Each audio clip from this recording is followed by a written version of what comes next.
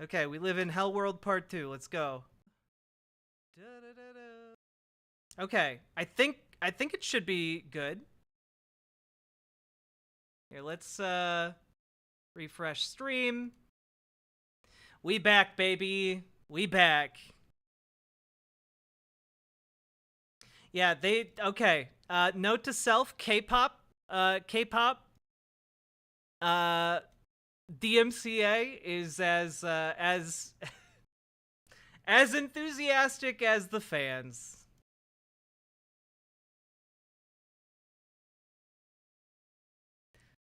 All right. Well, was that really from Pony Canyon? I do not know. And I probably won't know for a little bit.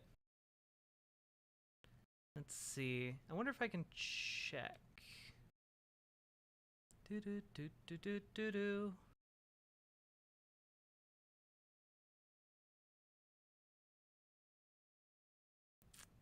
Copyright.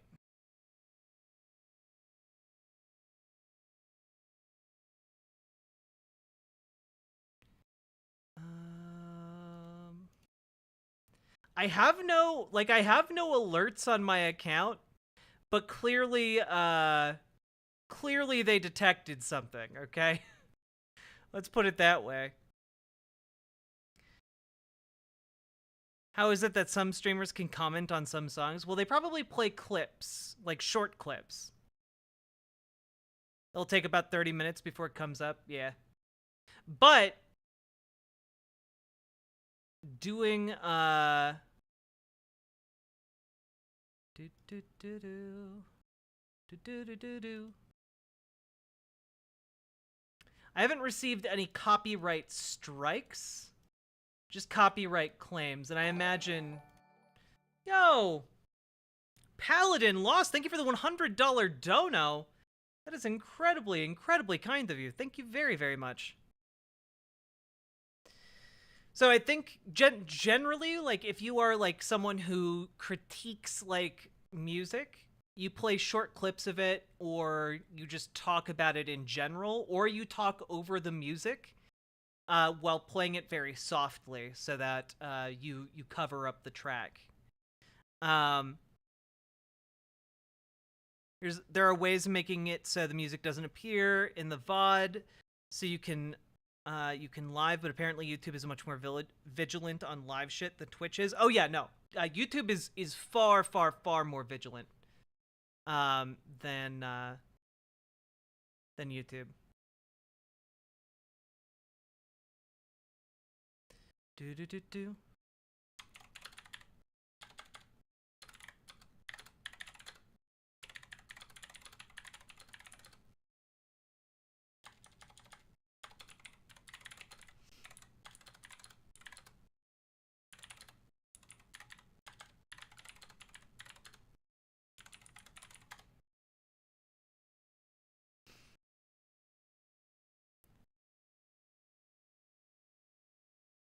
Let's see. Do do do do do do do. Do do do do. Okay.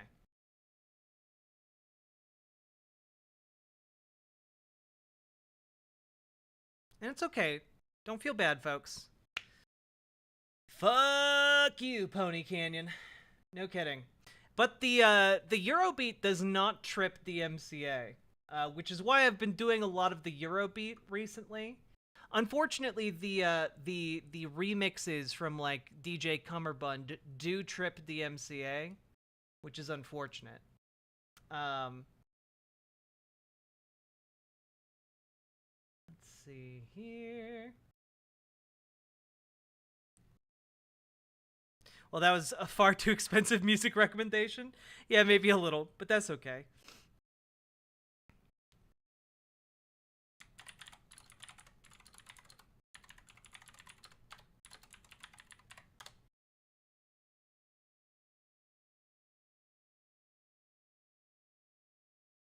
Can I play this? Absolutely not. Yeah, no, Dragon Force, I can't play. No. The DJ Cummerbund remix that involves Dragon Force also gets DMCA'd if I'm on YouTube. Um, but you know what? We can still have those on occasion, folks. Because I don't necessarily care all that much about monetizing the VODs. Obviously, it would be nice if I could monetize the VODs, but I frankly, you guys support me far more than the YouTube revenue does at this point, so I'm not super concerned about it. Too bad. Love that song. It's such a good song. I'm glad it was okay to you. Cost me $130. Well, okay, that's fair. I don't know who Herman Lee is. Also, chat. Just for funsies, a bunch of emotes you guys requested are now included in the Discord. In the Discord chat, like the hyper clap. Um, so just thought I'd let you guys know.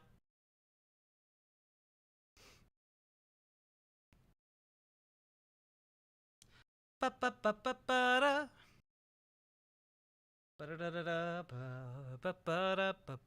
Oh, he's perpetually online for a guy that good at guitar. Yeah.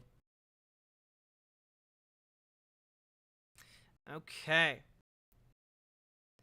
I need you to add back my volcano emote here. What what volcano emote? You got posted in the emote ideas channel on Discord. It's the one of Peepo falling into lava. I don't got that. I don't have that one. But I like the sound of it. Is the Discord public? Yeah, Thoysome. Riverboat.gg/Discord to get a link.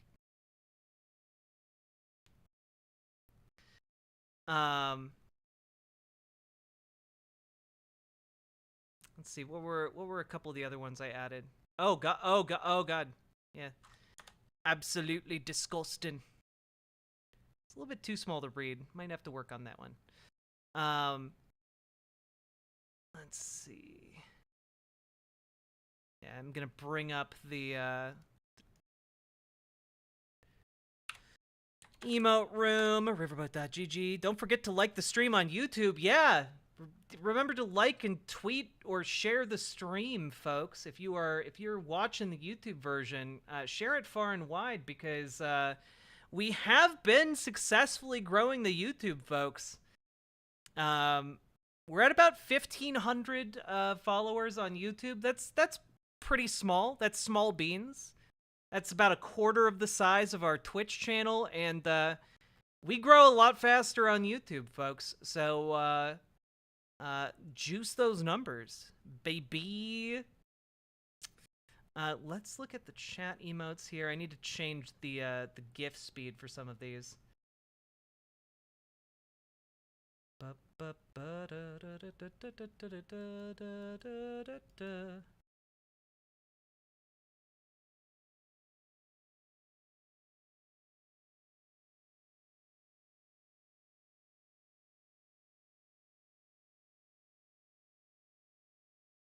Okay.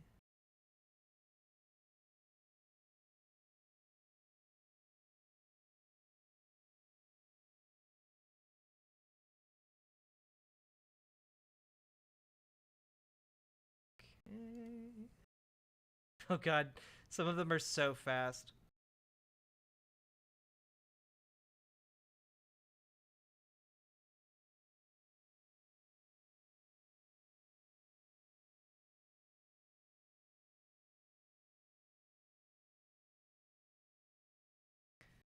Okay.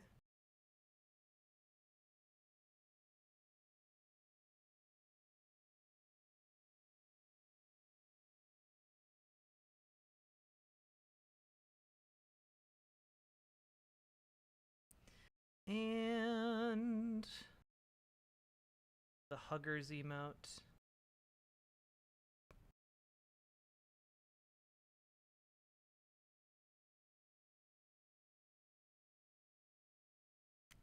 have another GIF?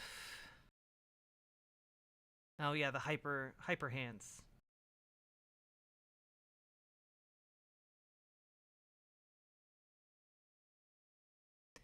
There we go.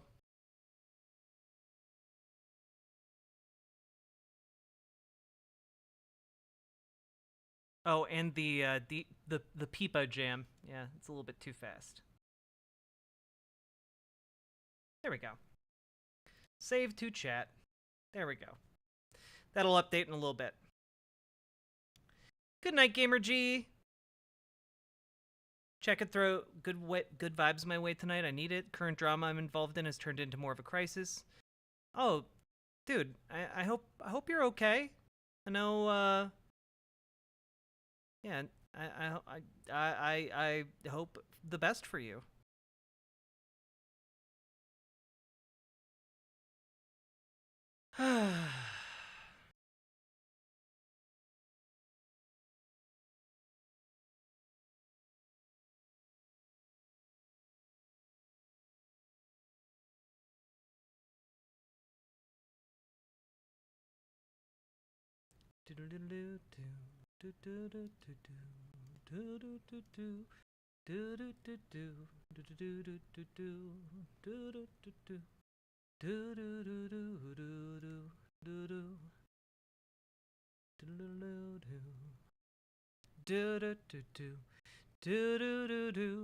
Oh, the shake is too fast? Okay, I'll see if I can. I'll fix that too.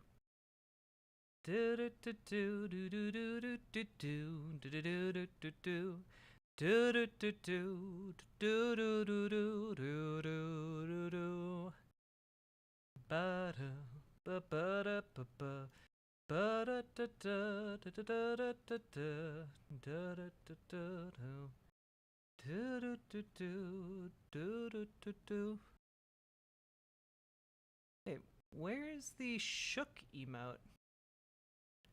I have Peepo shook. Do I have just a shook emote that...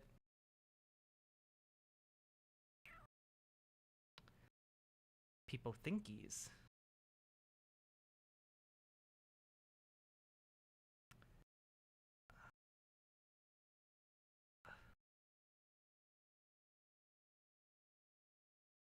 I have a still image for Peepo shook. I don't have the animated emote. Where are you getting that?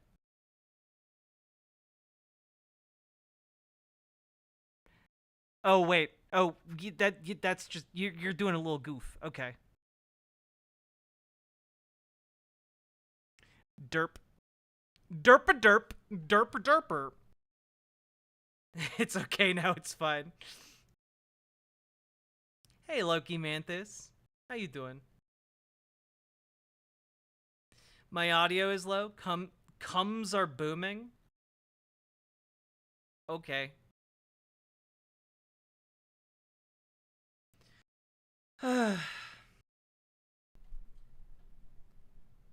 Ermagerd. Emo derps. Okay, folks.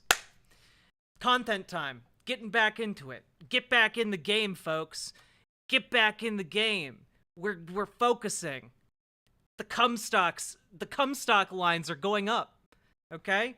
Focus. Be with me. All right? Here we go. Daily Beast reporting that special counsel is probing whether Trump fundraised off of election lies, which he absolutely did. He absolutely did. Oh my god, did he ever fundraise? Easily tens of millions of dollars off of election lies. Easily. But let's read just a little snippet here. Special prosecutor Jack Smith's probe into the January 6th attacks on the U.S. Capitol is refocusing on whether former President Donald Trump and his allies used false claims of election fraud to drive donations to his 2020 presidential campaign, according to the Washington Post. The newspaper reported Wednesday that Smith's office sent a round of subpoenas to Trump advisors, former campaign aides, and consultants otherwise involved in the campaign. People with knowledge of the matter said that Smith's inquiry is zeroing in on about $200 million generated by Trump and a number of pro-Trump PACs between November 2020 and January 2021. Some of the recipients of the recent subpoenas have testified before a grand jury in Washington, D.C., some of the sources said.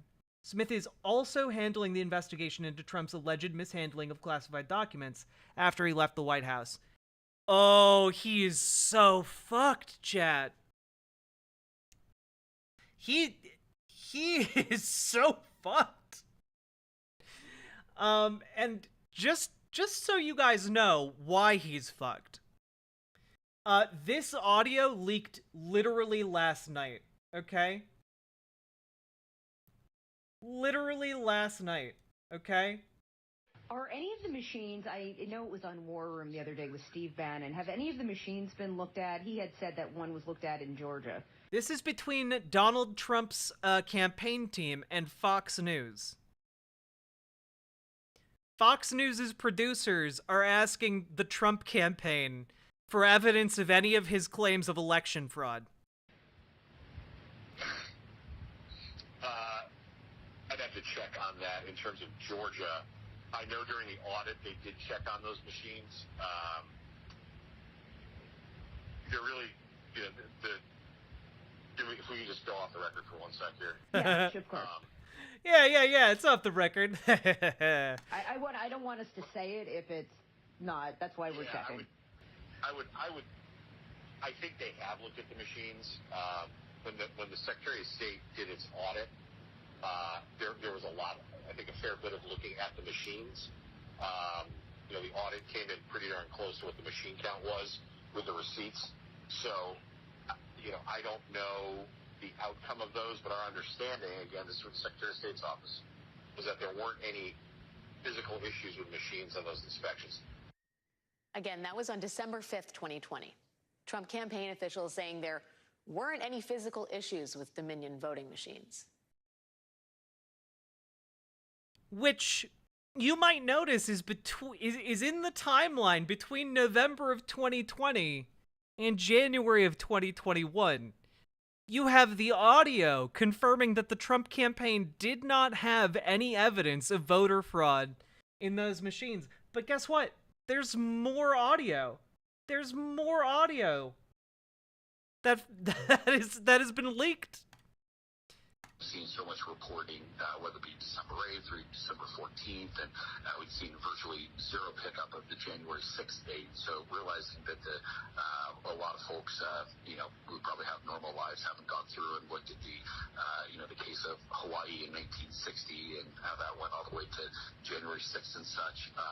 That's the whole reason why I wanted to chat with you too, just to understand where the real backstops are here.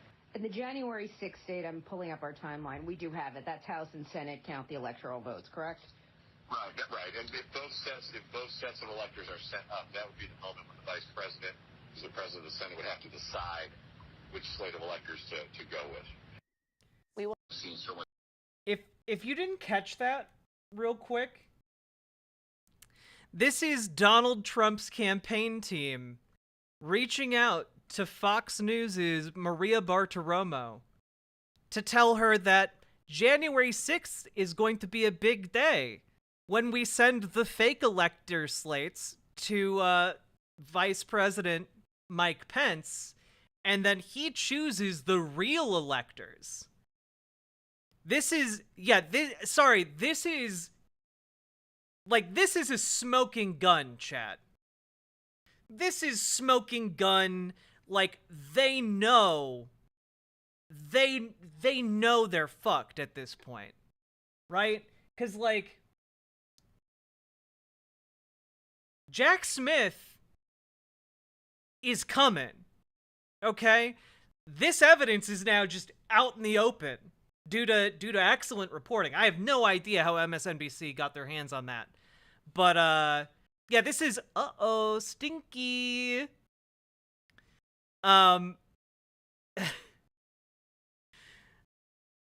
He's coming. Donald Trump is in deep shit when it comes to the grand jury in New York, in Manhattan. Okay? Uh, that's not the last we're going to see of him in a courtroom, okay? Here's another one from Raw Story from yesterday evening. Legal expert Jack Smith could charge Donald Trump with espionage after latest revelations. A little over a week ago, the New York Times reported that, amongst other things, former President Donald Trump was doing with the documents he took from the White House was showing them off to people visiting at Mar-a-Lago. Trump was already in hot water for having the documents and spending a year refusing to give them back. What this adds to the piece of the story, reporter Michael Schmidt explained, is another piece of Trump's intent. Yeah, his son kills elephants, and he's got classified maps, said MSNBC host Nicole Wallace. National security experts have feared what else Trump was doing with the documents and whether they'd be in a safe and secure place, which obviously they weren't, ever. Wallace went on to ask if there was a connection between Special Counsel Jack Smith's probe and the recent statements from former Attorney General Bill Barr, sounding more confident that Trump will be indicted for obstruction of justice. She noted that Barr sounded so invested as if he testified himself. Also keep in mind, chat, it hasn't been huge news, but, basically every couple of days for, the last couple of months, more and more Trump associates and campaign officials and administration officials have been getting subpoenaed. And the Trump team has, to varying degrees, been trying to block those subpoenas.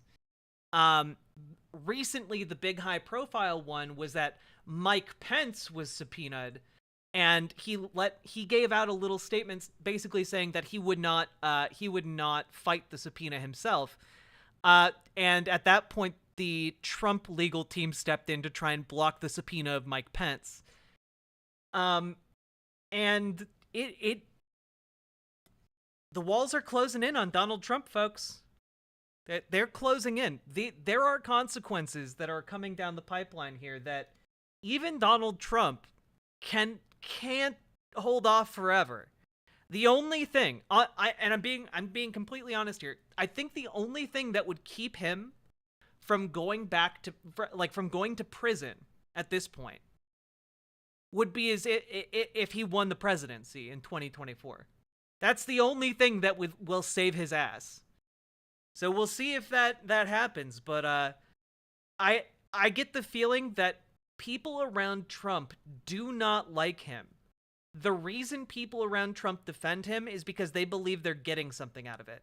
Not because they like him, not because they think he's great or smart or anything like that. There are many people around him who will flip at the slightest indication that it is in their benefit to do so. And I get the impression that people like Mike Pence, people like Bill Barr, they fucking hate Donald Trump. And they're willing to go along with him because he served a purpose, but he doesn't serve that purpose right now. And they are absolutely willing to testify against him. Oh yeah, no, he's gonna win the primary. He'd win the primary even if he went to prison today. Yeah, if not directly getting something, they might be hiding their own excesses and illegal activities. True. Though I have the feeling, I get the feeling that this is one of those cases where if one of them didn't want to, face consequences for their crimes, they could offer up information on Donald Trump's illegal activities to avoid going to prison. I have a feeling that this case is big enough where they could get away with that, you know? Moving on here. Schmidt said that one thing he's observed from Barr is that no one else in Trump's universe has the savvy and political instincts to move around on the chessboard of politics. Barr's already tried to maneuver himself into the best position in the past year, Wallace agreed, observing that he seemed to play to the audience. But it was Palm Beach County State Attorney Dave Ehrenberg who warned these new factoids could get Trump charged with espionage. Obstruction is the big whammy here because it's punishable by up to 20 years in prison. I think the reason that they asked about the map is another statute.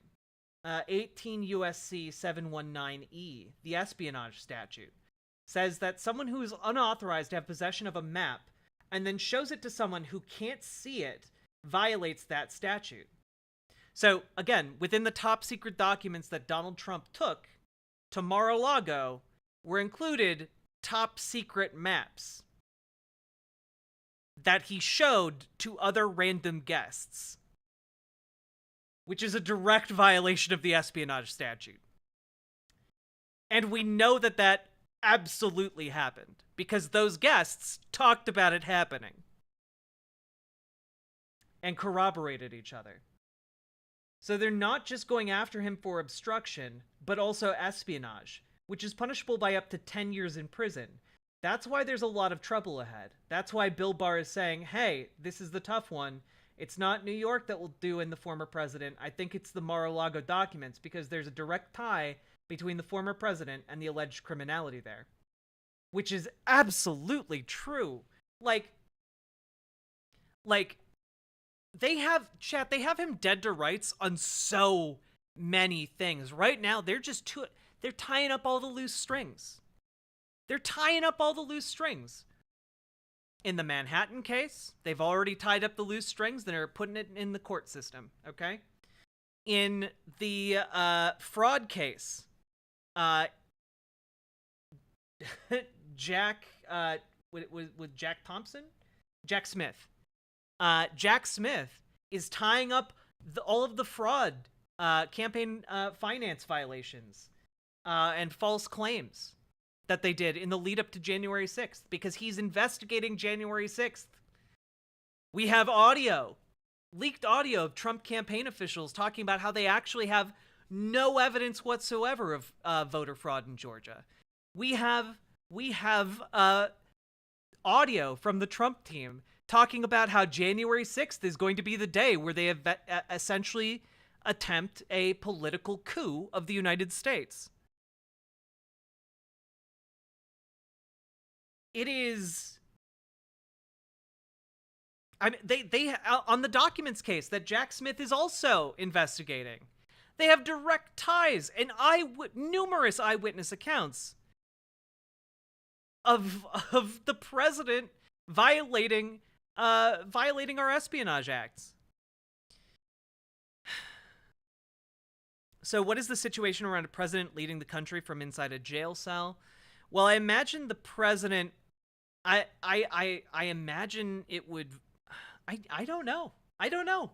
That is unexplored territory, legally speaking. But I have to imagine that if he is convicted, a lot of people are gonna either drop off or hop on to vote against him, you know? I still need to be convinced that he'll have an ankle bracelet at the most if convicted. That's fair. You know? I'm very much in the I'll believe it when I see it camp, but just like going over the evidence in these cases, going over like all of the new leaks, hearing about all of the people who are being pulled in to testify against Donald Trump specifically, like there are gonna be consequences for this that like fuck him up.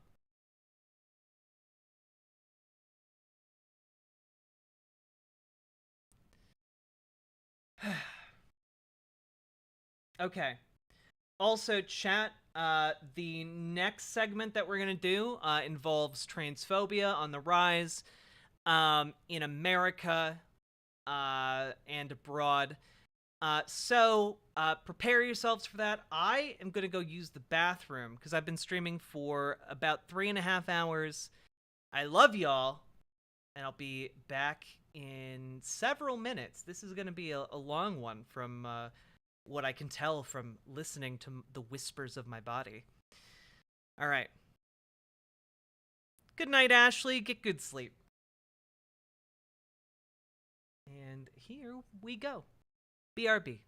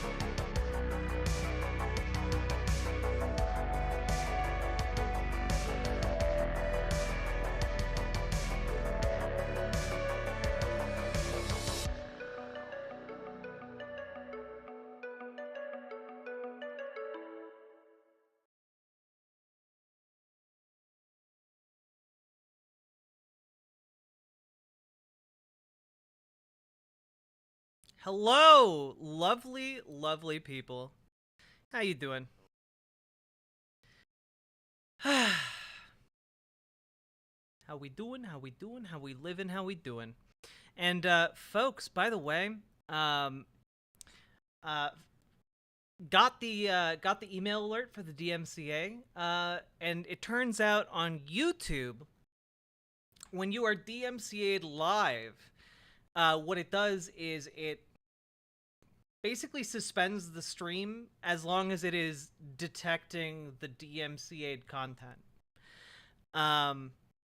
So, but then it allows the stream to resume, I guess. So, worth noting, I guess.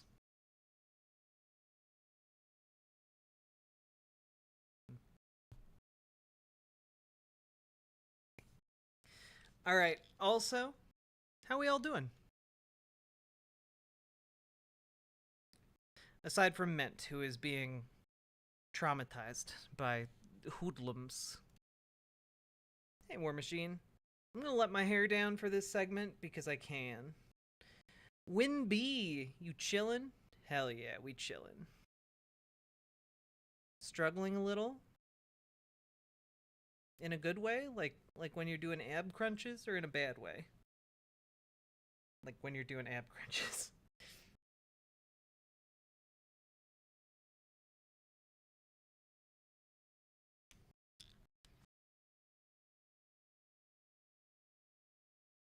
Ooh, we need the Prague emote. We need that. In a bad way? Okay.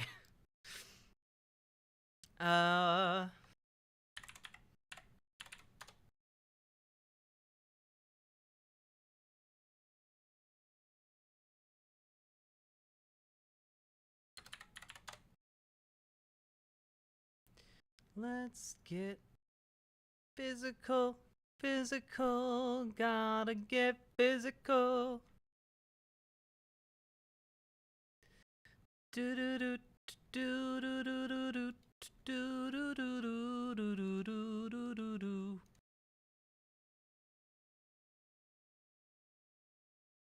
Do do do do do do do do do do do do do do do do do do.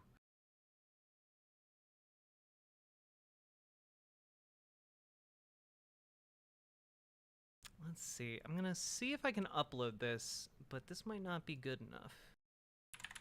Not good enough for riverboat.gg.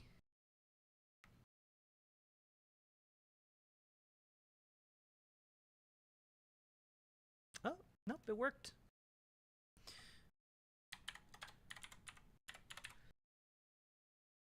There we go.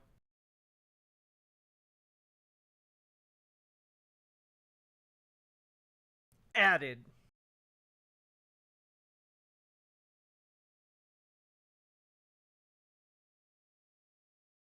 Yeah, I got look, I'm trying to deliver on the emote promises. You guys got smoke 'em, you guys got chatting, you guys got crab please, you got mod check, you got peepo jam, you got peepo friend, you got absolutely disgusting, you got hyperclap, you got prega, okay? We got all kinds of emotes for you. Come on down to riverboat.gg. We got all your emotes.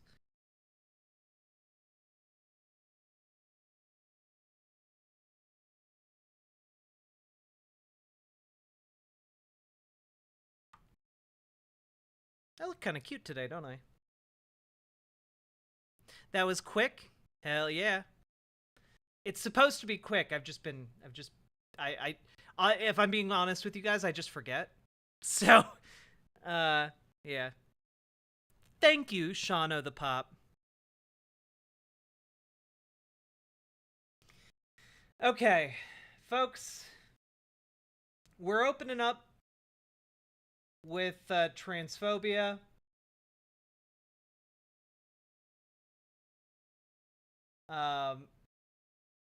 And the transphobia we're opening with is honestly this is one of the greatest things I've ever seen while covering politics.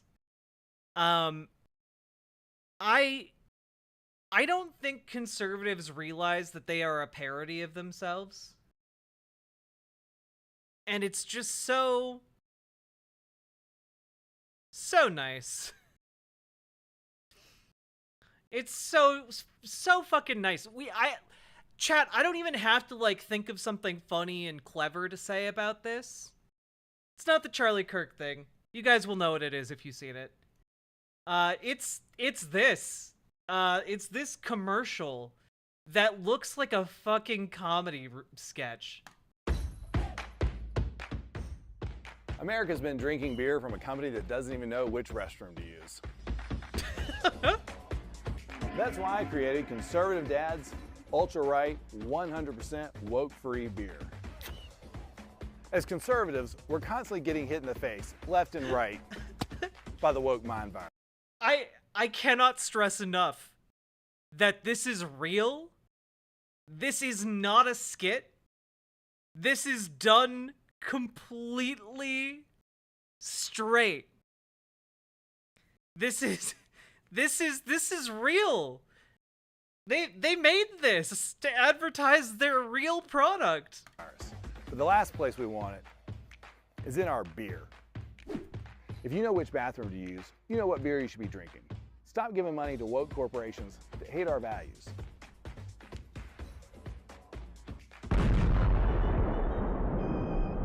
And to the rest of you woke corporations, stay the away from our kids.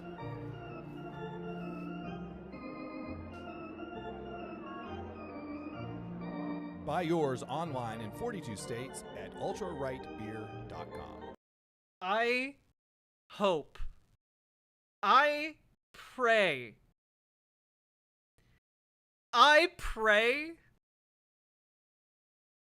that this guy is a grifter and he is literal. I hope that he is literally just slapping conservative branding on Bud Light. I hope that is exactly what he's doing with this beer. Because that would be so fucking funny to me.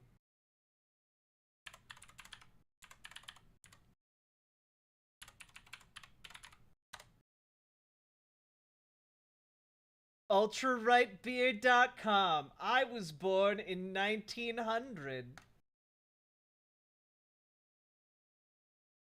In production. Will begin shipping next month.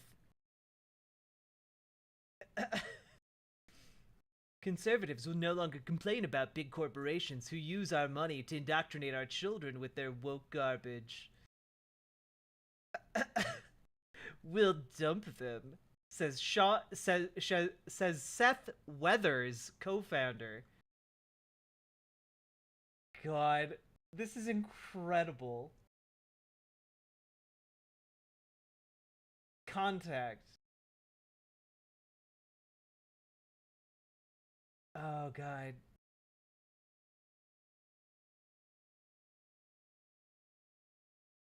We do not ship to the following states: Alaska, Arkansas, Delaware, Hawaii, Mississippi, New Hampshire, Rhode Island, or Utah. Order now. How much is it? $20 for a 6-pack?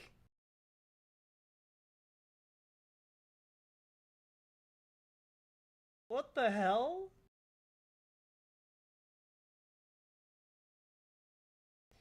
America's been drinking beer from a company that doesn't even know which restroom to use. That's why we made Conservative Dad's ultra-light 100% woke-free American beer. If you know which restroom to use, you know that what beer you should be drinking. Stop giving money to companies who hate our values. Fuck, man. Wait, it's $9 more in shipping? Holy fuck, they're making a killing. $30! $30 for a 6-pack of beer! Oh my fuck!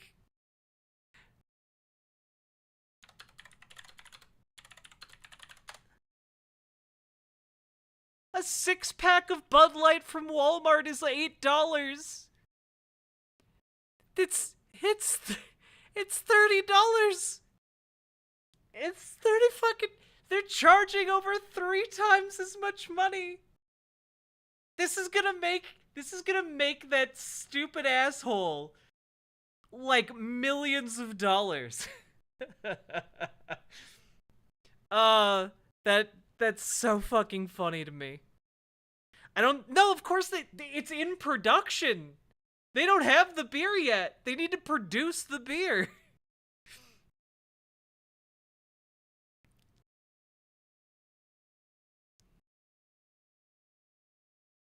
Yeah, I hope. I need confirmation on it before I can start saying it, but man, I really hope that this is just Budweiser Budweiser beer in a conservative can. That would make them so fucking angry. Oh yeah, the Freedom Phone? No, Freedom Phones were what Obama gave out. What were the non-woke cell phones?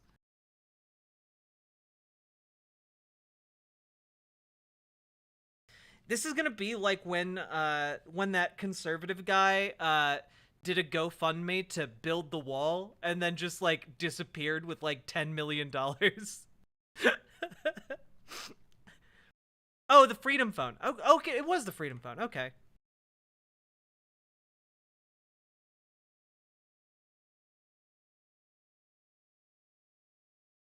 You can't sell beer without a license in Illinois. Bernie Socialite, one of us. We got you. We got you, boo. We got you, boo. Go Fash, lose cash. That, you know what? That's good. I haven't heard that one before, Zangle Demon. Also, welcome. Grifting right is risky. I couldn't do it. Nah, it's... Grifting right is the easiest thing in the world, okay? Grifting right is the easiest fucking thing in the world. All you need to do is say the things that make them clap like seals and maybe pretend to be a minority. You know, like that's like that's the pathway to success on the right.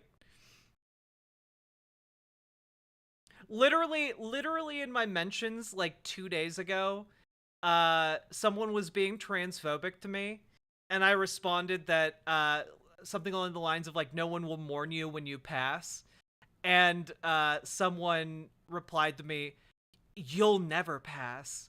And then like 20 bajillion conservative like gender critical people like TERFs responded like it was the best thing that they had ever seen in their life. They were just like, holy shit, that was the best comeback I've ever read on twitter.com. And just like fucking losing their shit like it was the funniest thing they've ever heard in their life. Like, just wait until these motherfuckers discover knock-knock jokes, folks. It's gonna be over for them. They're gonna, like, break all their ribs. It's so easy. Like, it's like the equivalent of jangling keys. They've been so indoctrinated by the media ecosystems they inhabit that, like, someone just jangles keys in the direction of, like, bigotry, and they're like, harf, harf, harf, harf. You know?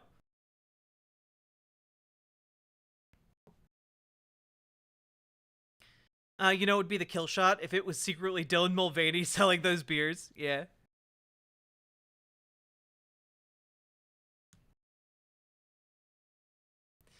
Yeah, if you're ever... Yeah, technically we only know the name of one of the co-founders of Conservative Dad's ultra-right beer. Maybe the other one is Dylan Mulvaney. That'd be so fucking funny.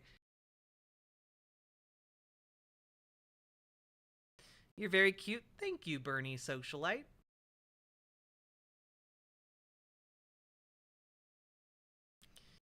Controls be bots? I mean, sure. Anything's possible in Obama's America.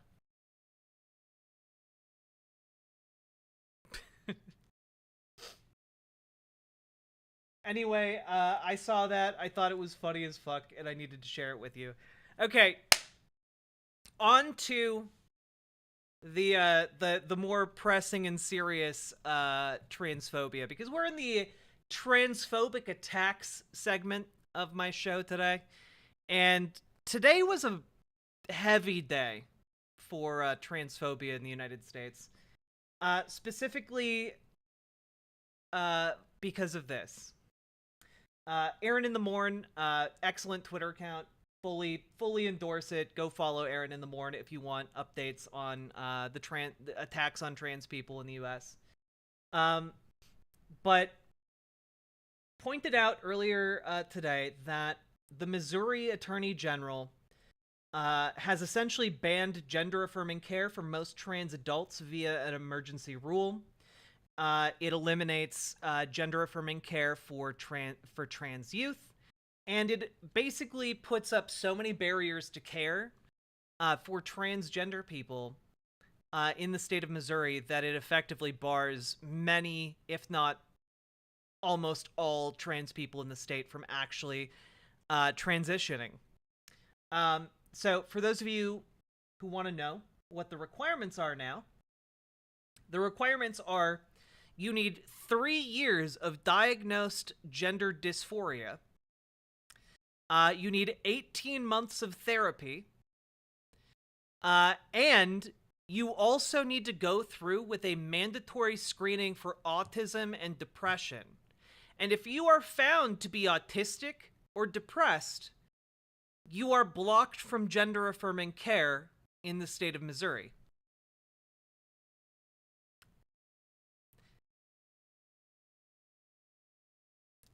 Yep.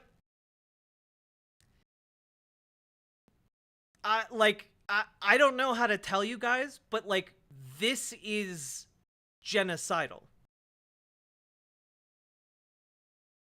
If I lived in the state of Missouri, chat, I would not be able to get the medical care I need to live.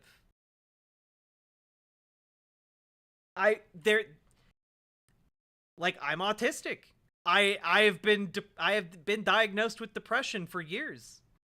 I would not be able to get my hormones in Missouri.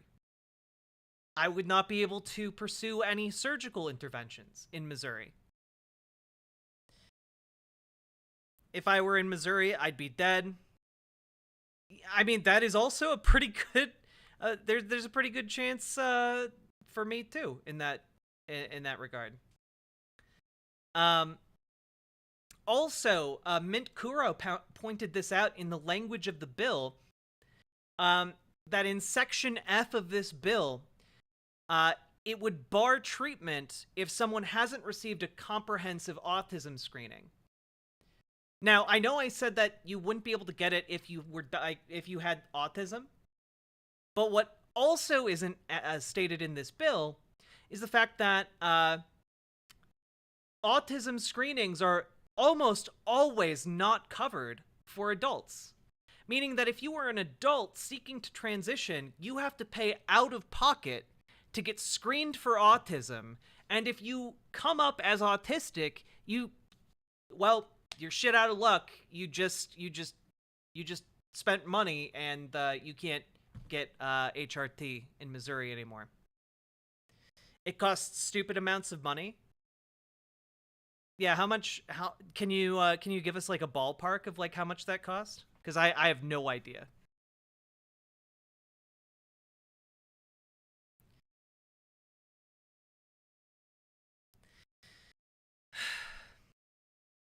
She went off about how trans children being diagnosed with autism and depression were thus being taken advantage of by shady companies who want to mutilate their genitals. Yeah, as if trans people are a large enough minority to need to fleece for money. Or a large enough or wealthy enough minority to fleece for money. We're literally the poorest motherfuckers, demographically speaking. So ableism is in this too? Oh yeah, no, of course, yeah.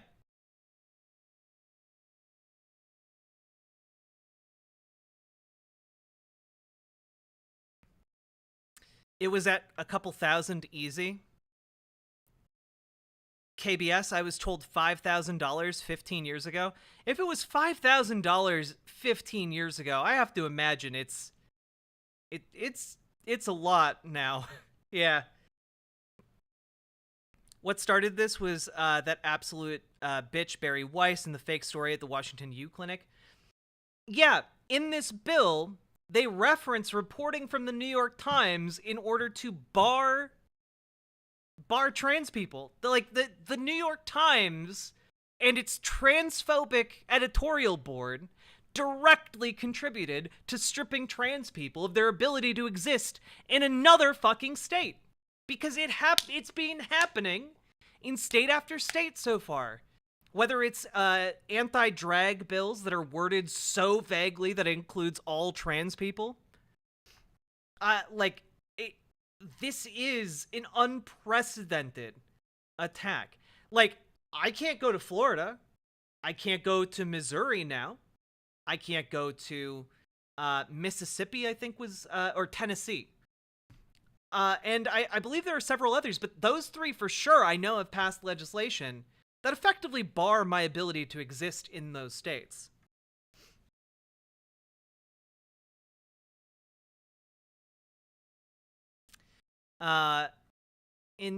Additionally here, yeah, it directly covers, it directly references an article from the New York Times called "The Battle Over Gender Therapy," published in the New York Times Magazine, June 15th, 2022, updated March 17th, 2023. Just shit that has been legitimized by ostensibly left media. Okay? It's disgusting. And on top of that, when we look at the justifications for this, you guys are going to lose your shit, because I know I did, okay? I know I lost my shit, because wouldn't you know it, chat, Andrew Bailey, the Missouri Attorney General, posted, infographics to justify his reasoning here. So, references a 4,400% increase in girls referred for gender transition treatment in the UK in 10 years. 50% of pediatric gender clinics that do not require any psychological assessment before starting life-altering puberty blockers and cross-sex hormones. Detransitioners who say they received no adequate evaluation before being put on life-altering drugs. 55%. Clinical trials for FDA approval. 0 clinical trials for FDA approvals showing puberty blockers and cross-sex hormones for gender dysphoria to be safe. Progressive countries that have restricted gender transition interventions for minors. Finland, Sweden, England. Okay, so a few things here. Few things here. Absolutely not a 4,400% increase in girls referred for gender transition treatment over the past 10 years. Unless the UK went from, 1 to, 440. Which, I don't know, maybe that's feasible. I don't know. I don't know what the demographics are. But I have a feeling that they might not be super great at citing their sources here. But we'll continue on here. 50% of pediatric gender clinics do not require any psychological assessment before starting life-altering puberty blockers and cross-sex hormones. This is just a lie. This is just a lie. Every pediatric gender clinic is required to get psychological assessments before starting medical interventions. And especially before cross-sex hormones. The only way you can skip that process is if you have informed consent, and informed consent is only available to adults. That is a fact right there. Detransitioners who say they received no adequate evaluation before being put on life-altering drugs, 55%. Any detransitioner who I frankly, one, I find it very, very hard to believe that detransitioners were never told that hormones would affect their bodies.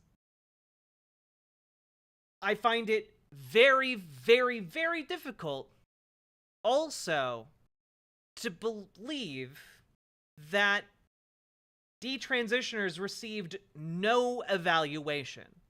Now, I find, prior to being put on any medical intervention, I do find it believable that perhaps some of them, or most of them, if not all of them, received evaluations that they have since deemed to be inadequate because it didn't work out for them. But that's every type of medical intervention. There are people who are advised to get open heart surgery who regret that decision later. And the rate of regret for that is exponentially higher than the rate of regret that detransitioners occur at. 0 clinical trials for FDA approvals showing puberty blockers and cross-sex hormones for gender dysphoria to be safe. That's because puberty blockers have been used for the past 50 years with no ill effects on cisgender children. Trans kids are not like physiologically different from cisgender children. They are comparable data sets when it comes to how puberty blockers affect them. So therefore, we have real-world data from half a century.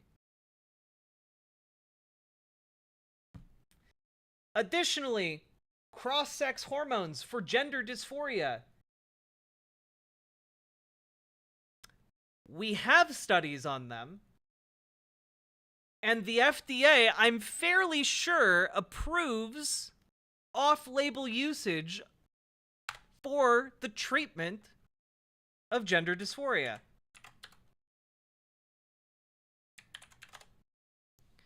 Do.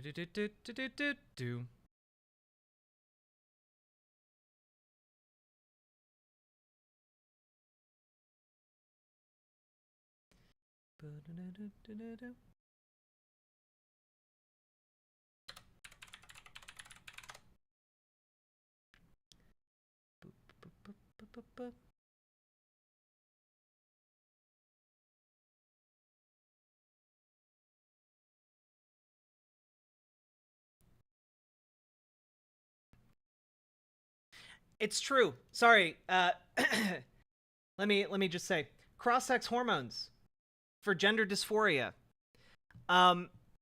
Actually, we do have approved hormones for same-sex gender dysphoria.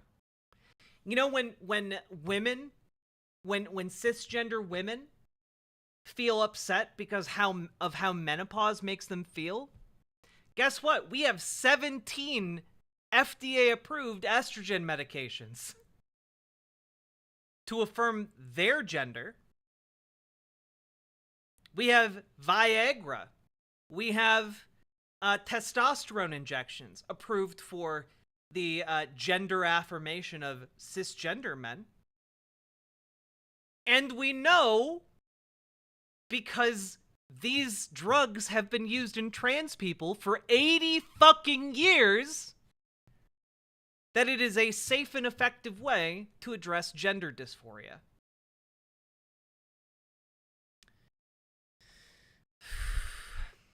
Hey, Civic Spectator. Just came back from my drag performance, saw you live. Thank you for talking about this. Greetings from Canada. Well, I hope your drag performance in Canada went really, really well, Civic Spectator.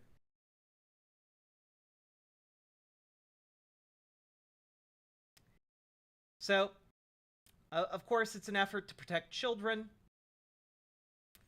Or at least so they say. weirdly enough, they say it's an effort to protect children, and yet it heavily restricts adult care. Strange that. Children. We've uncovered a clandestine network of clinics across the state who are harming children by ignoring the science. Motherfucker, you're the one ignoring the science. You're the one going out of your way to ignore the advocacy and ignore the scientific discovery and peer-reviewed research of every single reputable medical organization in the United States. Every single reputable organization in medicine supports gender-affirming care, supports puberty blockers, supports HRT.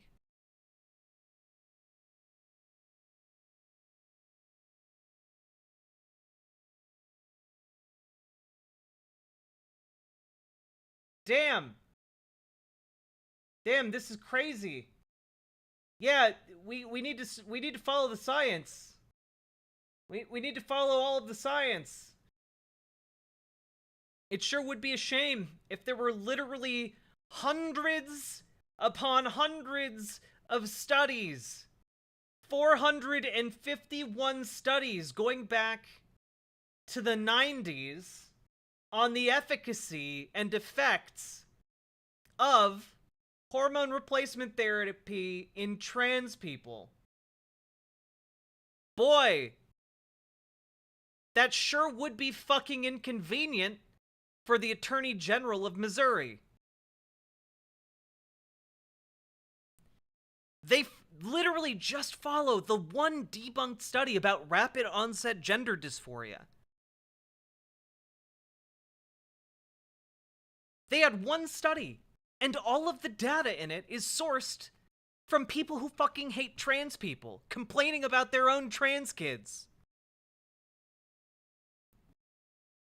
There was a new, they actually have two studies. A new one, more recent study, that also only has data sourced from trans people, or not trans people, from parents of trans people who frequent transphobic websites. Gee, I don't know, guys. It's really hard to figure out what's accurate. I just don't know about the science of black people anymore. You know, on the one hand, every reputable medical journal says that black people and white people are fundamentally the same on the inside. But, you know, when I read the research presented from people who only pull participants from their Sturmer, or Stormfront, well, I just don't know anymore, okay? They're making some pretty compelling points for ethnostates. Maybe we should make that public policy. The conservative movement is doing the equivalent here of what I just said. They are doing the equivalent of pulling all of their information from, like, fucking white supremacists in order to shape public policy on black people. That's the equivalent of what they're doing. Except, to them, it's more socially acceptable because they're doing it to trans people instead. Yeah, maybe when Ron DeSantis gets to replacing diversity, equity, and inclusion programs in Florida, he'll just poll he'll poll the denizens of 4chan on poll. Like he'll just do some polling, POLING.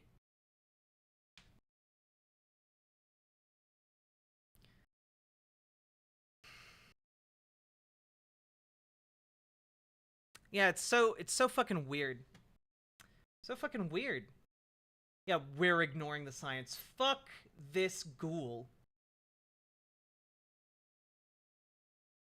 And I do mean, by the way, if I am mean towards people on Twitter, I know I can be mean towards people on Twitter.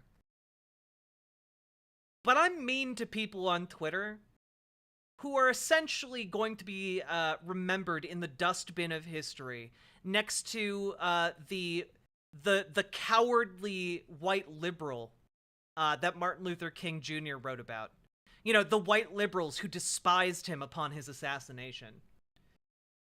Transphobes are going to be remembered alongside the old white decrepit husks of human beings who still manage to cling on to life to this day, who talk about and bemoan and cry and bitch about the fact that they can't say the N-word anymore about black people because things are too woke and PC these days. Fuck these ghouls. I hope and pray that one day they realize exactly what they have contributed to, exactly the pain that they've caused.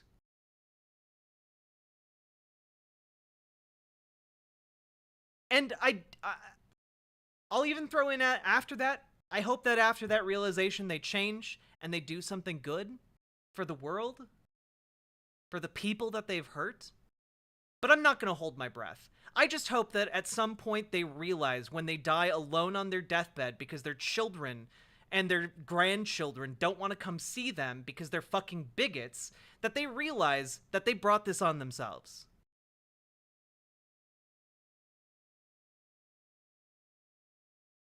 And just because I see people mentioning,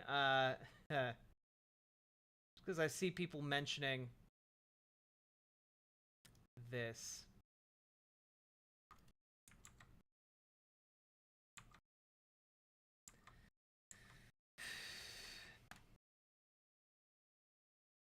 No, not this one. Here it is. Just because I see people saying Magneto was right. And it's like I'm watching an X-Men movie with people that, when you watch the X-Men movies for Marvel Comics, it's like we have mutants living among us on planet Earth. And, you know, some people don't like that, but that's a fact.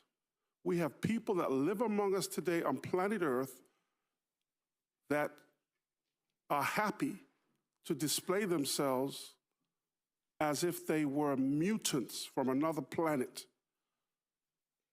This is the planet Earth, where God created men, male, and women, female. By the way, just as an FYI, because this man is so fucking oblivious, these arguments, almost verbatim, would have been used against people that look like him within living memory. Probably within his living memory. You know? They, like, this guy would have been on the receiving end of this argument from white people in America in the 1950s. They would have argued that he was the mutant, that he was the minority, and that he was the abomination. That was, by the way, one of the justifications for slavery. Slavery was justified by white slave owners as the natural order enforced by God himself. I don't know how many of you people know that, but slave owners argued that black people were descendants of Cain, the original murderer, rejected by God. That black people were deviant and freakish, and their black skin was the mark of Cain, and that is why they needed to be subservient to white people.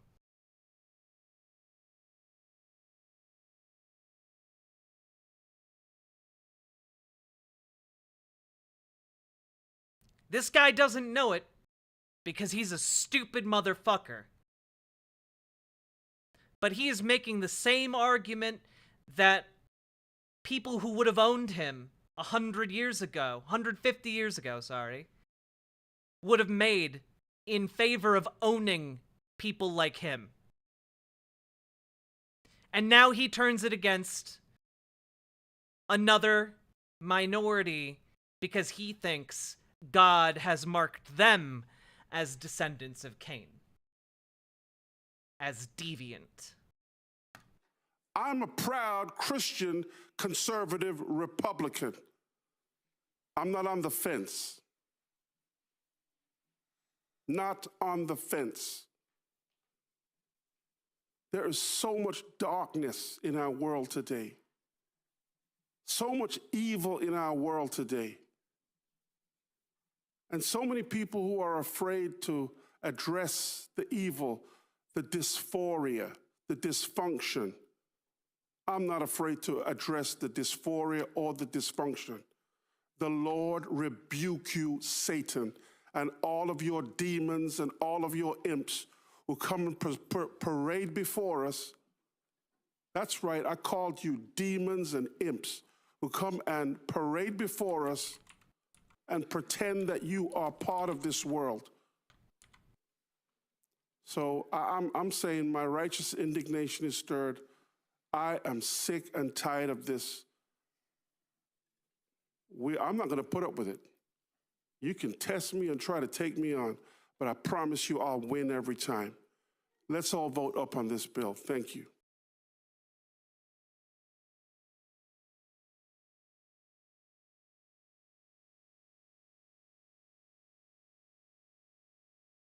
This man's only notable accomplishments in his entire life, by the way, the only notable things this man has ever accomplished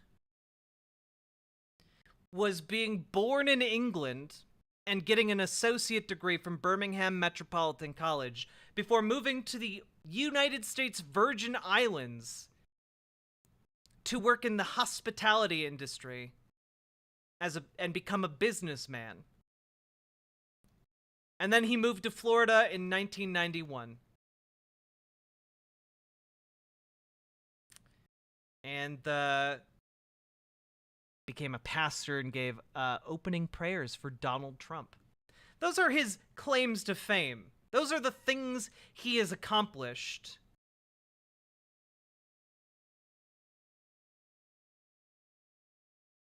And the only other thing notable about him is that he decided to get up in front of everyone in Florida and show his entire ass by claiming transgender people are inferior and demonic and impish and deserve the retribution of the Lord.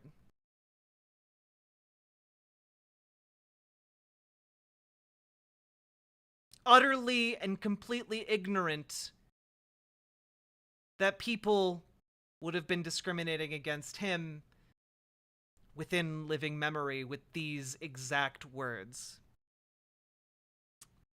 Representative Barnaby is a failure and a disgrace. Before I move on, Real Radhom and Objectively a Cat, thank you both for the raids. Welcome, raiders. I appreciate the raids. Hello. We are covering the rampant transphobia at work in the United States at the moment.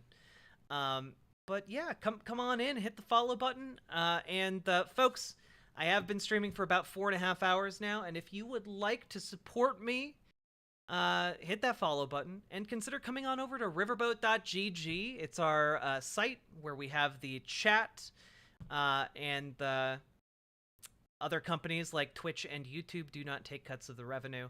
Also, no ads over on riverboat.gg. So if you would like to enjoy an ad-free experience, feel free to come on over. Hello, folks. Fox of Fate. Hello, hello. Forlorn79. Hello. How are we doing? Real Radhom, hope you had a good stream. And, folks, yeah, we're deep into a segment on transphobia. So, it is a bit harsh tonight. Hey, Lord Lebrand. No. Lay down. Yeah, there you go. If you start breathing into my face, though, I'll have to send you away. Okay? Yeah. Loki Mantis, thank you for the 100 biddies. Brad was covering the Trump interview with Tucker Carlson. I was planning to do that today. We might get to that tomorrow. Objectively a Cat, thanks for making the leap over to riverboat.gg.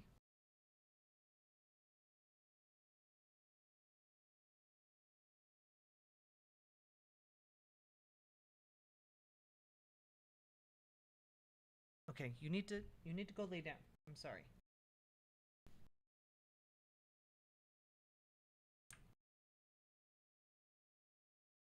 Yeah, that was literally, they're crazy. Maybe, but they got guts. You've been making some pretty extreme... Wait, oh, sorry, that's... You've been making some pretty extreme charges against us.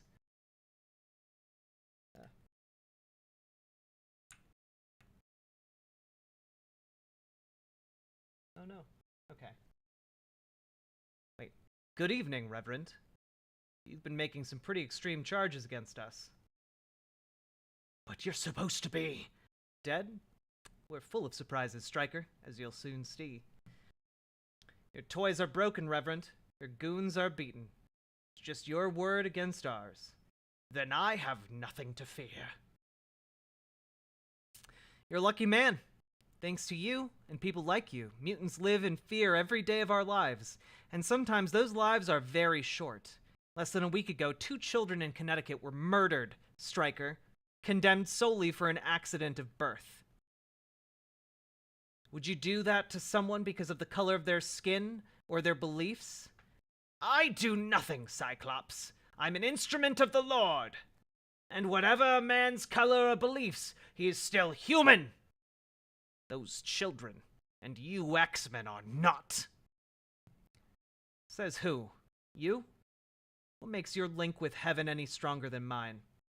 We have unique gifts, but no more so and no more special than those granted a physician, or a physicist, or a philosopher, or an athlete. It could be due to an accident of nature or divine providence. Who's to say?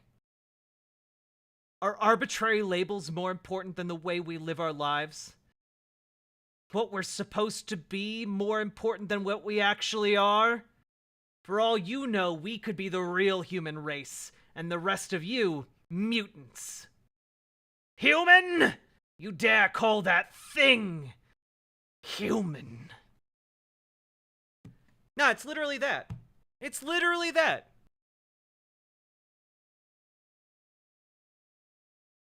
Chronos Stampede, thank you very much for the follow. I appreciate it.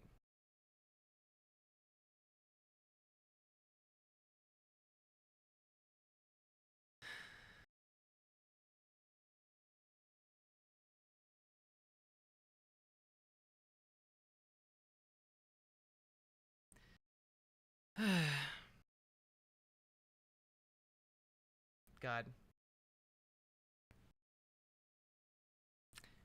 Yeah, these people are just horrible. They're just horrible. Here's a former SNL cast member who has fallen so far off into the deep end that she's just 60 feet under the waves at this point. Who recently testified against trans people. Victoria Jackson. God hates sodomy. He hates homosexuality. He said it's an abomination. And God hates sexual immorality, all kinds, fornication, adultery, etc. And God hates pride. Like, one of the most things he hates is pride. Proverbs 11:12. When pride comes, then comes disgrace, but with humility comes wisdom. The Lord detests all the proud of heart. Be sure of this, they will not go unpunished. Proverbs 16:18. Pride goes before destruction. You know, I suppose this fits because her main bit on SNL was basically just playing a bimbo archetype, and frankly, Maybe reality was just a little bit too close to the performance, huh? A haughty spirit before a fall. And Sodom and Gomorrah proves that God hates sodomy and sexual immorality and pride. And it's still there. And archaeologists have uncovered it. You can go on YouTube and see. It's a frozen city in sulfur and fire and brimstone and sulfur. I just want to encourage this generation not to be brainwashed and to watch Beckett Cook on YouTube. Beckett Cook.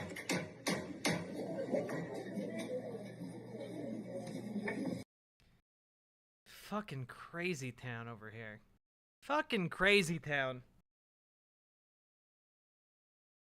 Her brain is fucking cooked, bro. I thought it maybe showing some of her SNL bits would help, but like frankly, I just kind of speed ran through a couple on mute, and they aren't good bits. She was not a talented cast member on SNL. Let's put it that way. All right. Anyway, this is important, related to the complete blocking of trans healthcare in Missouri for both youth and adults. Just to be extremely important, if you live in Missouri, okay? Important to note that you have the ability to start HRT under the informed consent standard until April 27th. So you have 13 days. You have 13 days if you are a trans person and an adult who needs to get on this. You have 13 days to get on HRT. If you are able to get on HRT within that time, the Attorney General will you will be grandfathered in. You will not have to meet the requirements. Okay? So if you are in Missouri, this is your chance. This is your shot. Because if you don't do it now, the requirements will take effect. And those requirements are, if you are an adult in the state of Missouri, that you need a record of gender dysphoria going back at least 3 years. You need 18 months of assessment by a therapist. And you also cannot be autistic or depressed. If you have autism or depression, you are barred from transitioning in the state of Missouri. So you have 13 days before those horrific policies take effect. I'm sure every legal organization in the country that gives a shit will be taking legal action against this, but they're not going to stop. This is the thing, right? They're not going to stop. Even if they are stayed in court, they are going to pursue other avenues to get these in place by other means, and it is going to be horrific. I guess fuck autistic people? Yes. Yes, that is explicitly the goal of this legislation. Fuck autistic people and fuck depressed people. And you know what? Weirdly enough, there's a correlation between people with autism who are depressed and being trans.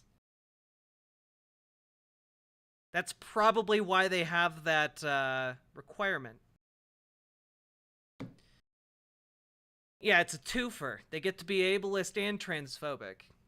It's a real win in their book.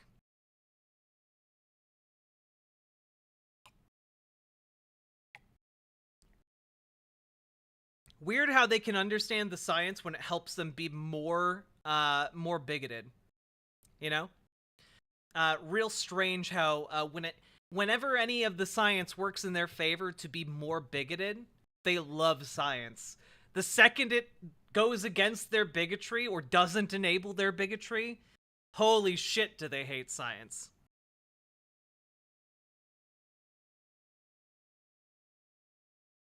Oh, I'm sure the ACLU is on this already.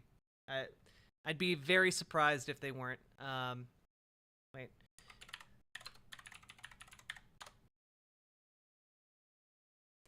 Do.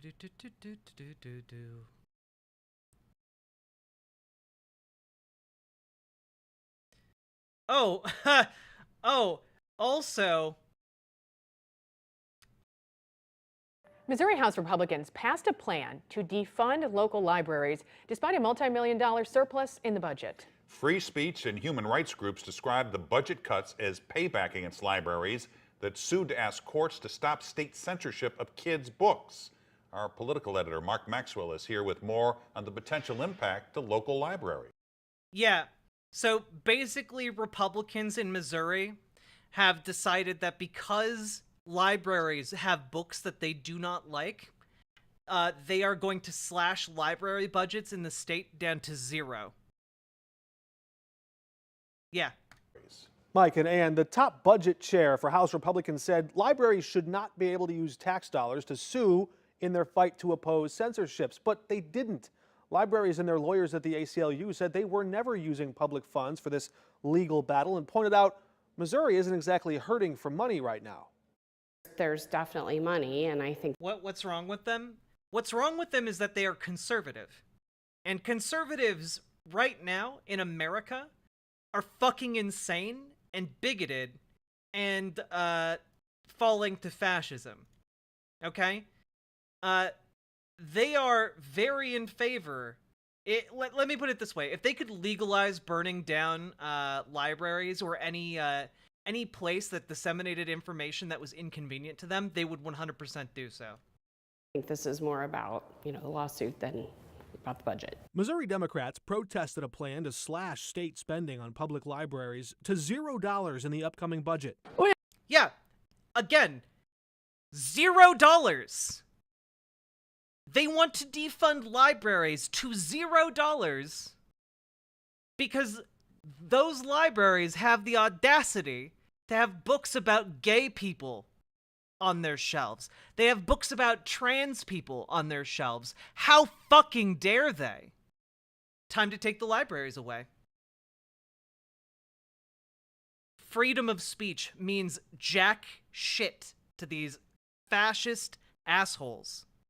We have $16 billion in the bank today. House Republicans refused to reinstate the funds after this debate over state censorship of school books. When it hit libraries and schools, it started leading to a lot of schools banning a lot of books.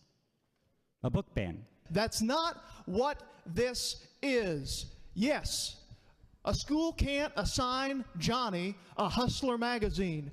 That's true. Giving explicit material, giving Hustler. Schools weren't assigning Hustler to children, you disingenuous fuckwad. To a kid in a library was already illegal. That was already illegal. Then we wouldn't have needed that bill. So what that bill did was create a chilling effect where schools and libraries started banning things like the children's Bible. Yeah, this guy seems like a good dude. I believe you, Paladin Lost. He seems like a legitimately good dude. Because of sex in it. When Missouri passed a new law last year outlawing explicit sexual material in school libraries, books like Batman, White Knight were removed from shelves in Rockwood, The Handmaid's Tale in Webster Groves, The Walking Dead in Lindbergh, and in Kirkwood, the graphic novel depiction of George Orwell's 1984. It seems almost unfathomable that this is where we're at. Casey Meehan works at PEN America, a national free speech watchdog group monitoring book bans across the country. PEN America opposes the idea that you could punish, essentially those who are pushing back against censorship. In a statement, the ACLU of Missouri said their lawsuit challenging censorship hasn't cost taxpayers a dime and called the threat to defund libraries abhorrent retribution. For rural libraries, this makes up a much larger portion of their budget than it does for larger public libraries. And in some cases, they're getting federal funds, which is a match based on state funding. So it's like a double hit to them. St. Louis County Library CEO Kristen Sorth says libraries are often the only reliable source of internet in rural Missouri. So people come for jobs, a lot of the job training centers around. So if you defund the libraries, people in rural areas can't even access the internet. Gee whiz, why would Republicans want that? Can't think of any reason they would want to have sole ownership and control of all messaging that people in rural areas receive. On the state and rural Missouri are closing, and so those people are coming to public libraries to do their resume, to look for jobs, all those things, and to fill out federal forms, like veterans come and fill out for veterans benefits and things like that. Librarians are pleading with the public to call their senators and urge them not to defund libraries. Senate Republican Lincoln Huff, who runs the budget negotiations there, he's indicated he intends to restore those library funds in the upper chamber, but eventually the House would still have to agree to it. Thank you.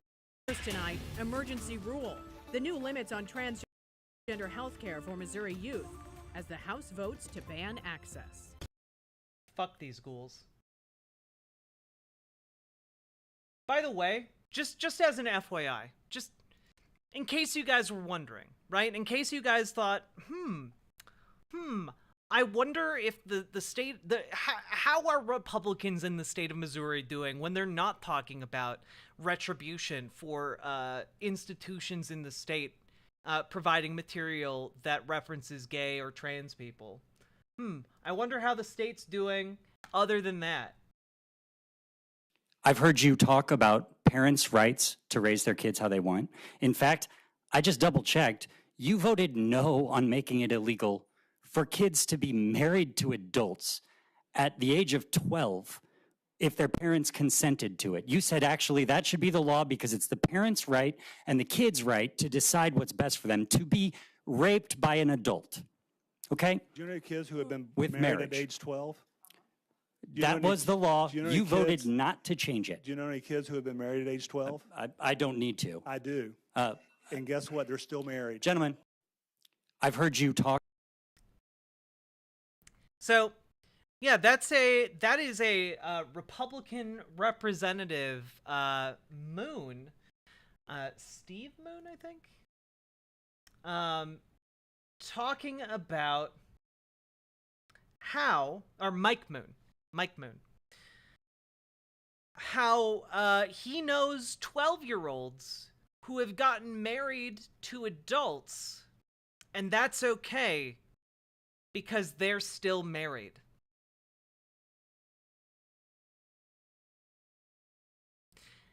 And that is his defense for why he voted to keep it legal for 12-year-olds in Missouri to marry grown adults.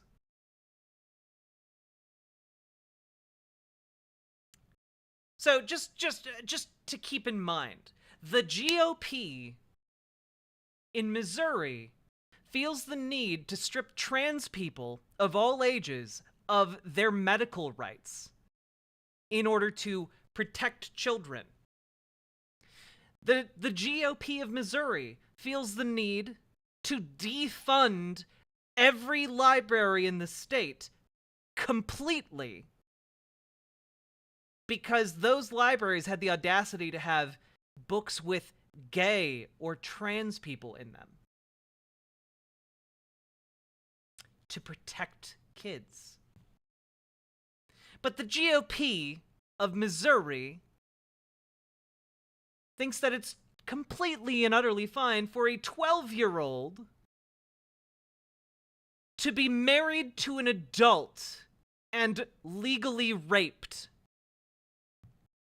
That's fine. You don't need to legislate that away to protect the children. Because, guess what? It was never about protecting the children. At no point in the entire history of the campaign against trans people has it ever been to protect trans people. Or, sorry, to protect children. They definitely don't want to protect trans people. It's all about hurting trans people. We live in a hell world. But you know what? Even though we live in hell world, chat, we're gonna fight. And it's okay to get overwhelmed. And it's okay to feel upset. And it's certainly okay to feel angry, because I'm fucking furious. And that's not when you give up. It's not when you give up. It's when you roll up your sleeves and you get to work, okay? We might live in Hellworld, but goddammit, we're gonna fucking fight Hellworld. We're gonna turn ourselves into little Doom guys, okay? We're gonna turn ourselves into individual Guts the Berserk, alright? We're gonna get out there and we're just going to kick so much goddamn ass until these people are fucking remembered as the ghouls that they are. And that's why we need to get involved in politics. That's why we need to continue our partnership, continue getting out there, phone banking, organizing, going door to door, because guess what, folks? That fucking makes a difference. It made a difference in the midterms when this community organized, and it made a difference in Wisconsin when this community organized, and it's going to make a difference in 2024 when we organize. We're going to vote. We're going to ask other people to vote. And then we're going to win. The GOP is experiencing a death gasp. The last pathetic rattle of its bigotry, and we are going to outlast that.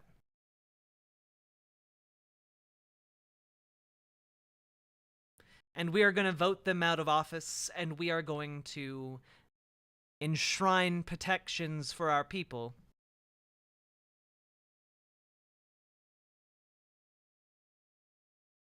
And we are going to win.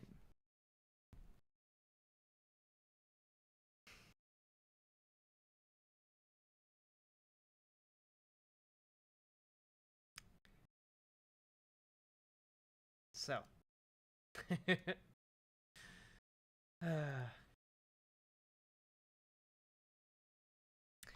All right.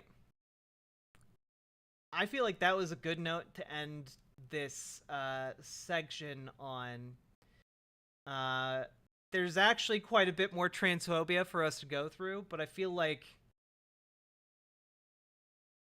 maybe we'll cover that tomorrow.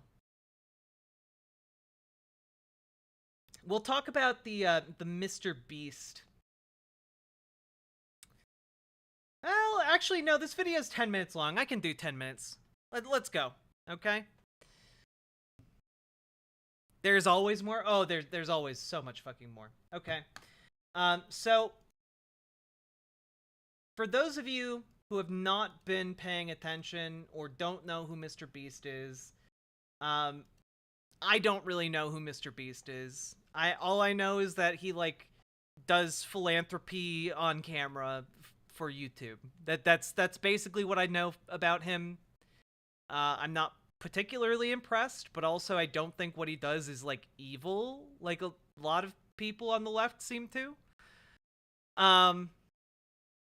But recently, his editor came out, his editor, Chris Tyson, came out as trans, and Chris Tyson uses any and all pronouns, so I do not have to worry about misgendering here. And people are not being cool about Mr. Beast's editor being trans. They're in fact being very utterly and completely weird. He saves people, then makes 10x that in revenue on YouTube ads. Yeah, I think that's it. You know what? I think that is maybe one of the better forms of companies, you know?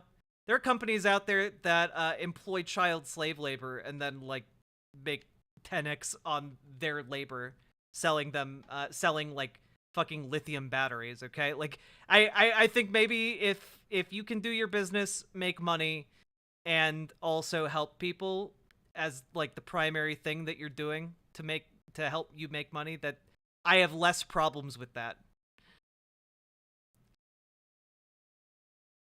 So anyway, Mr. Beast, his editor came out as trans. People have been really fucking weird about it. And a YouTuber with 3.4 million subscribers named Sunny V2, who I know nothing about, made a video called "Why Chris Will Soon Be a Nightmare for Mr. Beast." And people would not shut up about wanting me to watch this video. So I'm going to, before I start here, I'm going to take a look. Can I find this tweet? Okay. Basically, people were being real transphobic about Chris Tyson, and Mr. Beast essentially said something like, something along the lines of like, he's sick of seeing all this transphobia. Chris is not a nightmare. He's my friend, and that's good. That's what I want. And that's great. It's great that Chris has a supportive boss / friend. I've also seen a lot of trans people basically like, huzzah, a massive W, and it's just like, it shouldn't be. Like, it shouldn't be a massive W for, like, an employer and a friend to treat their employee / friend with basic human decency, you know? Like, that shouldn't be seen as a massive W. That's just basic decency. So I don't get that reaction. And it's actually a little enraging to me that, like, the situation of trans people is so dog shit that just seeing a high-profile YouTuber act with decency is enough to make us feel like some amount of happiness and safety, you know? Good night, Winby. And with that, here's the video. I have not pre-watched, but I assume that this is going to be transphobic as shit. So here we go. The Chris Tyson situation could become a complete disaster for Mr. Beast's brand. However, it may also provide some unique benefits. So let's begin by... By the way, I love that, like, this video is like, it could be a complete disaster for Mr. Beast's brand.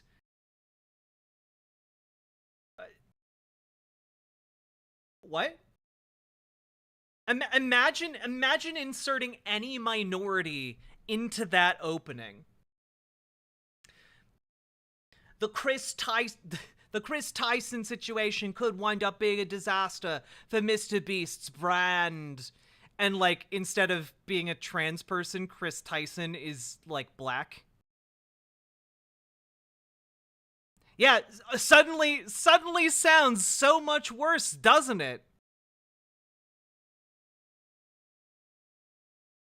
Going over the drama before explaining exactly how this will impact the Mr. Beast channel. In mid-2022, fans began to notice that Chris Tyson was changing. In the early days, he represented the quintessential southern gun and truck loving dude, yet beginning in March 2022, Chris began to display increasingly feminine traits, making tweets such as "I finally got my nails done at a nail tech."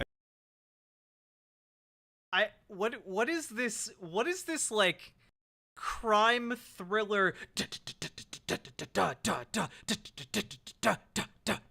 Yeah, like the scary music. I got a news flash for you guys, by the way. Yeah, trans gonna get you. We're gonna get you in trans, yeah. But also, I don't know how many people know this, but cis men also get their nails done.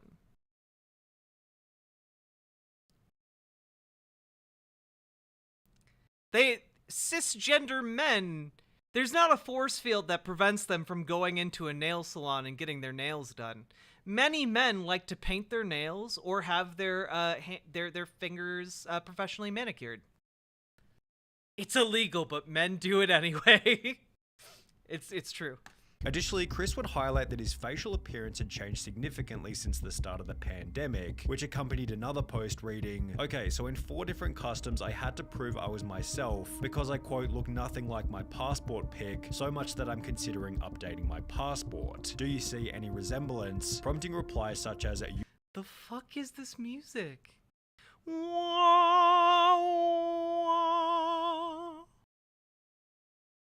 "You went from man to boy." Chris responded by stating, "Nah, to be honest, I just really started taking my mental health seriously and eating better." Yet his Twitter photos kept insinuating that Chris was becoming more feminine, with this same kind of look showing up in his Mr. Beast appearances. For example, on the 6th of January 2023, Beast Reacts uploaded a video titled "I strapped a GoPro to a fish," in which Chris dressed in a way that prompted comments such as, "Chris has been adopting more and more traits that remind me of my grandmother." Okay, so some people just gonna ignore Chris's nails? Chris had to have lost a bet. The look is getting wild. Absolute glow up. The response to the video then prompted countless viral TikToks, such as this one with 700,000 likes, stating, "How did Chris go from this to this?" While others even made the claim that Carl had turned him gay. Now, this was pretty ridiculous, as Carl isn't even that feminine, and Chris had come out as bisexual years before he and Carl had even met. The true catalyst for Chris Tyson's feminization instead seemed to have come from his marriage. In January 2000... Yeah, exactly, Hapsley. I don't... Here's the thing, I don't think it's that Chris looks hotter and hotter. I think that transitioning just makes trans people happier. You know, like, it makes people look happier, and happier people are hotter. They are perceived as hotter, you know? 2022, Chris would post a photo with his wife to his Instagram, yet after this, the family photo stopped altogether. Fans also noticed that he'd removed his wedding ring, with the ring's absence correlating perfectly with the very first post in which he'd painted his nails. Chris confirmed the split in a post from March 2023 reading, "For a little over a year now, me and Katie have been separated," with this also confirming that Chris's transformation began as soon as his marriage came to an end. Chris went from lighting camp Yeah. Okay, this is a fairly typical thing where trans people come out to their spouses and, like, your partner or spouse might not be gay, you know, or it might not be bi. And, like, then they break up. That's how that works. And it's really fucking hard. Really, really fucking hard. But it's totally understandable. You know, that's just sexuality right there. Fires and raising a family with his beautiful wife, to now trying to be a wife with his man buns and long nails. As the criticism continued to pile, Chris announced that he'd be taking a break from social media. And while there was a possibility that Chris would make efforts to return to his former self, he'd rather do the opposite and double down on his feminine image. Aw. Chris looks good. This is a good outfit. Showing up to the Kids' Choice Awards looking like this, before making the announcement that he'd been doing HRT for approximately 2 months, which according to a quick Google search is the medical process for changing genders. I forget sometimes that people need to Google what the fuck HRT is. Chris would expand on this by stating, "Informed consent HRT saved my and many others' lives. The hurdles GNC people have to jump through to get life-saving gender-affirming healthcare in a first world country is wild to me. Just let people make informed decisions about their own bodies," which Based. received a positive response from both Carl and Mr. Beast, who wrote, "Got you, I did one more heart than Carl because I'm a better friend." While his co-workers expressed positivity, others weren't so welcoming. There goes a father figure the kid won't ever be able to look up to. Hard times create strong men create good times create weak men, and weak men create hard times. Who's Live with Evan or Live with Evan? Because, again, chat, anytime you see someone quote the hard times create strong men thing, they're a fascist. It's like a fascist idea and talking point. Weak man times. Chris responded to this comment by stating, "This is just more dog whistling that somehow trans and GNC folks aren't safe around kids. Tucker begs for me to come back when I leave for like 2 days to film. He is so loved and happy. Kids aren't born with hate, it's taught by people like you, and my child will only know love. I know I'm going to be a great parent, and so is every other person who puts the love of their child before everything. I made this decision because I wanted to show up as my best and happiest self for him. In a way, this was for Tucker." God, the music is so fucking vile in this. The musical framing of this is horrendous.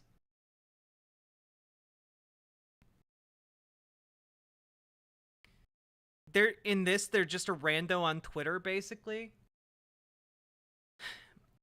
So what this video is doing is just placing a bunch of random Twitter people. It's putting a bunch of random Twitter bigots on equal footing with just a trans person existing. Yeah, it sounds like an A24 trailer. Yeah, when's the sudden violin sting and like head cracking around, you know? Chris's response received some positivity such as, "I'm convinced you're an amazing father. Tucker is lucky to have you and also lucky to have all of those who surround and support you in his life, as well as I adore that, I'm glad you made that decision. It's so much easier to be a parental figure when you're not struggling with dysphoria, yet he'd also receive an equal amount of backlash. You ripped apart your family." I'm really glad that Chris is any and all pronouns, because I feel like if Chris was using like she, her, or they, them, the amount of misgendering would be off the charts in this video. "And took a father figure away from your son just so you could paint your nails and act zesty. Pathetic. He will get torn apart at school, won't want to have friends around his house. A life full of difference and being alone." If your child... the argument here is wild to me, right? Like, because your parent is trans, friends won't want to be around? Like, what? Good. Like, fuck those kids who don't want to be around like gay or trans families. Get the fuck out of that house. Okay? You don't come over. Don't hang out with my kid. Fuck you. Cuz guess what? If those kids aren't being raised to be cool with like gay or trans people, they're gonna be assholes. Like, hey, oh man, my kid just doesn't want to hang out with a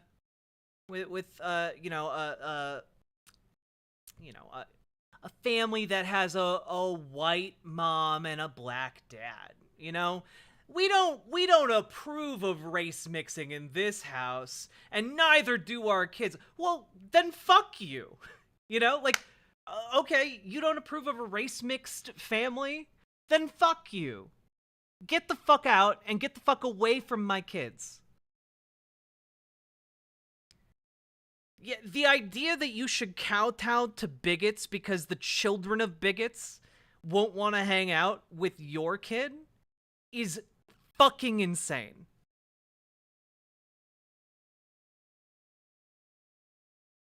Must have missed the point in that tweet. How's this for him when you're depriving him of a father figure? Although Chris wasn't altered by these comments, as he'd once again reiterate his certainty in a new post reading, "It's never too late to start being yourself," which received praise from Mr. Beast as well as Nolan and Carl. However, these comments also added extra fuel to the fire. In a few years, look back at the craziest thing in this documentary so far is the fact that YouTube actually replied to anybody.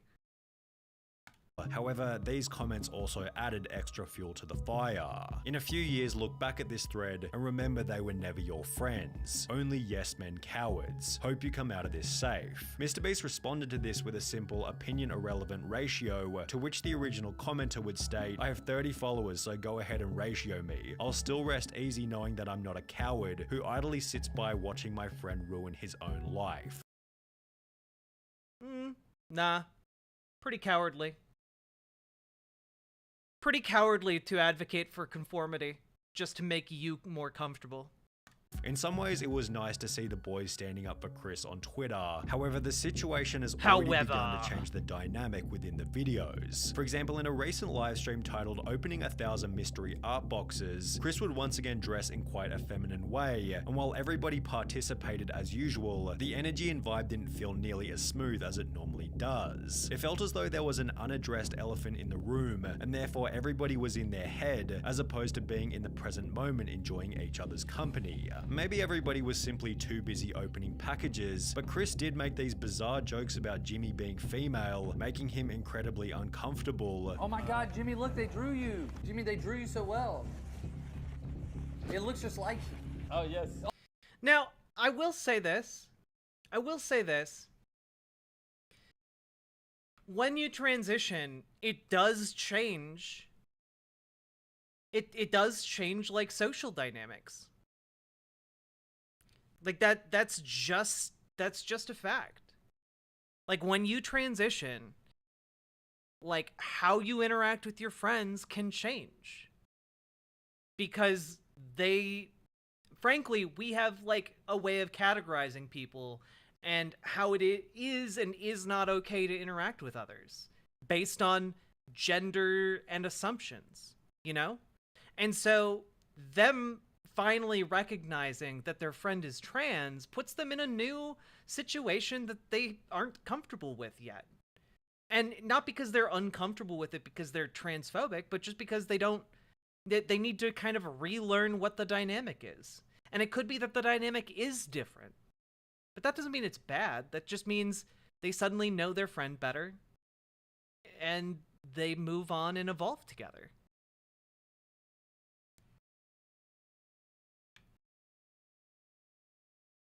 Oh my god, it's Jimmy. How did fan art? This is what we were looking for. Be brave, be honest, be kind, Mr. Beast. That is my tagline. Becoming even weirder when each member started to pay each other compliments. Hey, nice shirt. Thanks, dude. Nice shirt. Hey, nice shirt. Thanks, dude. Nice shirt. Thanks. Nice shirt. Nice shoes.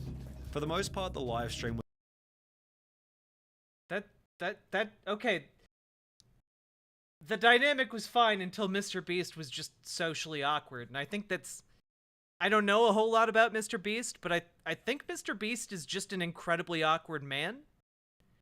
Like, I remember seeing, like, some of his really early stuff, and he's not great at talking to people. was devoid of awkward moments. However, it would act as fodder for another 100 million views worth of drama and criticism. Chris likely believes that people will slowly adapt to his new appearance over time, but is this really going to happen? Well, maybe. It's difficult to say as the situation is fairly unique, especially when considering Chris's— Like, imagine this type of commentary over, like, one of these cast members having been in, like, an accident and having to get, like, their arm or leg amputated, you know? Like, imagine, will people adapt to his new appearance over time? Maybe. No, well, fuck you. Of course they will. Of course there will be an adaptation here. Reputation and influence. However, if Chris continues to transition, would it be unreasonable to say that he could jeopardize some of the personality traits which made him a successful member in the first place? Perhaps the opposite will happen, and he'll instead pick up new personality traits that better resonate with the current MrBeast audience. This was put forward in many comments. Also, just as an FYI, Chris Tyson is not is not an unwealthy individual, okay? Chris Tyson is worth $24 million. All right? Like, if Mr. Beast is going back to a mansion, Chris Tyson is also going to a mansion. Are they still called Chris? Yes. Who's the jackass that did this vid? Sunny V2. I don't... I never heard of them before. Yeah, we need more trans Oilers, that's for sure. Of Chris, who implied that there'll be millions of queer kids who look up to him, although this doesn't necessarily mean that it'll add any value to the videos. Mr. Beast has likely cultivated a massive LGBT audience, all of whom are already watching anyway, and if we've learned anything from Hollywood in recent years, it's that adding over-the-top LGBT characters for the sake of relatability rarely works as intended, and what the fuck are you talking about? This isn't a character. This is a human fucking being. What do you mean adding characters? What?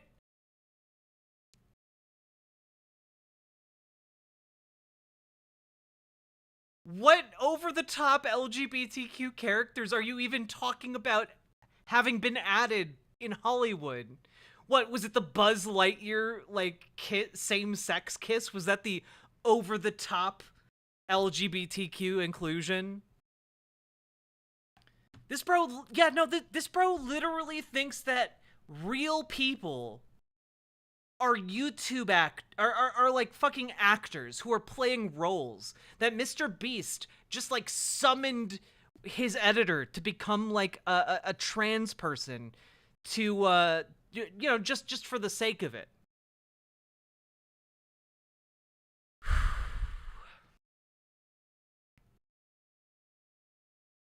and is often nothing more than a distraction from the premise of the movie or video. On top of this, it can be uncomfortable and unrelatable for the silent majority, although as we have seen,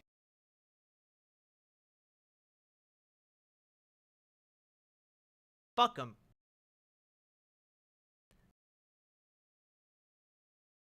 Fuck the silent majority argument, okay? Oh, yeah, well, you know what? Two can play at that game, okay? Two can play at that game. Actually, the silent majority agrees with me.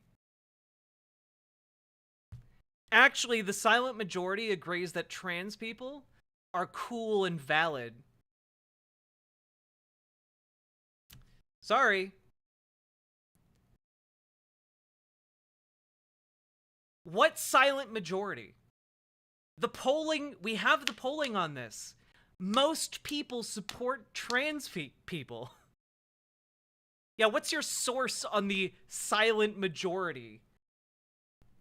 This disingenuous fuck.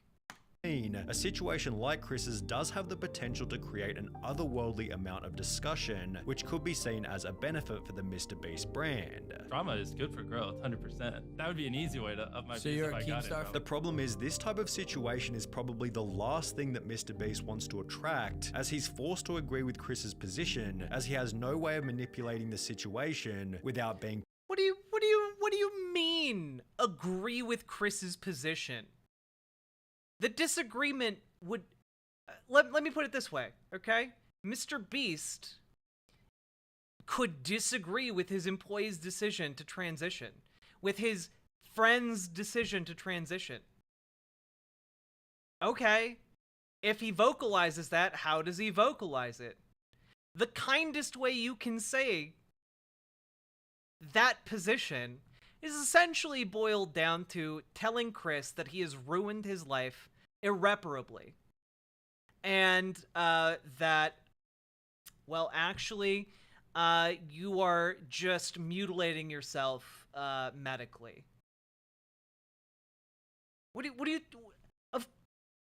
That's the kindest way you could say your disagreement. You are disagreeing with your friend's ability to exist.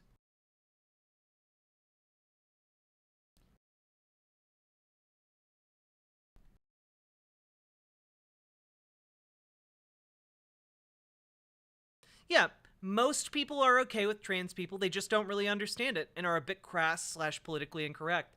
And this could be an excellent opportunity, Real Rad Hom, for people to learn more about trans people and maybe not really understand it. I think it's a hard thing to understand if you don't experience the things that lead someone to transition. But like, this could be like a high profile way that like people come closer to an understanding. And maybe learn what the crass and politically incorrect things to say are that they should avoid.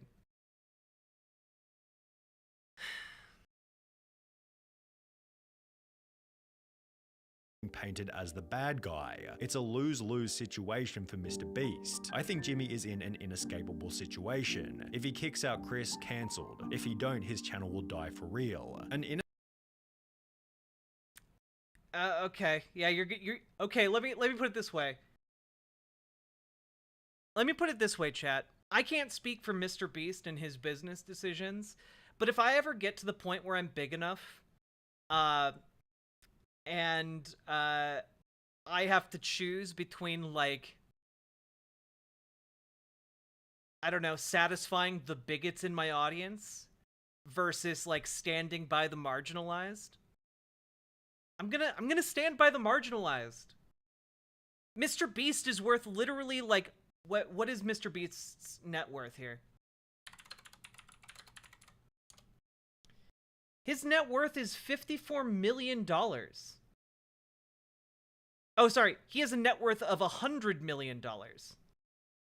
Sorry. Mr. Beast has a net worth of $100 million. Okay. You are so transphobic that you want to stop watching his show? Then go. Fuck off. Fuck off.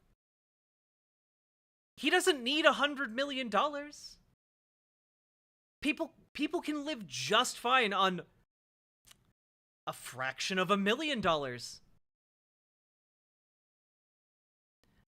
I never want to make the type of content that makes bigots feel like they have a say over my content creation. The argument that is being made here in this video that Mr. Beast, well, you know, he can't speak his mind because either he kicks out the Teesler, the tranny, or his channel will die. Then let it die. Let it die. If Mr. Beast has built a channel that can only be supported by engaging in transphobia, then it deserves to die. But here's the thing. I don't think it's going to die if he just supports trans people. I don't think that many people who watch Mr. Beast actually give a shit. Inescapable situation is a pretty good way of describing the drama, which is also why it deserves the harsh label of being a nightmare. Jimmy has no option but to publicly express acceptance of Chris's By the way, it's really interesting that this drama video just pulls random comments from YouTube. Just trolls through random YouTube comments to like try and like divine what Mr. Beast's feelings are at any given moment in a video. Let's turn to the psychological analysis of Boob Guy 7 over here. Transition, a silence or even worse disapproval would come with obvious severe repercussions. However, in accepting Yeah, actually, you know what? I'm just gonna real quick. Mr. Beast videos. What's up, Lily? Oh, I want a Mr. Beast video. Here we go. I recreated. Okay. Holy shit. You have to scroll so far down in the comments on a Mr. Beast video to find like comments with like 21 likes, 24 likes. God damn. Or maybe not? Wait, I guess I would have thought it was sorted by likes. Is it not sorted by likes? No, it looks like it's not. Huh. But I think given the fact that, like, I don't know, some of these comments are, like, pretty mid, and they're getting, like, 3K likes a piece.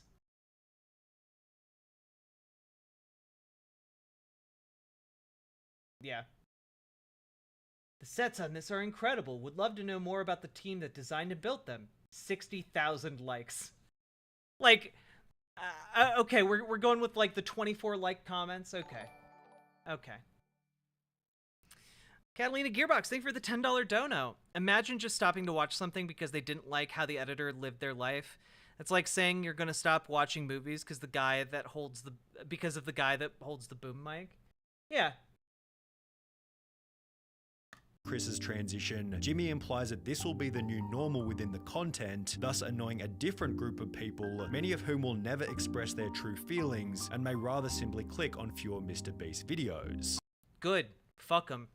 If this is the case, Jimmy has no option but to accept this fate, as removing Chris from the videos in any kind of way could create an even more severe media firestorm. The only clean solution, should things go south, might be for Chris to resign himself, and even then rumors and bad press will be unavoidable. Whether it be arrogance or ignorance, Chris seems oblivious to how this whole thing might impact Jimmy, forgetting that he achieved his— I mean, Jimmy's his boss, and Jimmy is worth $100 million.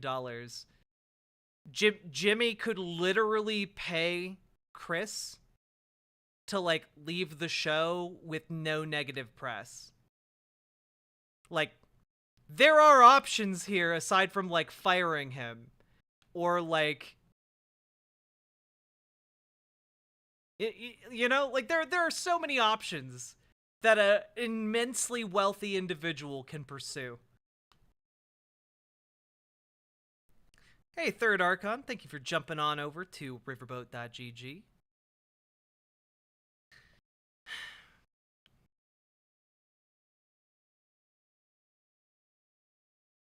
Let's see. I don't feel I have to understand. It's very easy to just love people for who they are. It's not my business to get involved with anyone who's romantic or wanting different hormones. Like, I legitimately would not respect a het person, so to speak. So someone I enjoy is trans or non-binary, etc. is completely irrelevant. Loving unconditionally is a lovely choice. I agree. Yeah, honestly, to get a full picture, we need to know what Boob Guy 1, 2, 3, 4, 5, and 6 have to say. That's just research. That's just scientific due diligence right there.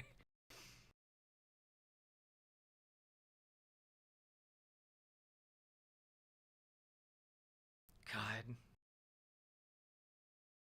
His current level of success by avoiding this exact type of drama. Oh, that was done. Okay, that sucked, and I hated it, and I'm gonna go back to not knowing that Sunny V2 exists. Because fuck this ghoul.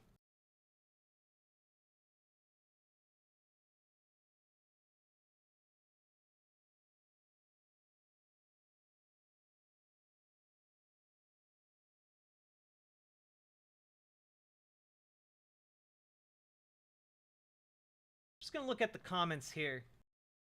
Let's find an equivalent comment.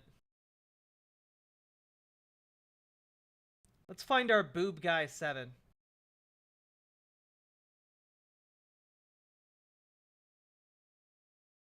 Do do do do do do do do do. At the end of the day, Chris is still Jimmy's friend, and if he avoids confrontation like you said he does, I don't see why he'll not just stay silent about it. It doesn't have to be a major issue. Thank you, Leglaw2348. Damn, the equivalent of Boob Guy over here is pretty based. Let's see. Can we get another 24 like comment?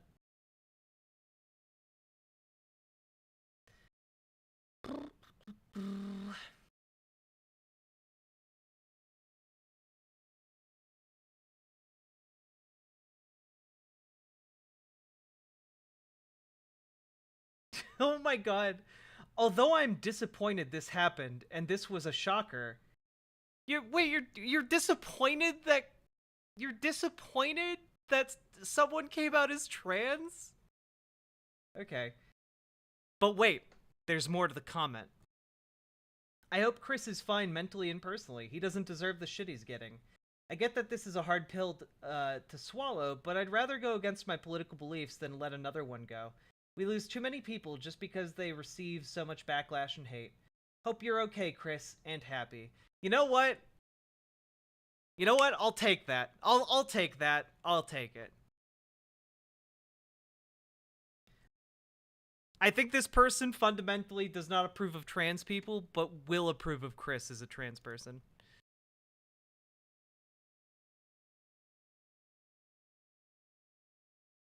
Fun fact, Australia is so not on board with transphobic bullshit that our last federal election, a rabidly transphobic candidate swung several Sydney seats against the Conservative coalition.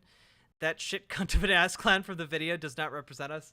Well, I'm glad. I'm glad.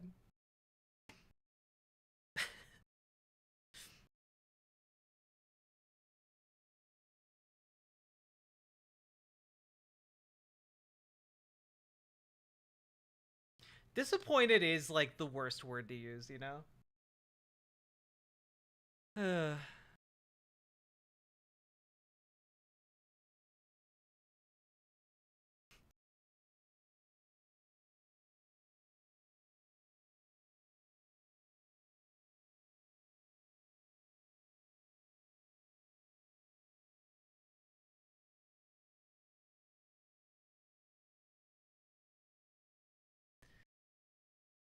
Jack, yes or no?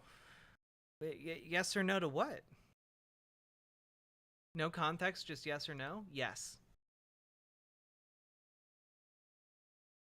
Why not D's or double D's?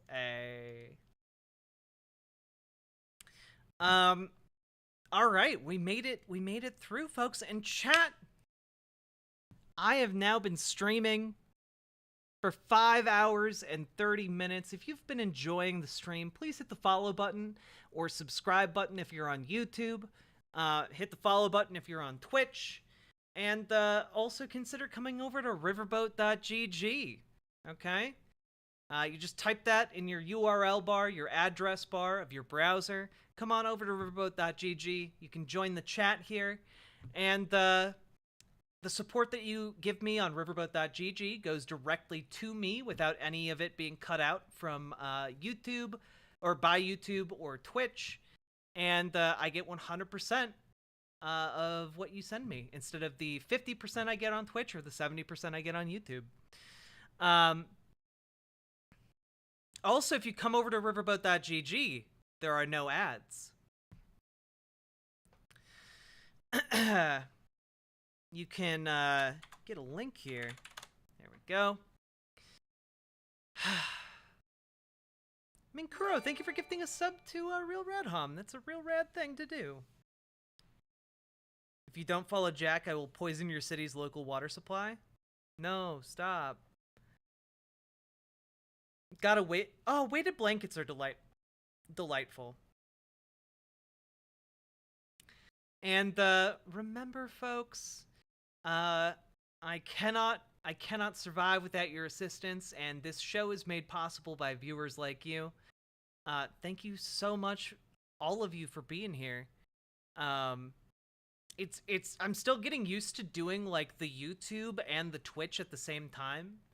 It looks like there are like 30 people in chat watching on YouTube and 15 on YouTube directly, and then 82 on Twitch. So we actually have quite a few people watching right now.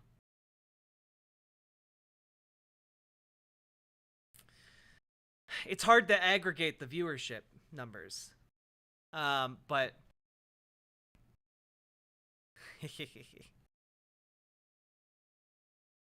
let's see. Oh god. Oh god. Oh shit. Yeah, okay. We were also going to cover TYT drama today. Should I do TYT drama today or tomorrow, chat?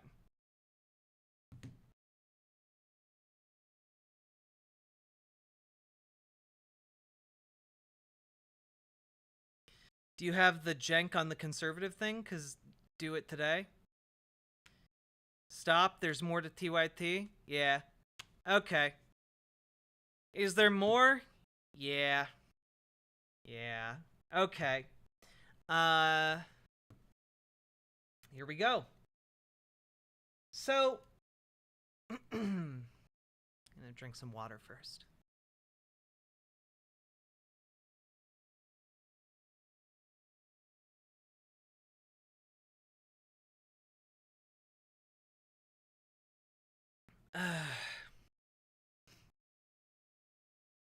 The leftist mafia was fun tonight. What'd they talk about?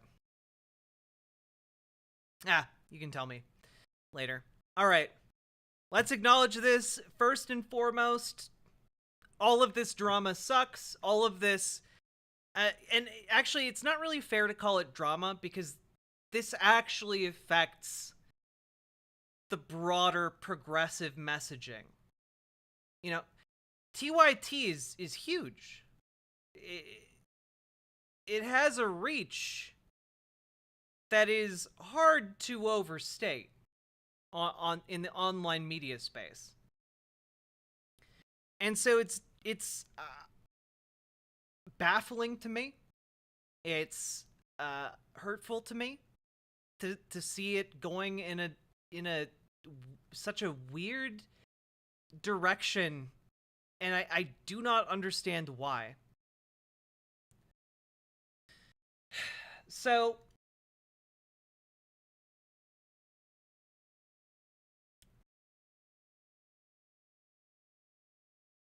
here we go.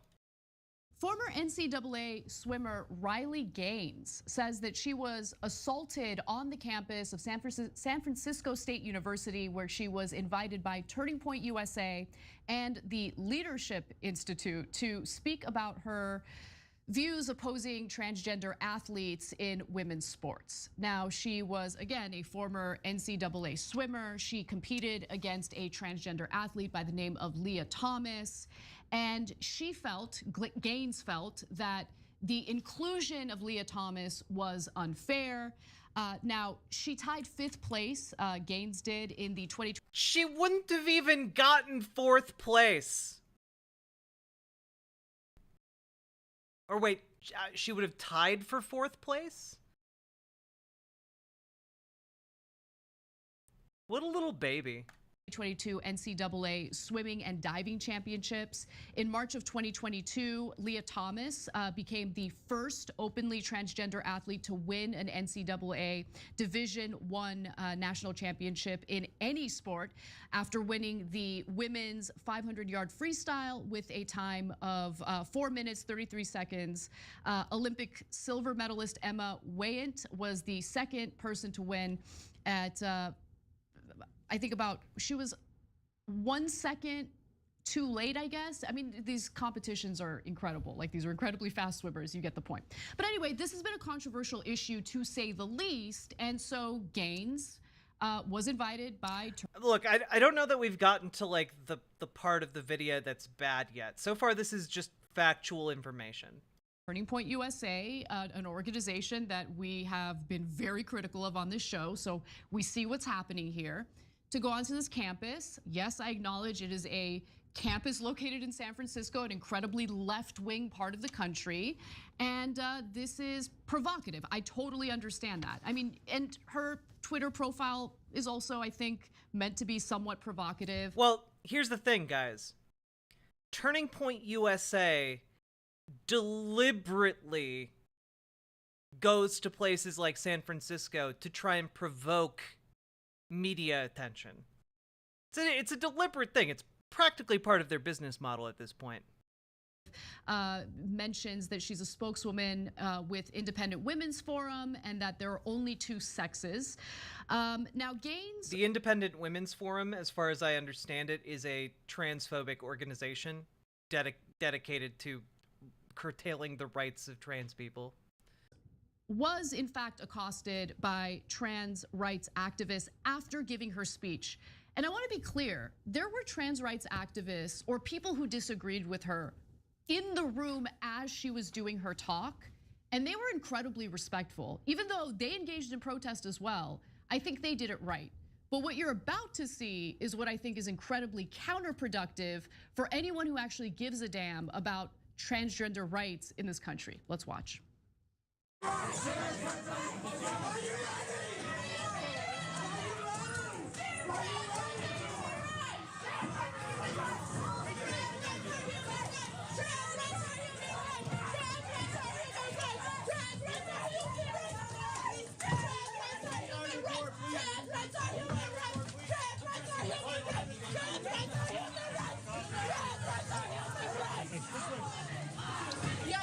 Okay, I have to be honest, from this footage, so like I cannot tell what is physically happening very well at all.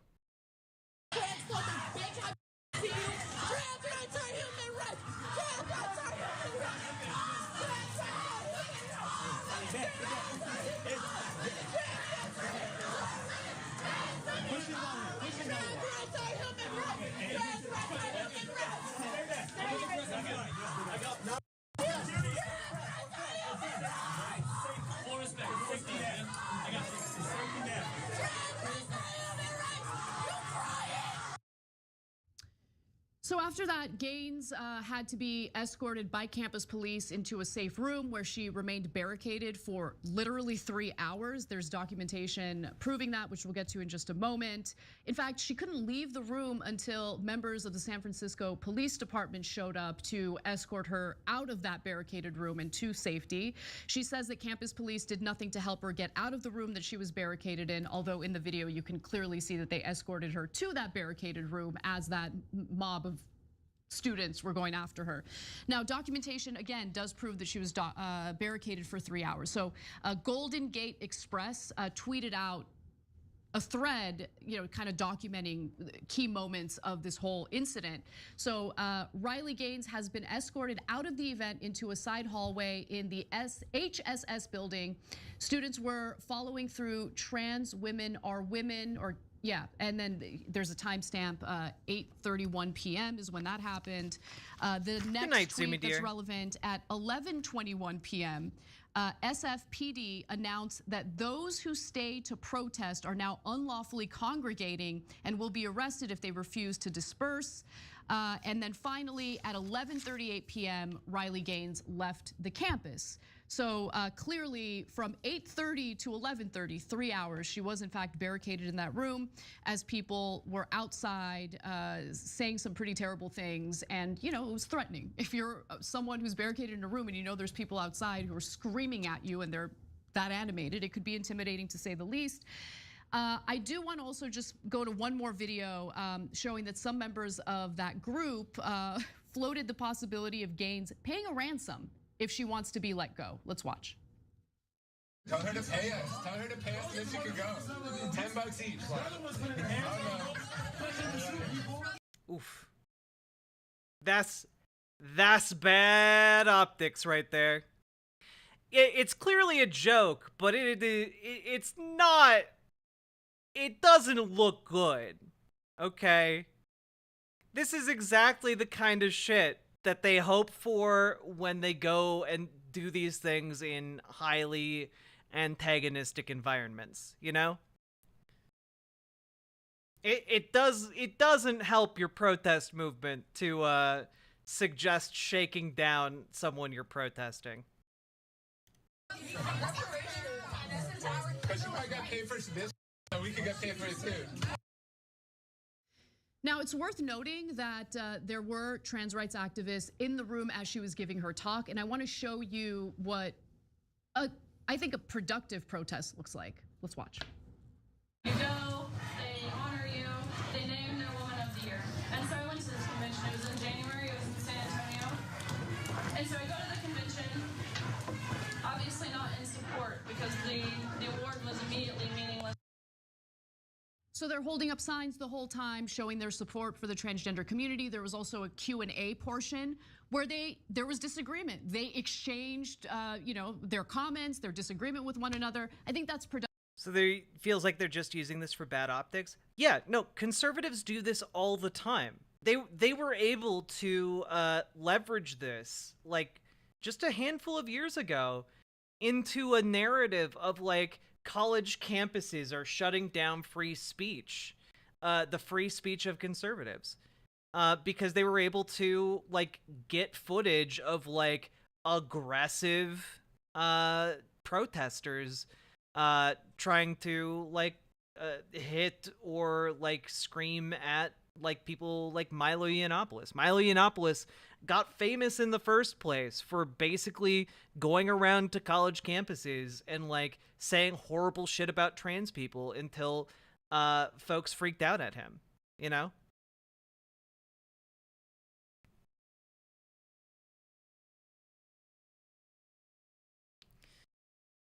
No matter what we do, they will turn it into bad optics. Nah.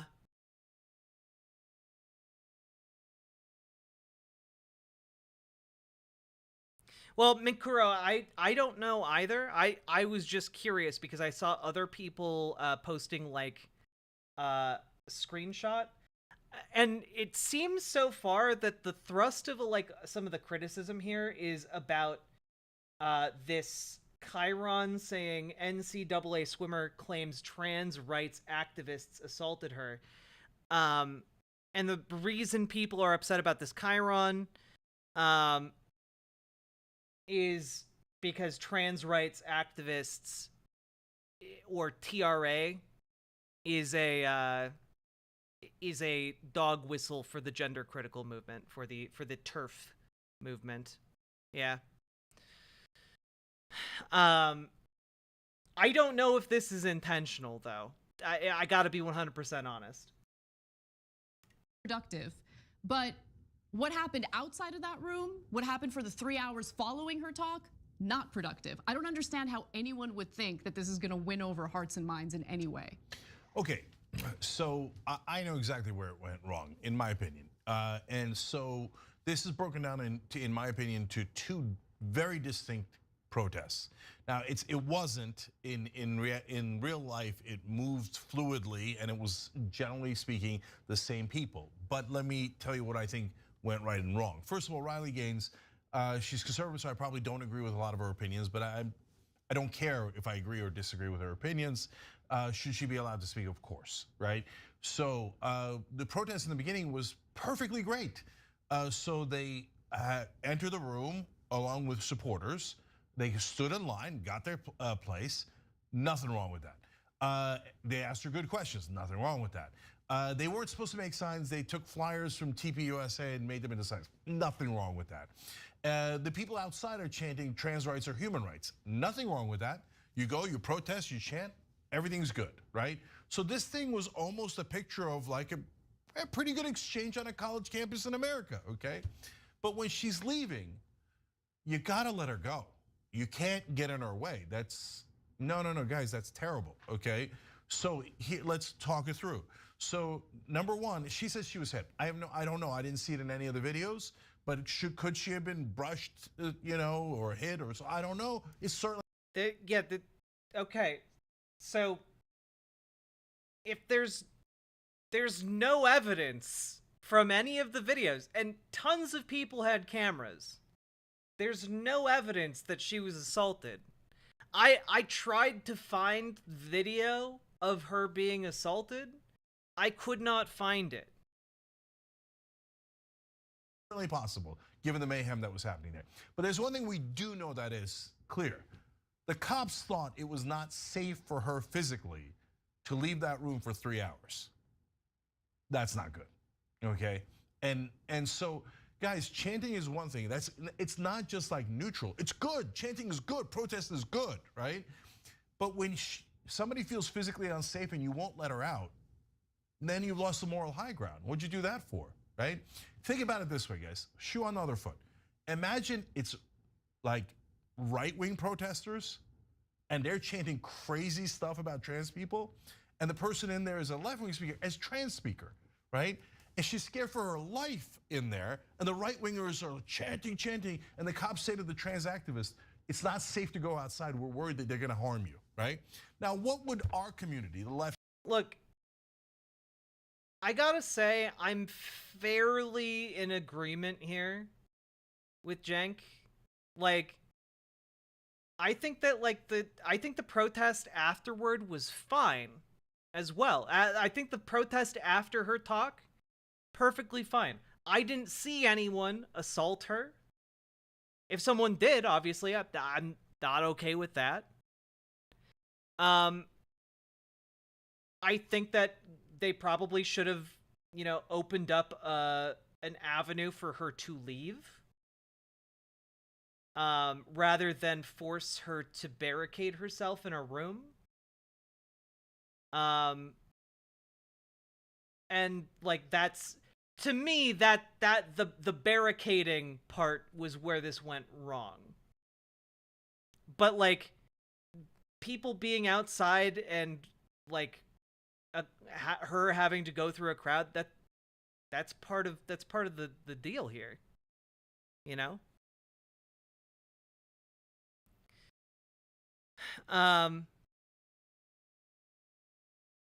Yeah, timing wise, this is not a great week for this story to show. So what I was wondering going into this video, put all my cards on the table, what I was wondering was if the criticism I saw around this video actually went to the substance of it, or if it was entirely based on this Chiron.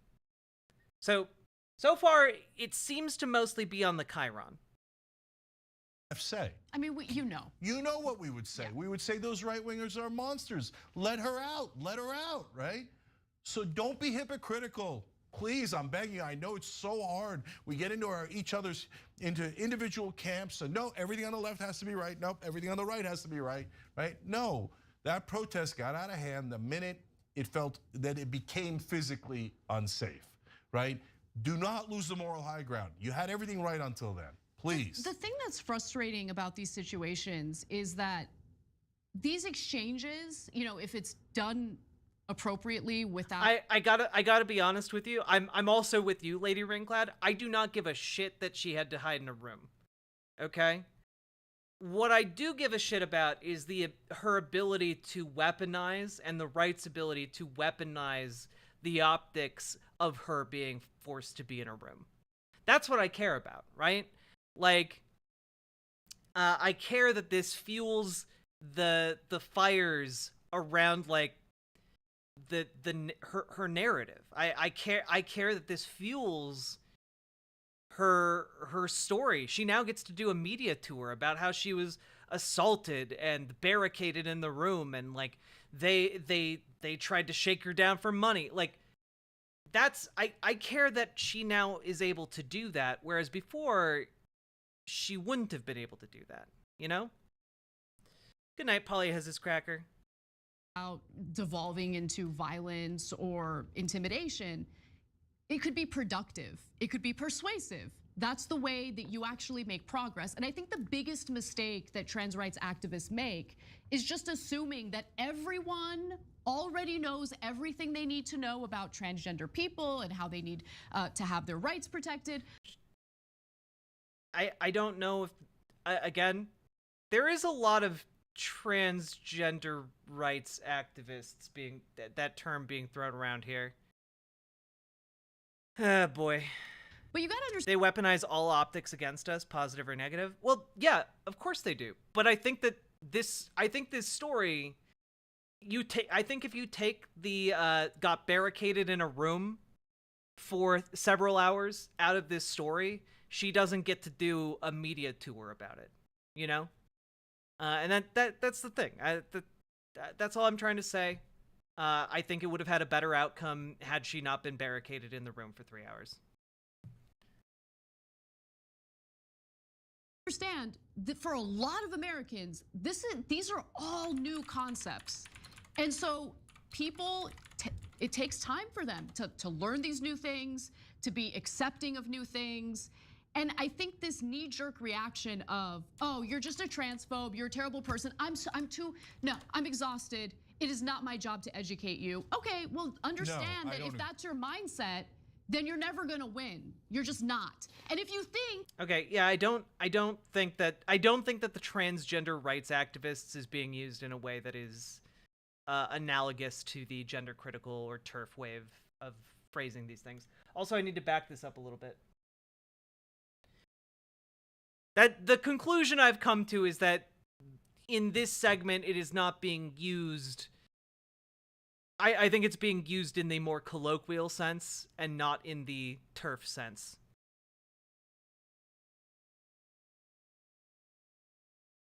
of new things. And I think this knee-jerk reaction of, oh, you're just a transphobe, you're a terrible person, I'm exhausted, it is not my job to educate you. Okay. This is not some rando online debate. This is a lady showing up to monetize bigotry. Yeah.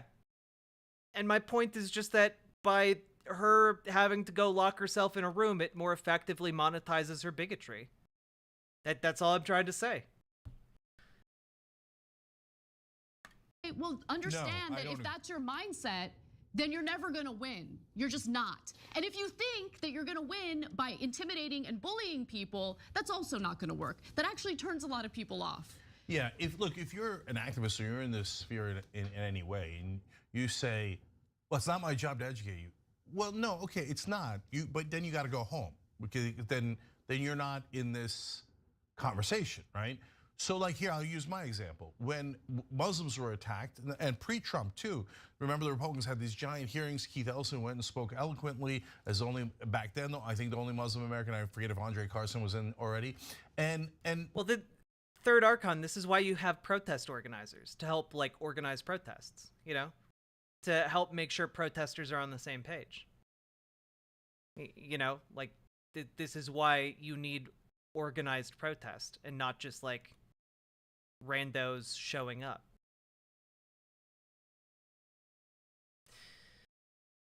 This is the hill Anna dies on, isn't it? I don't know. I don't know, guys.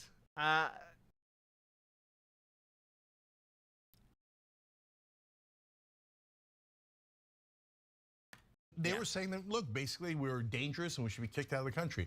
If I said at the time, I'm not even gonna cover it on the show, I don't have to explain it what Islam is to anyone. Well, how does that help? Well, they don't know about Islam. They didn't grow up Muslim. They don't know that instead what I did was Yeah, this does come across a bit hollow from Cenk after he literally tweeted about how people who say they know something. He said something along the lines of like people who or like experts are the most full of shit people. Something like that. Stoudman, thank you for gifting Third Archon a sub. I appreciate that. engaged in debates, 3 hours to Sam Harris. Yeah. Everyone on Twitter, Bill Maher, everybody else, right? And we got people who are yeah, like nothing so far I think has been beyond the pale or super unreasonable here. People at least to realize, oh, Muslims are also human beings. Can I actually jump in on an example that's actually very personal to me and to you, right? Mm-hmm. When I first started when I first started working here, Cenk, because of the Turkish bubble like he grew up in, didn't see my perspective on the Armenian genocide. And the reality of it, let's just keep it real, right? I could have just written Cenk off and be like, oh, he's a bad person. He's a bad person. He can't be saved. No, except we engaged in some pretty fierce debates. We engaged in uncomfortable discussion. But to me, it was worth it because I understand that most humans are good and most minds can be changed through persuasion, through understanding, through engaging in these exchanges. Now, I guess the thing that I'm confused about here is that that's not available in the circumstance that they're talking about, right? Like, when a conservative propagandist is present, they aren't interested in having their minds changed. Instead, you have to think about the people who might be watching, the people who might see footage of that exchange and how their minds might be changed, right? And I feel like criticizing the protesters here for not engaging in good faith, or saying that they didn't, or like shaking your finger at them because they didn't explain trans issues to a anti-trans propagandist. I guess I'm a bit confused here, right? Like how this relates to the protest. And maybe I lost the thread a little bit, and that could very well be. I've been creating live content for the last 6 hours.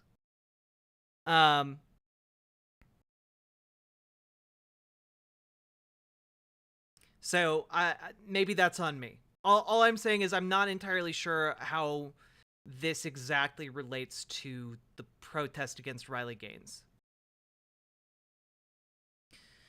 But I do think, like Paladin Lust, again, I do think that the value here is that if you are going to engage a propagandist, one should engage that propagandist in a way that is accessible and reaches and makes the argument for your position, not to the propagandist, but to the propagandist's audience, to hopefully and possibly shake them out of the bubble they're in. You know? Now, look, there are people out there who don't engage in good faith debate. I'm not talking about them. I'm talking about ordinary people who are open-minded to some extent. And guess what? He changed his mind. And I think the transgender community, along with transgender activists, can do that. I just think some of their tactics turn a lot of people off, and they're totally blind to that, which amazes me. Okay, so this I don't get, because I think that trans people, by and large, are very happy and very willing to explain trans issues to people who don't know. Hey. I know the chair is in your feng shui. I know. I moved the chair so that they could fix the AC, and they didn't do that today. The chair's still out of place.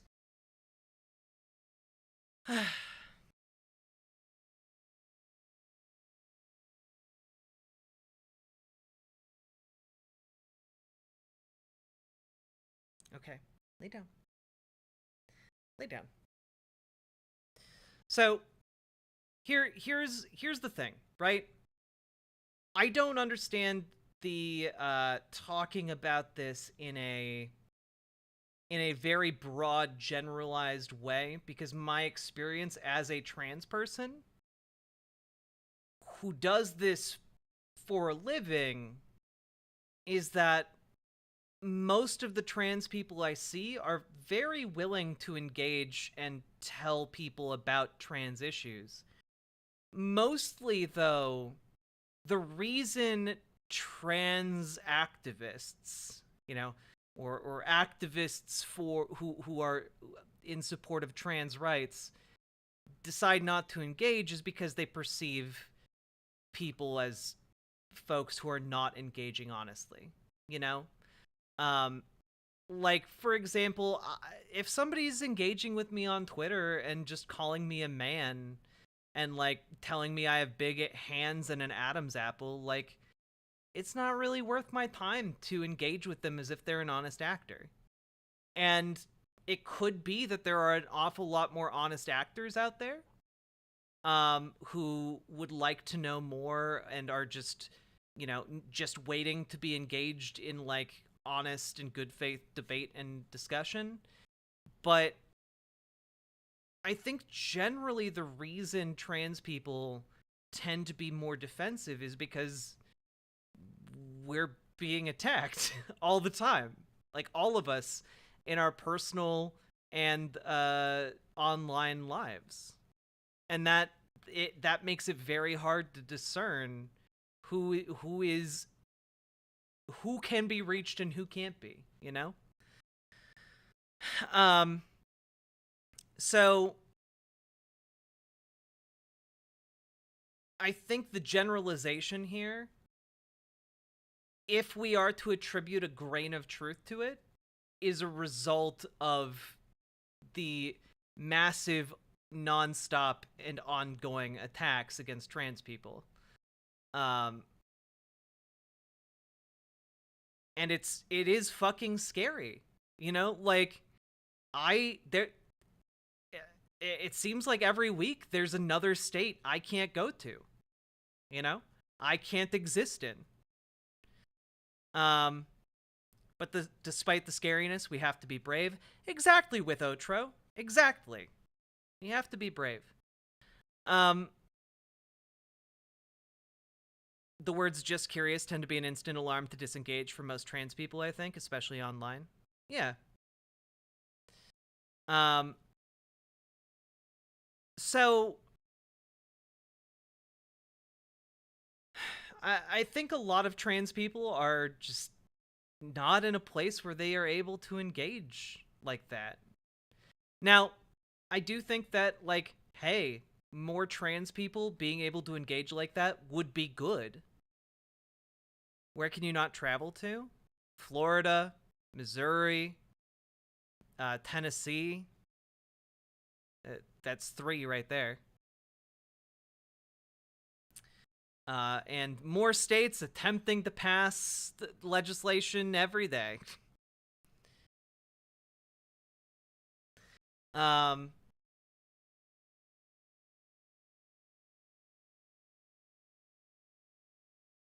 Yeah, Texas is going for it too. Yeah.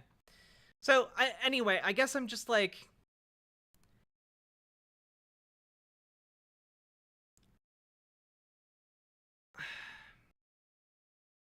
I do think generally if somebody's asking to be educated, like one should educate them, right? That's a good rule of thumb. I think the reality is just that, like, a lot of people aren't in a position to either do the educating or to be educated. Prime Kai, thank you very much for the raid. Welcome, raiders. My name's Riverboat Jack. I talk about the news and politics.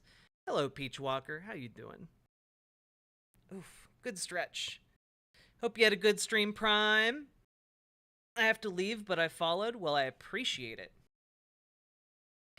I'm a trans lady, and I also talk about socialism and such. If you got questions about those, feel free to ask.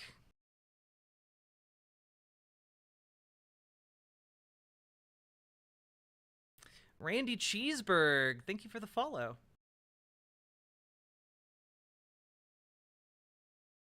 Let's see. Dr. Detroit, thank you for the follow.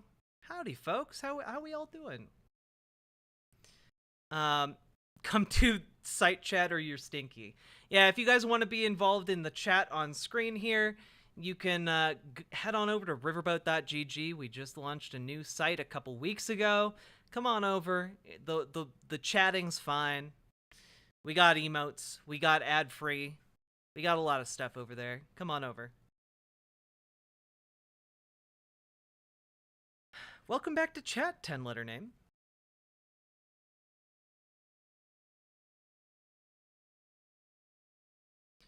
You ever going to do an off-air stream so you can talk more openly?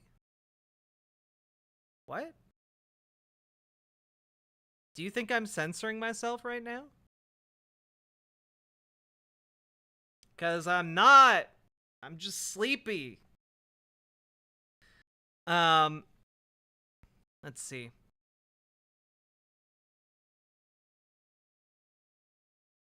Yeah, if it's off air, it's not really a stream.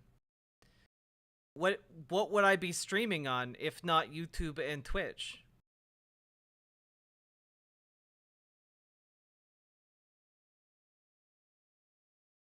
I do offline streams all the time, I guess.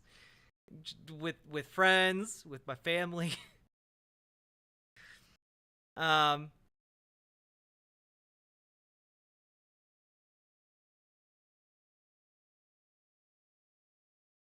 yeah, like Door Kickers Inc.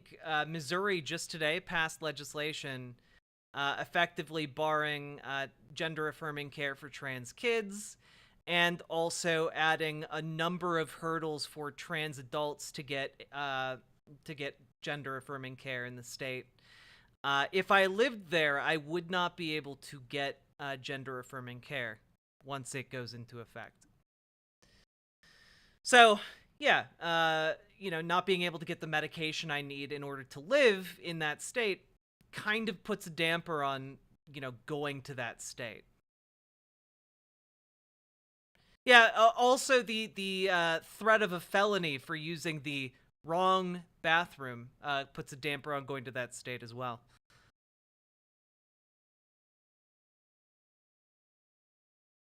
Okay.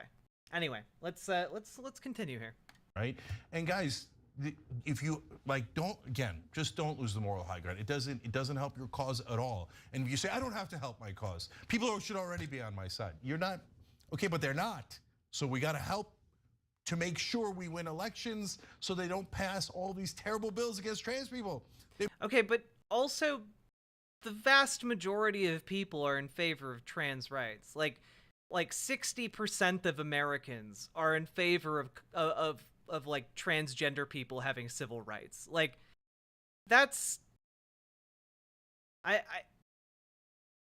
that's another part of this conversation that seems a little murky to me. Let's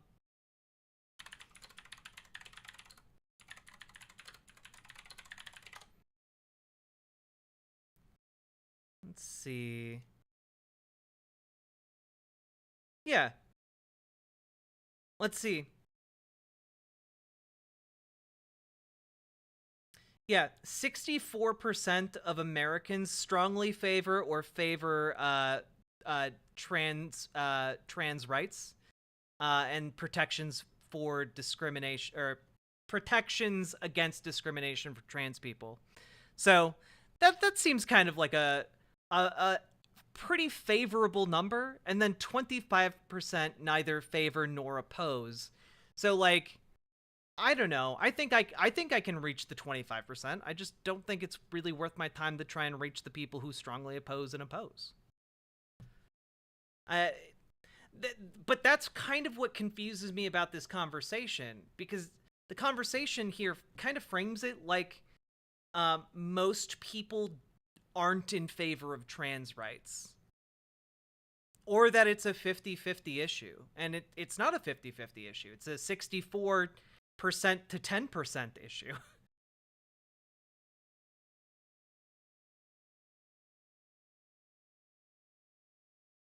They pass like hundreds and hundreds of bills against trans people, right? So we've got to find a way to convince the average person. Here, I'll give you the last example, guys. So, for example, when you talk about sports and trans people participating in the sports, I think it's an interesting and legitimate debate to talk about hormone blockers and Randy how much of an Cheeseburg, effect thanks they for the have sub. on athletic ability. Agreed, yeah. Right? So when trans folks that are active... Wait, what? I think it's you talk about sports and trans people participating in the sports. I think it's an interesting and legitimate debate to talk about hormone blockers and how much of an effect they have on athletic ability. Agreed, yeah. Right? So when trans folks that are activists like Benny Carollo or anyone else makes that point, that's good. You're engaging, and a lot of people don't know that. Okay, so that's great, do that, right? And that might change some minds. By the way, and then it's okay if the right winger or moderate or whoever or the newbie or even me says, hey, you know what? I'm not sure I'm quite convinced yet, but let's keep talking about it, right? How much do the hormone blockers affect athletic performance? That's a legitimate debate. Yeah, when the right wingers say, oh, trans people are mentally ill and we should take away their rights, that is not a legitimate debate. We fight back ferociously on that.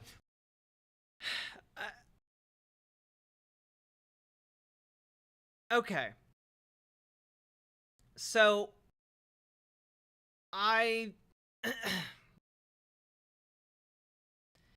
we've got the science on transgender people participating in sports or athletic ability. and how HRT affects that. And like, that's why I wouldn't be like opposed to like going into a debate like that. But I don't know, the framing here that like it's a legitimate debate, I can understand if that framing is coming from a place of like neither Jenker nor Anna have like actually looked at like the studies and the science behind this and have only like ever talked about it in like kind of an abstract. The science seems pretty clear to me that like after a year, if you're on puberty blockers, it does not matter, and if you are on HRT, then like it does matter a little bit. So I can give a more coherent answer when I am more well rested. But generally speaking, if you are on hormone blockers and you take and you then take HRT, you become, you know, equivalent to a cisgender person within like a year or two. And that's if you hadn't taken puberty blockers. You know, if you are going through 2 puberties, like you went through your initial one in your teenage years and then you start HRT at a later date, it usually takes about a year to 2 years for you to lose any advantages you may have had by being assigned male or assigned female at birth. Okay. However, if you're on puberty blockers and then just go through 1 puberty, you're exactly equivalent to like a cisgender person in terms of athletic ability. I know I butchered that explanation. I hope that made sense. But like, if you haven't gone through the data, I can see how you would then say like, oh yeah, there's a legitimate debate to be had there. Because the perception is that there's a legitimate debate when there's really not, you know? Anyway. But politically and rhetorically, because they're going to win on the politics of it, and they're going to keep passing those atrocious laws unless you convince a majority of Americans that you are right. And by the way, guys, we've been through this 100 times, and we've been through it in TYT history. We were right about gay marriage, and what do? We fought and we fought and we fought, and we convinced America that we were right. Now, I know they're retrenching a little bit, but overall. Well, also, again, 64% of Americans support transgender rights. A majority of Americans already support transgender rights, and only 10% of Americans oppose transgender rights. And 25% are ambivalent. What's frustrating here is that the framing that a majority don't support trans rights right now, and therefore all of these awful bills against trans people are being passed. But the reality is the majority supports trans people right now, and yet anti-trans legislation is passed every single day in America. I think we're up to around 500 anti-trans bills being passed, being at some point in the passage process this year.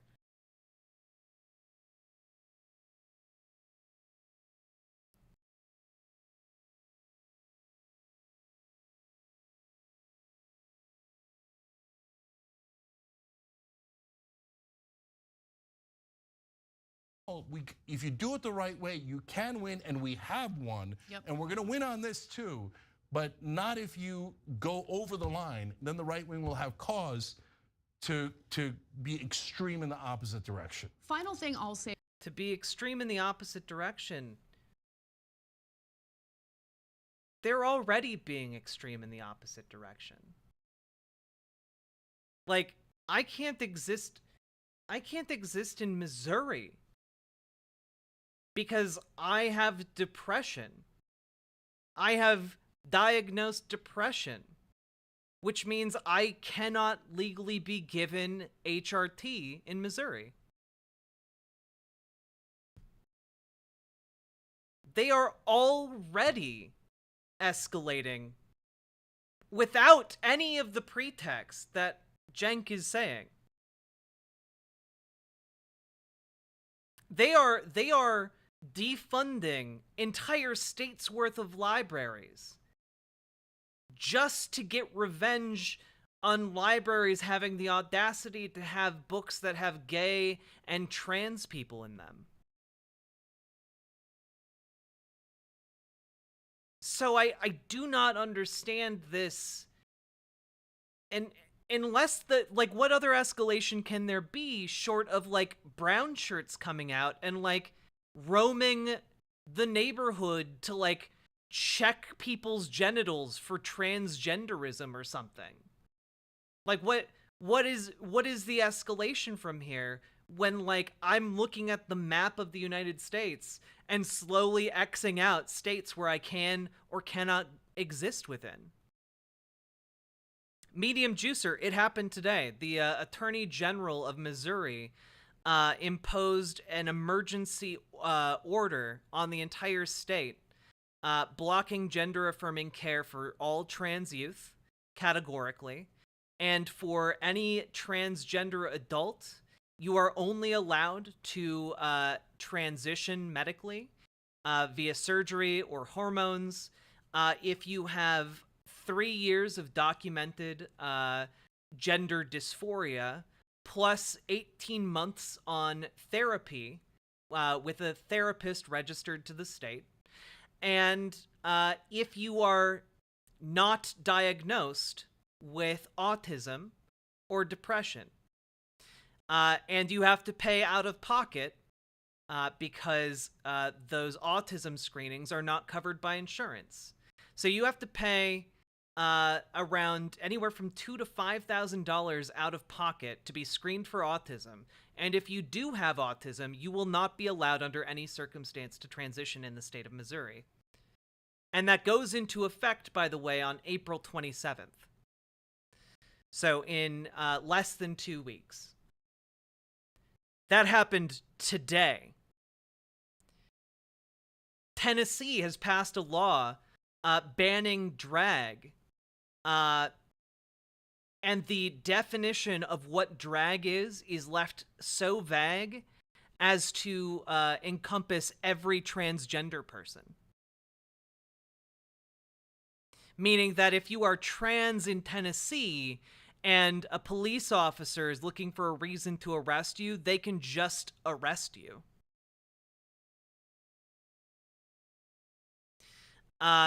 Florida, I believe, is in the process of trying to pass a law that will, by the way, almost certainly pass, that would make it a felony along with a $5,000 fine if you are caught using a restroom that does not align with your biological sex.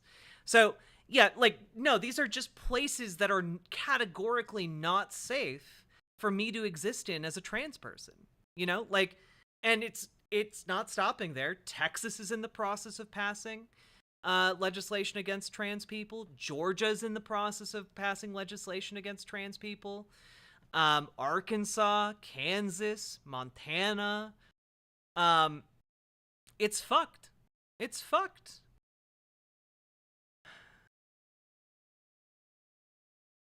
I think Iowa is also in the process, frankly. The only reason Nebraska hasn't passed any anti-trans legislation yet is because one Democratic state representative has been filibustering for the last 7 weeks to block all legislation in order to protect trans people in the state.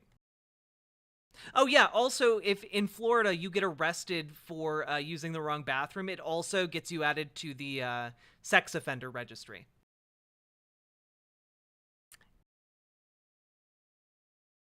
So, yeah, It's just not safe.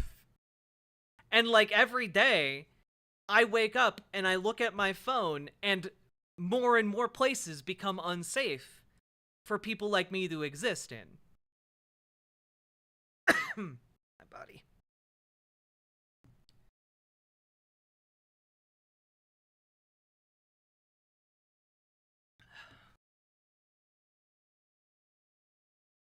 So it's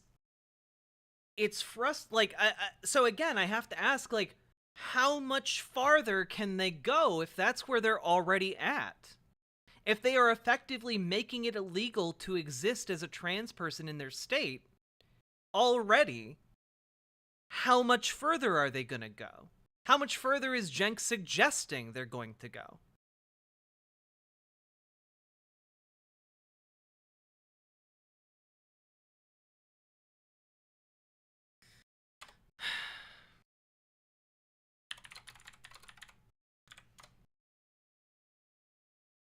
Just going to take a look real quick.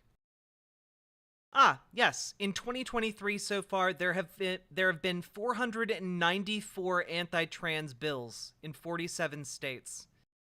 39 of those bills have passed. 363 of them are still actively working through the legislative systems of their respective states, and only 92 of them have failed. Only a fifth of them have failed.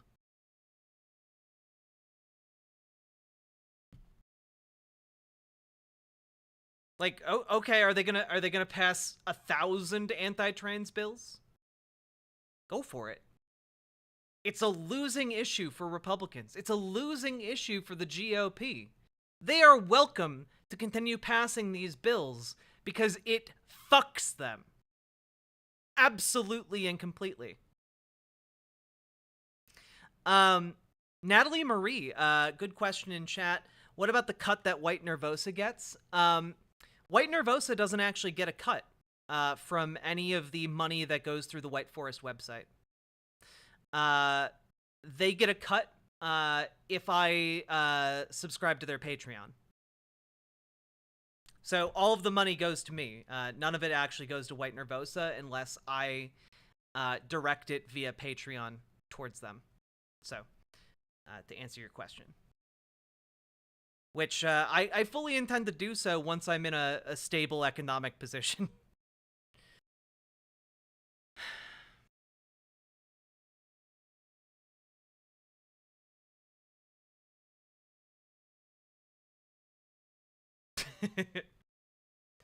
We need a grug emote. We do need a grug emote over on riverboat.gg.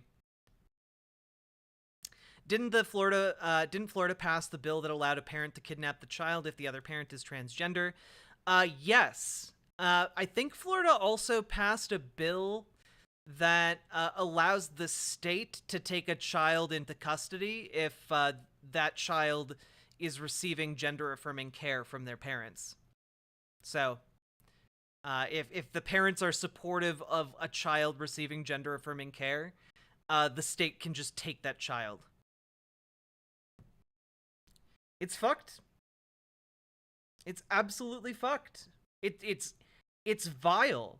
Again, there's a reason why I keep saying that in the future, conservatives who are anti-trans bigots will be remembered in a similar fashion to the racist bigots who bemoan the loss of the ability to say the N-word in public without repercussion. Okay? Trans Underground Railroad when?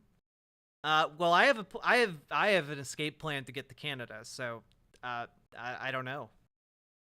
Frankly, probably in the very near future. Oh, we'll get to that, King Princess. We'll get to that.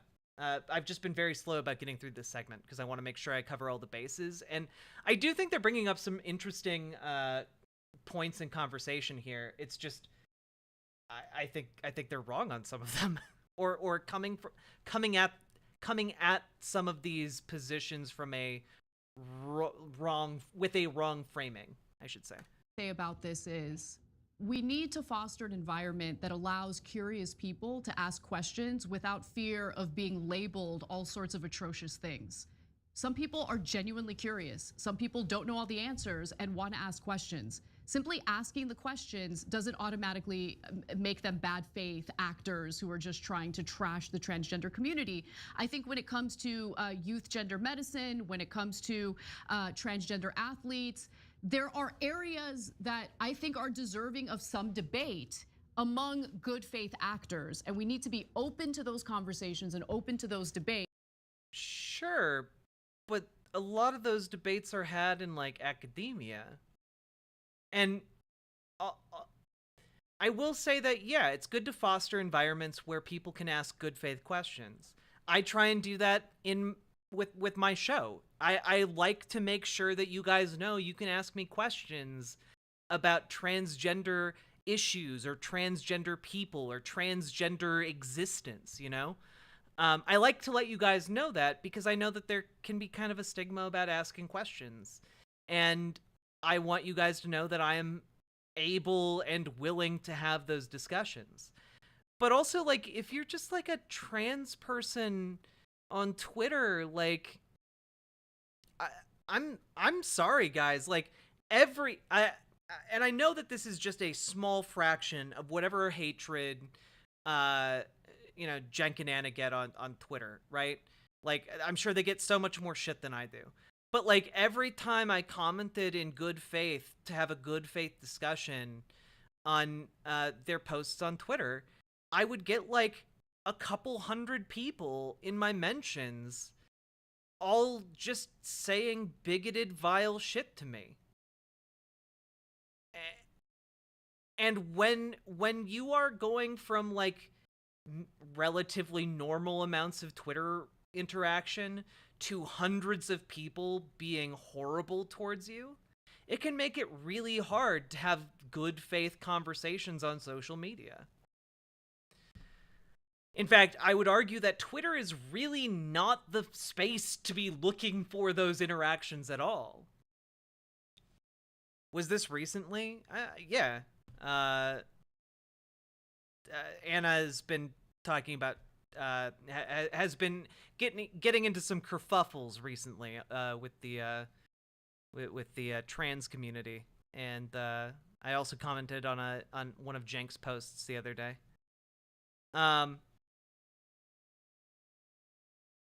Yeah, I feel like a lot of this is talking about Twitter specifically,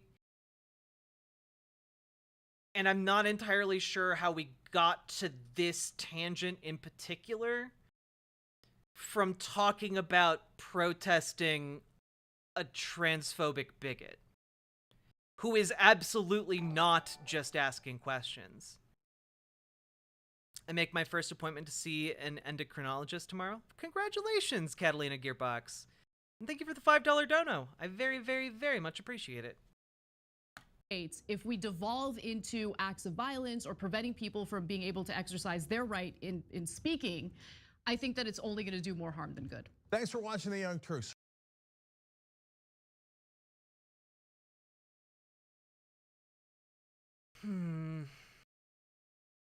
All right.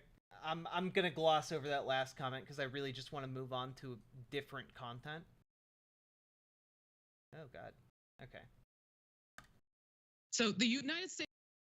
Okay. Hey, Ravana, baby. Supreme Court refused to intervene in an ongoing case involving West Virginia's. We love Ravana, don't we, folks? Law banning transgender girls from participating in girls' sports teams at school. According to The Hill, in a brief, unsigned order, the justices denied the state's emergency request to lift an appeals court's injunction, which enabled a transgender girl to compete on her middle school's female teams until the 3-judge panel reaches a final decision. Aren't you friends with Ravana? Yeah, I love Ravana. Also, shout out to this trans girl who got her is able to play sports. Congrats, lady. Hope you have fun doing your sports. Decision. Now let's in back middle up school so that we can better understand this case and take a look at West Virginia's law and what the trans athlete Becky Pepper Jackson, who challenged this law, is arguing. Now, in 2021, Becky Pepper Jackson does not sound like a real person's name. that sounds like one episode cameo on a CW show. Virginia became the 7th state in the nation to enact a law prohibiting transgender women from competing on female sports teams. According again to the reporting from The Hill, the measure, officially titled the Save Women's Sports Act, bars transgender female athletes from participating in sports consistent with their gender identity in public elementary schools, high schools, and universities. Now, the law was enforced despite West Virginia's governor's inability to provide a single example in which trans women have had unfair advantages in women's sports within the state. West Virginia's law. Yeah, it's okay, Mint Kuro. It's fine. Was challenged by a 12-year-old middle school transgender girl who we mentioned earlier is named Becky Pepper Jackson. Becky, who entered middle school in the fall of 2021, had been planning to try out for her school's cross-country team when the law took effect. She alleges the law is unconstitutional because it discriminates based on sex and transgender status. She has lived as a girl since 4th grade. She's now receiving puberty-delaying treatment and estrogen hormone therapy. So she has not experienced and will not experience endogenous puberty. So this means that she won't experience any of the physiological characteristics of puberty experienced by typical boys, and will instead develop physiological characteristics consistent with hormonal puberty of typical girls. The Hill also stated that a federal district judge had handed Becky a preliminary victory before reversing course in his final ruling in January. Becky appealed in a divided... Oh yeah, none of these conservatives actually give a shit about women's sports. Not a single one of them. Women's sports is a joke until they can use it as a cudgel against... again, people did this back in the early 1900s during Jim Crow. They didn't care about women's sports until black women started wanting to compete in women's sports because women's sports was white. Okay? They didn't care about women's sports until it became a cudgel to keep black people oppressed. It's the same thing now, just with trans people. 3-judge panel blocked the ban's enforcement until the panel could consider the dispute in full. So this is at the point when the... By the way, worth noting that they made all of the same arguments against integrating black women into white women's sports.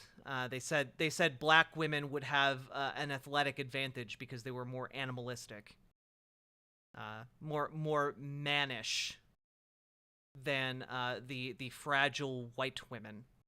The Supreme Court was asked to intervene in the case, but thanks to the Supreme Court's refusal to meddle with West Virginia law, Becky is going to have her day in court. And the appeals panel is now set to hear the student athlete's appeal in full. The case could ultimately return to the Supreme Court down the road. So we've got a little bit more, some of the things being said that indicate what the Supreme Court might decide on this issue, when it eventually does come before them.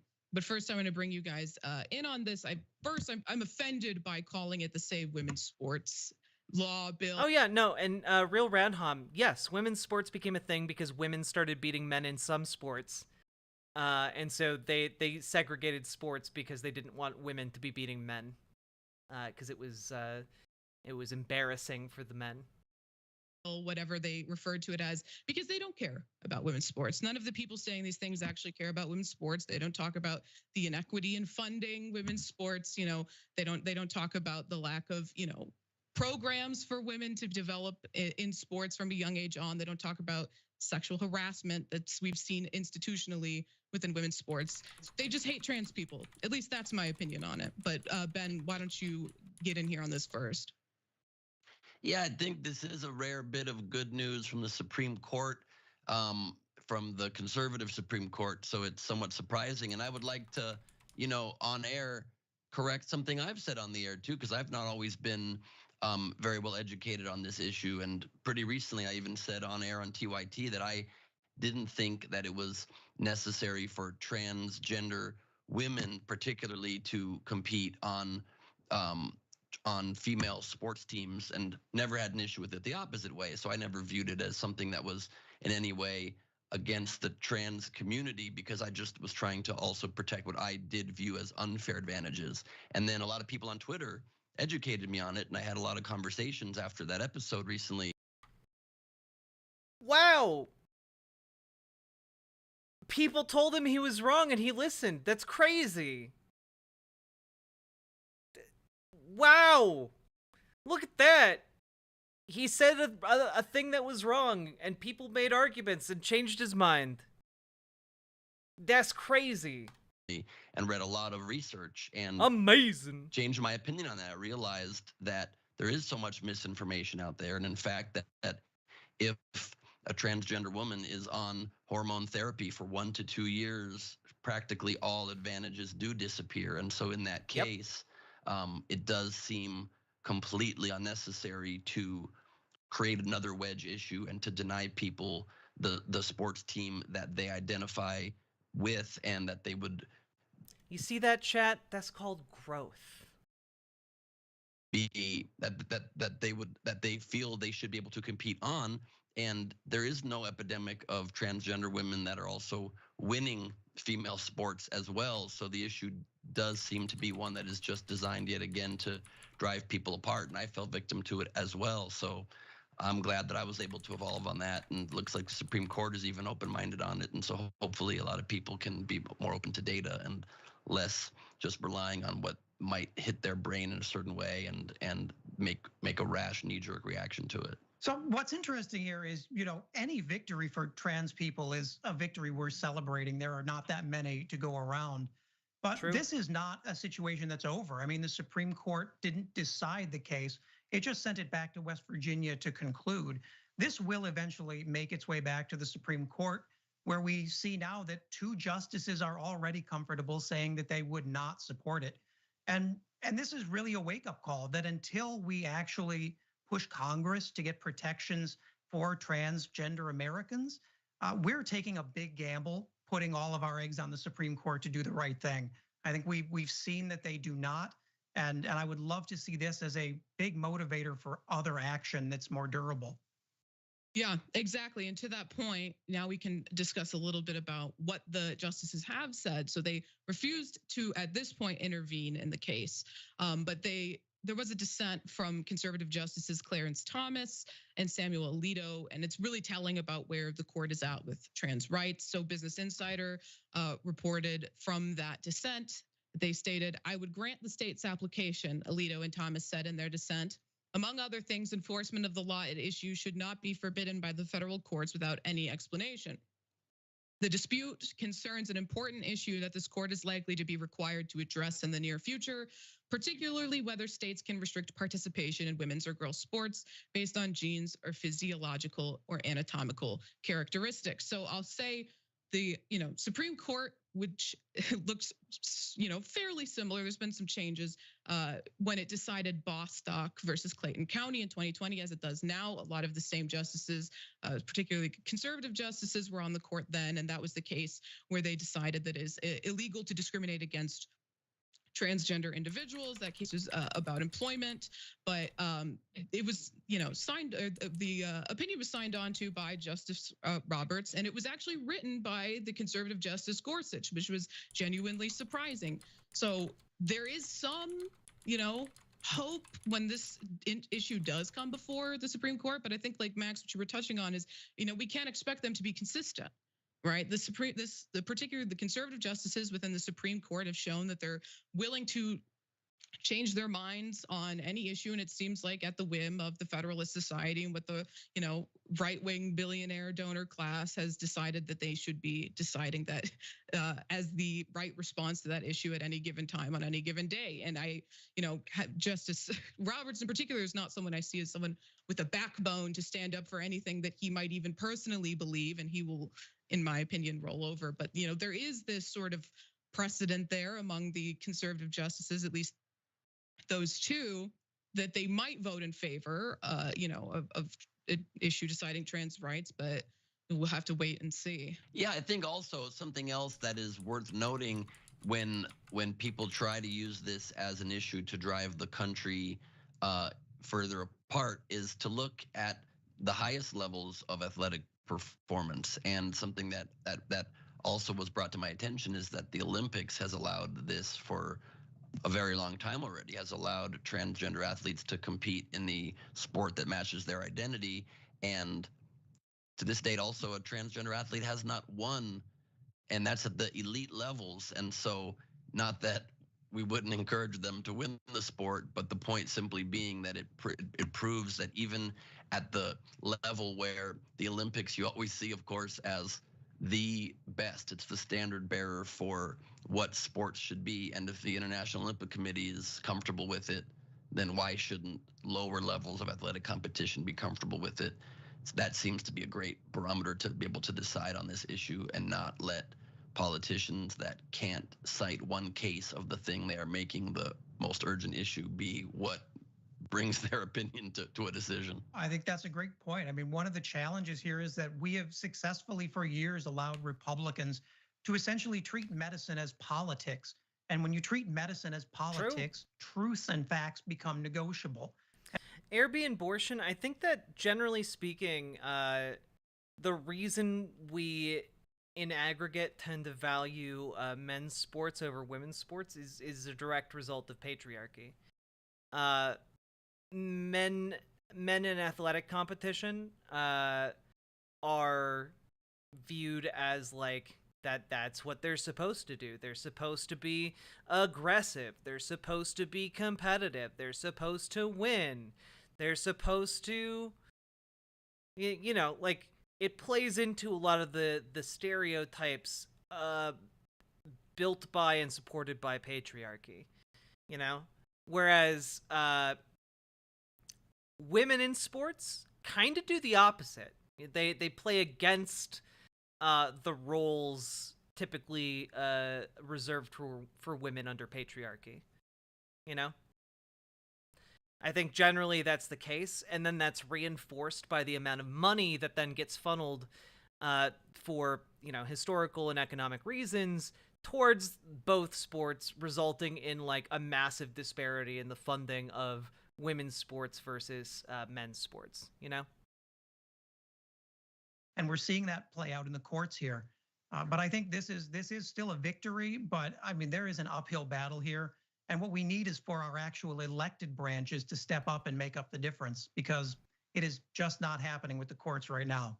Yep, it's definitely an uphill battle, and we will keep everybody informed on it as it continues with this case and the battle for trans rights and civil rights in this country. Thanks for watching The Young Turks. We really appreciate it. Another way to show support is through YouTube memberships. You'll get to interact with us.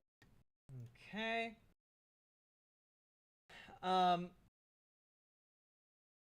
And this is, okay. You know what? Which brings me to the greatest civil rights violation.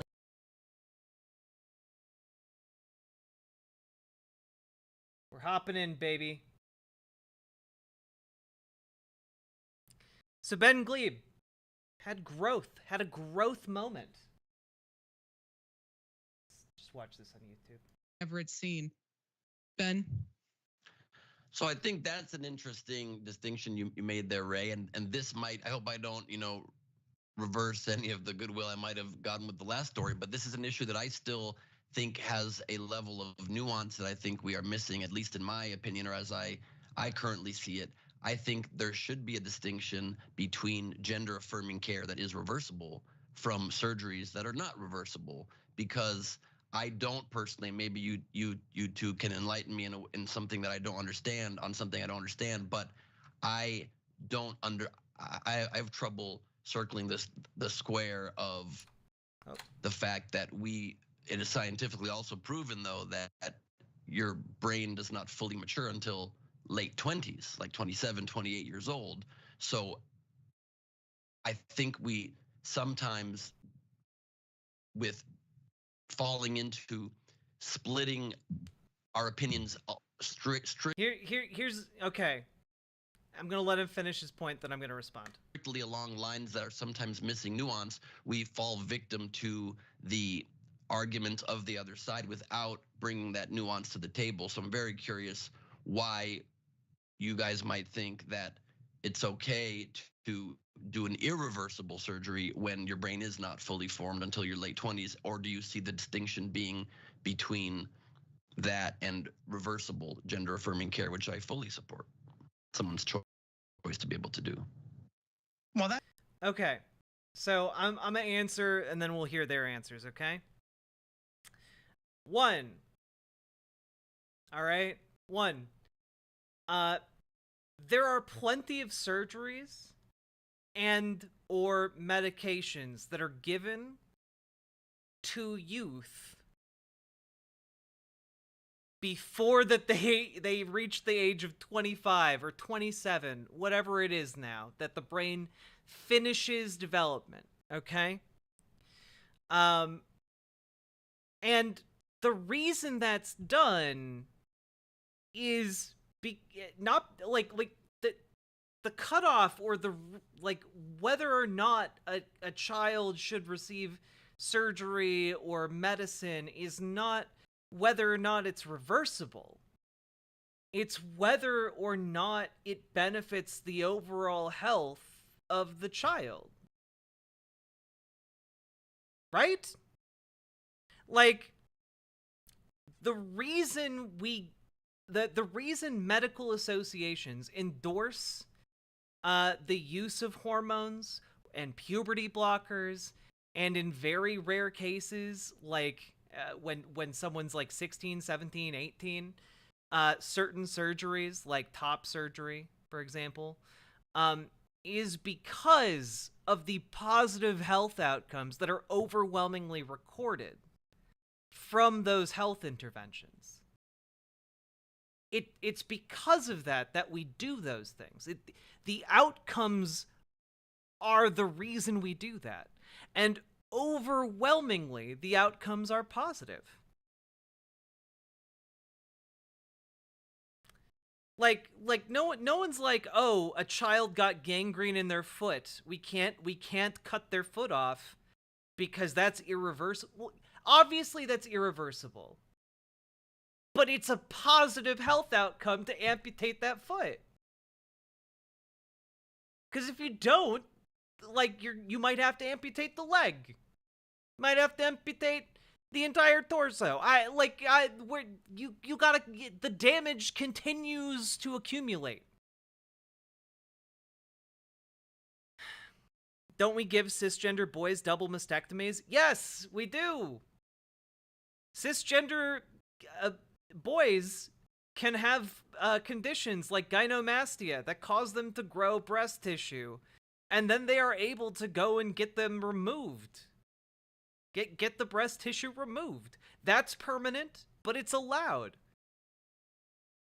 I had a classmate in high school who went and got top surgery to reduce her breast size because it was making her uncomfortable in her body, and it was also giving her back problems. That's fine. No one complains about it when it's cisgender kids. Don't we have surgeries on intersex babies? Yeah, and that's pretty fucked up.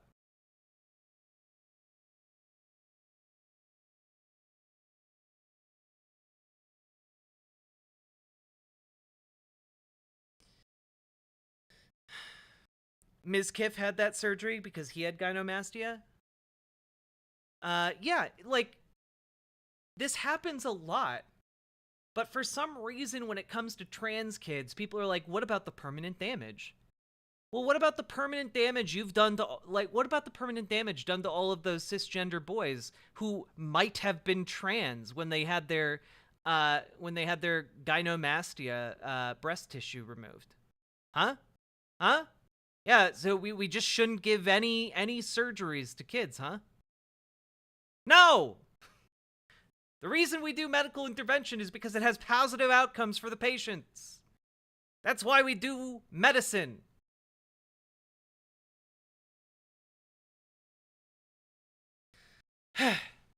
So, anyway, those are my answers. Let's hear what I have faith in Ravana. I think Ravana can bring it home. I don't know who this middle person is. That's so much of the bad faith of it, honestly, is that, for example, in Indiana, You cannot have transition surgery if you're a child, period. In most states, you cannot begin hormones or have irreversible surgeries as a minor.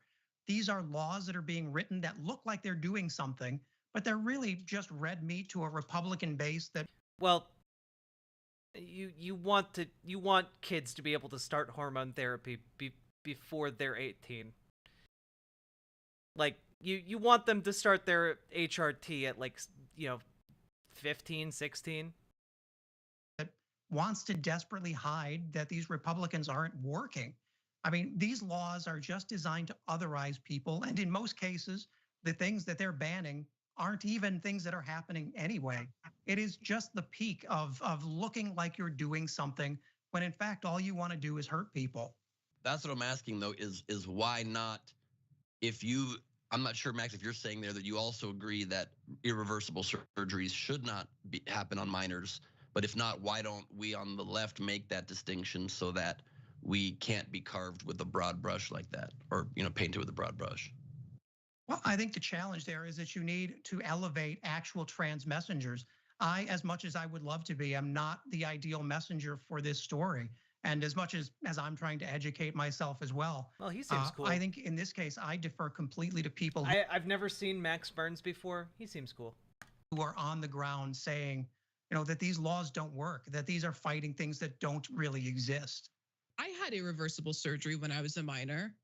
And it wasn't gender affirming surgery, but no one questioned whether or not my irreversible surgery, if I was ready to make that decision because it was deemed medically necessary, which is the same case for any minor who's transgender who's getting the surgery. And there's so few of them. Oh, goddamn. First of all, I don't know what the camera's doing to Ravana's face, but this is a war crime. We need to prosecute the camera for the pixelation.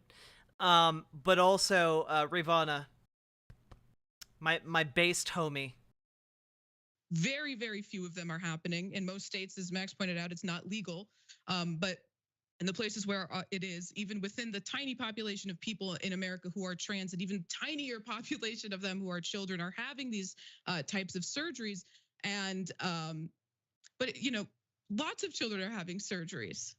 And they're irreversible surgeries, but there's never the question there if they're ready to do that. But the satisfaction, I'll say, with gender affirming surgery is higher than it is for most people who have surgery. And so the people who are dissatisfied after. Oh God, Ravana bringing it home. Excellent answer. Transitioning and having gender affirming surgery, the dissatisfaction rate is significantly lower than cis people who have surgeries afterwards. So there's a lot of factors, I think, to sort of push back against the idea that this is, impossible, but really. Oh my God. I just realized if this is a sweater dress, I think I have the same one. What's important to highlight is the fact that it's not just, these bills don't just ban those surgeries, right? It bans puberty blockers, which is, if they're not even specifically targeting things. And as Max pointed out, they're trying to make things illegal that are already illegal within these bills. And they're, alongside that, passing things that are significantly more insidious. Sure, and that I fully understand. And without hearing what specific surgeries you're referring to for cis people that they regret, it's a little hard to respond directly, but it's literally almost every single surgery. I actually do not know. I think the surgical interventions with the highest rate of success are gender affirming surgeries, both for cis people and for trans people. Trans and cis people both have overwhelmingly positive reactions to affirming surgery.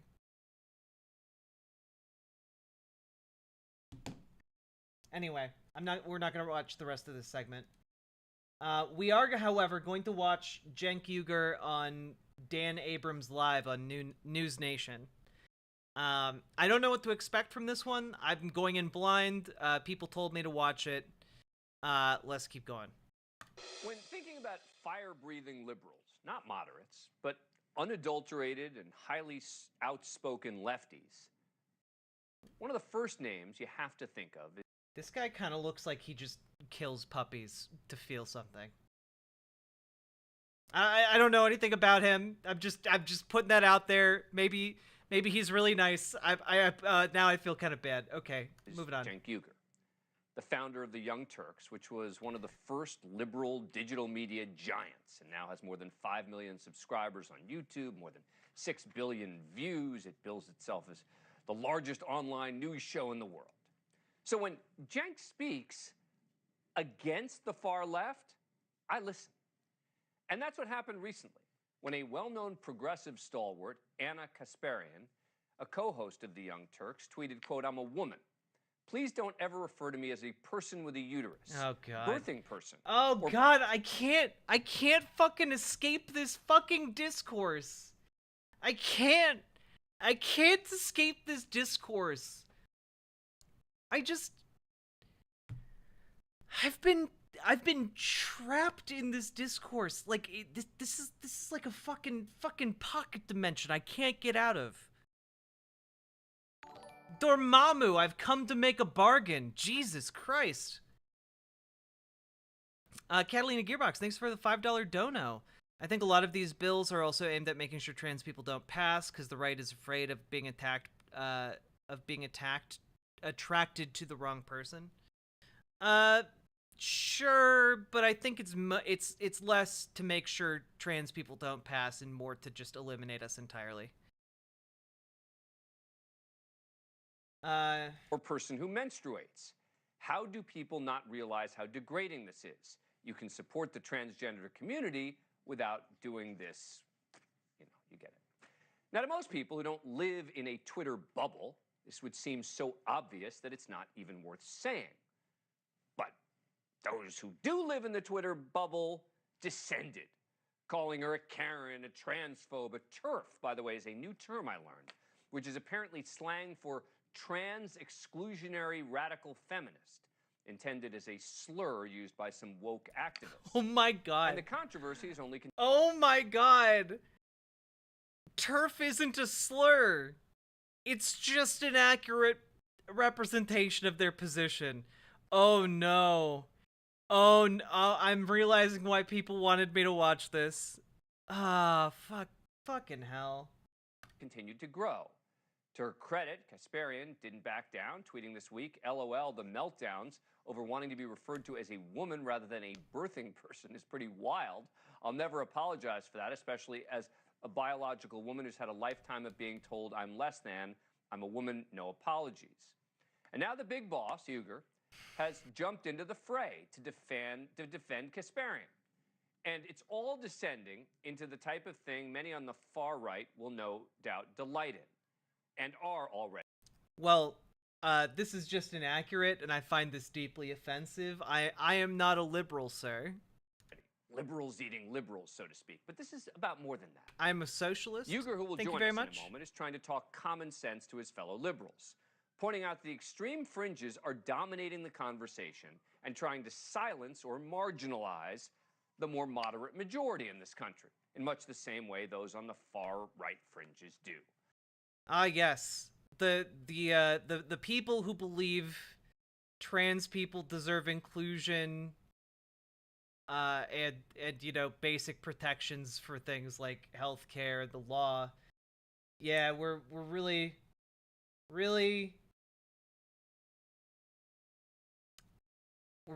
on the fringe here.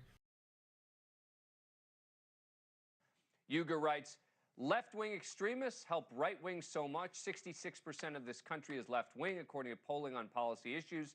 They don't believe in defunding the police or being called Latinx or calling women birthing people or abolishing prisons. Is this the live? Anyone who claims they do. Is this the live PD guy?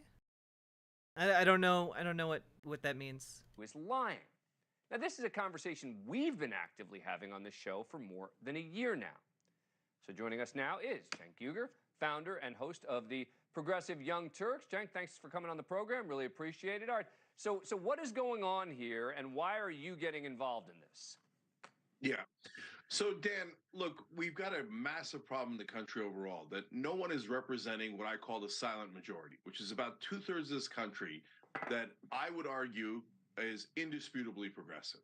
So I could show you the polling on it, you name it, paid family, Medicare, Medicaid, Social Security, universal health care, True, Jank. minimum wage, you name it. The country is progressive. The problem is the Democratic Party doesn't represent them because they're the corporate establishment and they represent their donors. So, well, obviously the Republicans don't represent them. So that just leaves us progressives out here in the wilderness. Well, the problem with the progressive movement now is folks on social media from time to time completely misrepresented. Now, I want to be clear, what I would call the extreme left don't have bad intent. I think the right wing has bad intent. I think it's arguable whether the corporate wings of both parties have bad intent. But the extreme left is not helping our situation. So when you've got 2/3 of the country on your side, lean into winning issues. And by the way, trans rights is a winning issue. Okay. And we've defended trans rights probably longer than any show in American media history. Okay. So now when we say something simple like, we're positive women want to be called women and they don't want to be called birthing people or people with uteruses. And by the way, some like Anna are actually offended by that. You're not being inclusive, you're being exclusive, and you're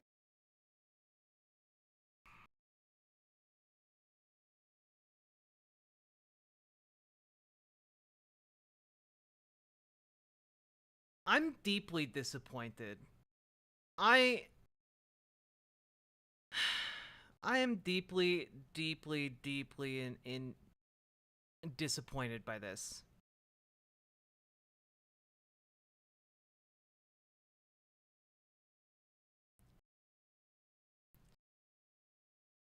What was the original article that there is no original article that spawned this.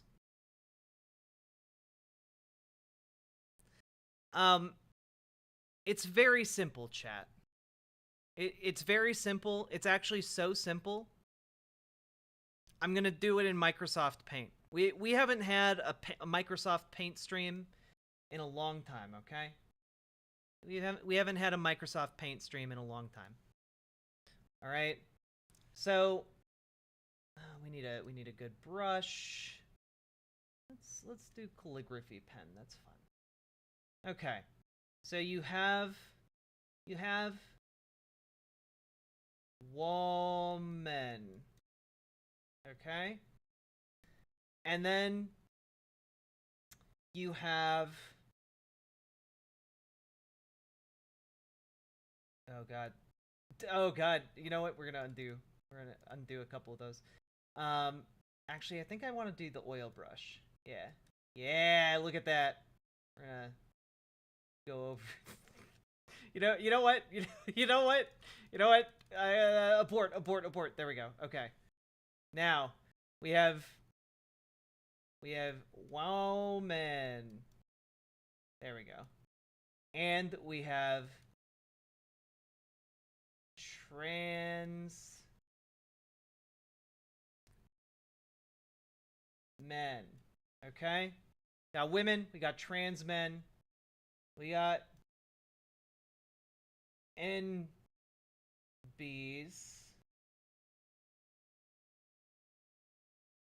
You know what? There we go. We got NBs. We got intersex.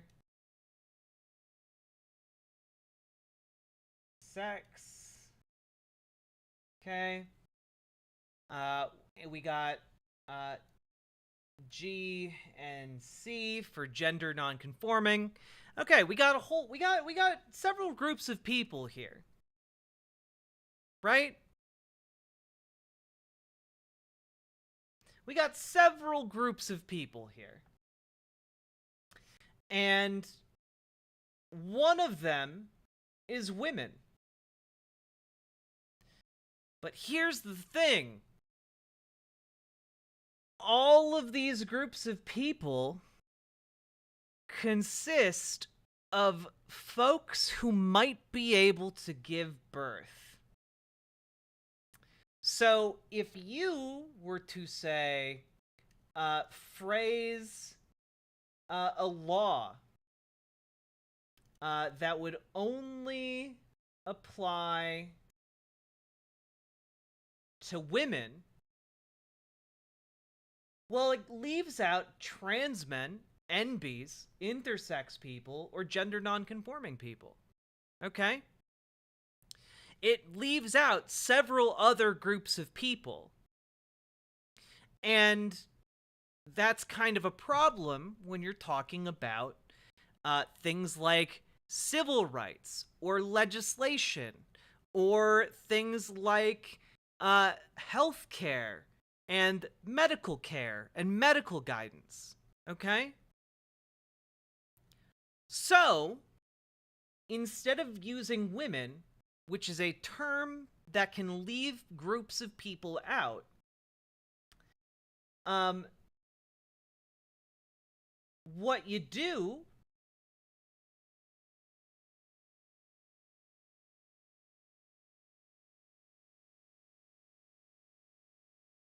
is you create a new term that applies to all of these groups, and that can be birthing person, it can be person who gives birth, it can be you know what, for the sake of this, we'll just do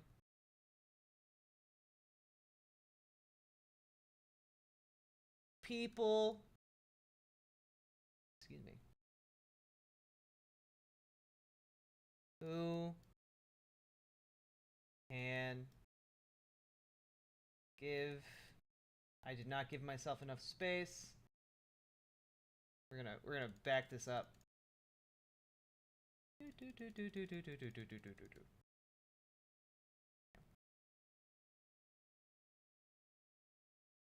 People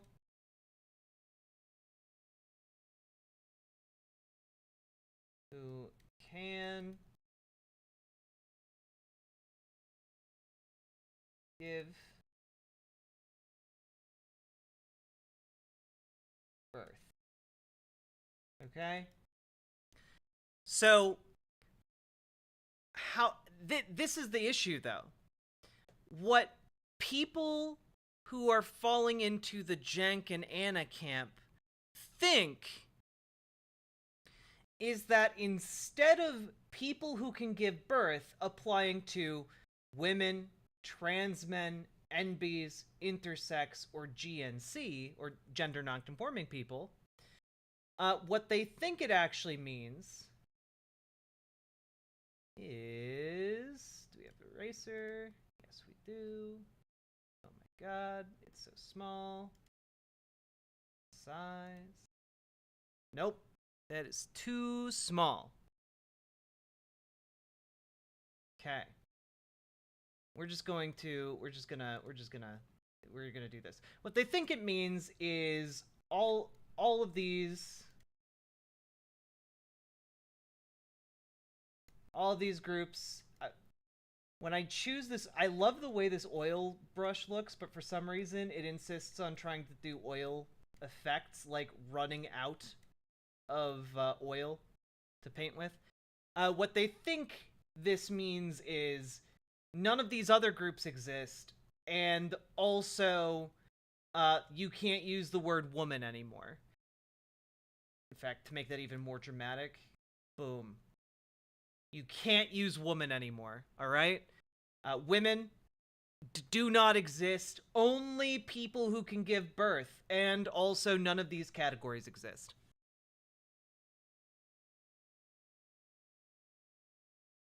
So, like, that's what they think, but the reality is just that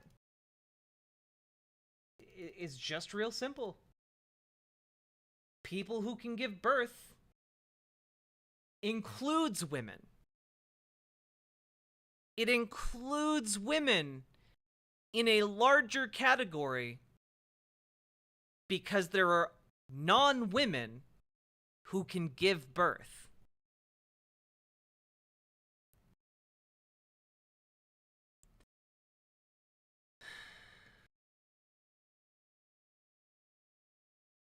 So that's just kind of the thing here, right? I feel like this is fairly straightforward.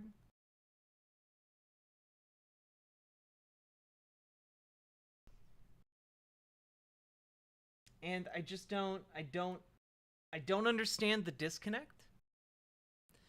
When people attempted to explain this to Cenk, the same Cenk Uygur that we just saw saying that if you have a disagreement, you should politely try and explain your side of things. You should attempt to explain and make contact with them. When people tried to do that to Cenk on Twitter about this very issue, he mocked them and called them full of shit. So, I don't know. Cenk, you're kind of undermining your own point on that one. You're choosing to fight on losing ground for no reason. It's not losing ground. It's not losing ground when 64% of people in the United States strongly favor protecting trans people from discrimination, i.e. trans rights. And another 25 don't oppose trans rights. So if you tally it up, 89% of Americans are either in favor of trans rights or not against the concept.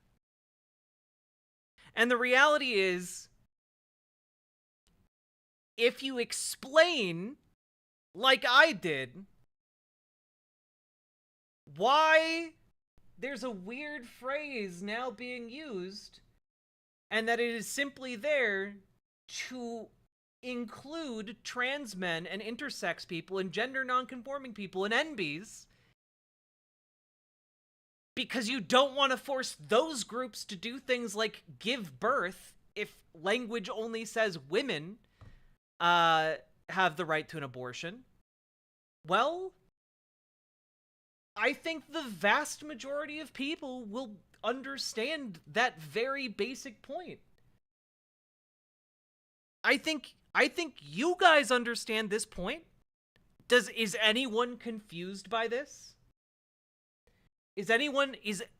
I have over 100 people watching right now. Are any of you confused by this? By this chart that I made?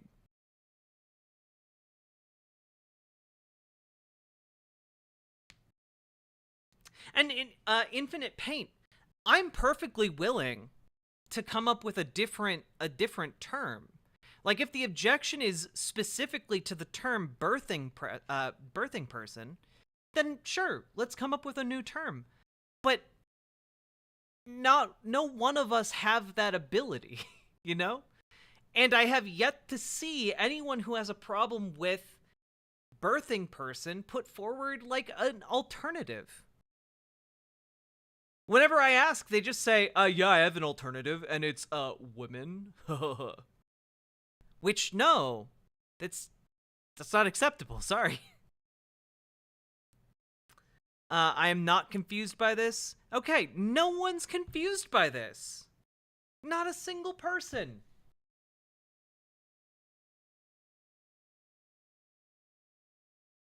When we have all the winning ground in the world. So, and Dan, the other problem here is the right wing, when you have someone that agrees with them a little bit, like Chris Rock will take big pot shots at Republican white males, etc., but then he'll agree a little bit on cancel culture, and the right wing will say, that's it, Chris Rock's one of us, right? On the left wing, we have the exact opposite situation, where somebody could fight for you for 200 years in a row. Good night, objectively, a cat. The minute they don't sleep. agree with the most extreme thing you've ever said, that's it, we're cutting them off. They're right wings, they're fascists, they're transphobes, etc. Yeah. We got to win elections so we can protect the LGBTQ community and all of us. I just the fucking doubling down on this when it's a really simple reason as to why this is occurring. I just don't get it. I don't think, like, this is the thing. I don't think Cenk is dumb. I don't think Anna is dumb. I think they're both really smart people, and I have a large degree of respect for them. But I don't understand the disconnect here. I don't. I think they're being dumb, though. Yeah, but that's what's confusing. Like, this entire thing is dumb, and I do not understand the disconnect. I feel like the basic logic is there for inclusive language.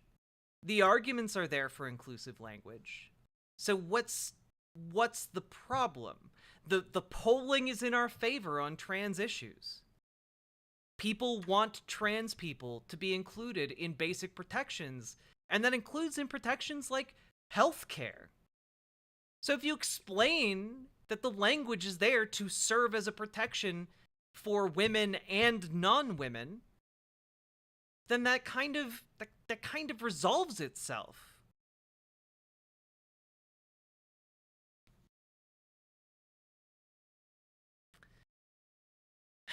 So I'm at a loss when it comes to this issue and how it keeps popping up again and again and again.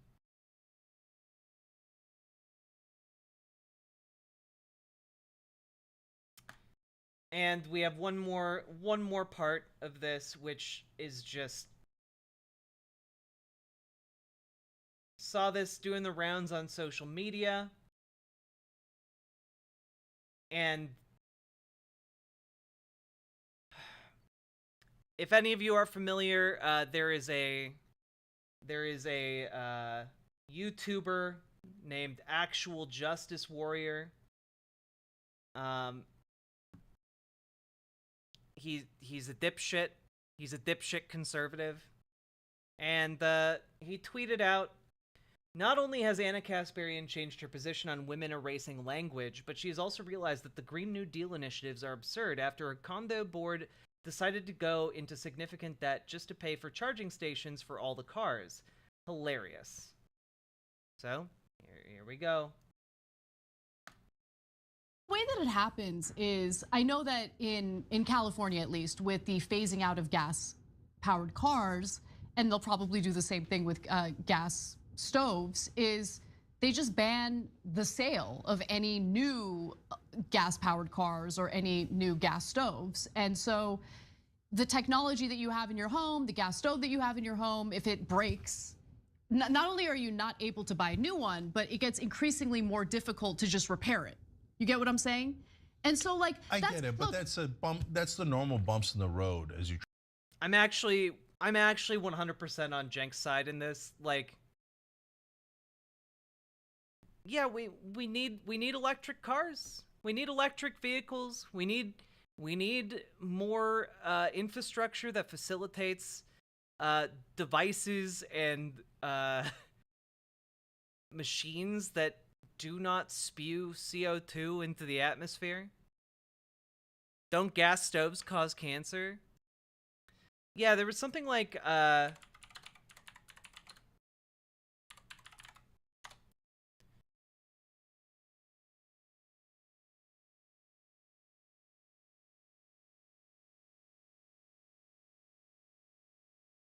let's see.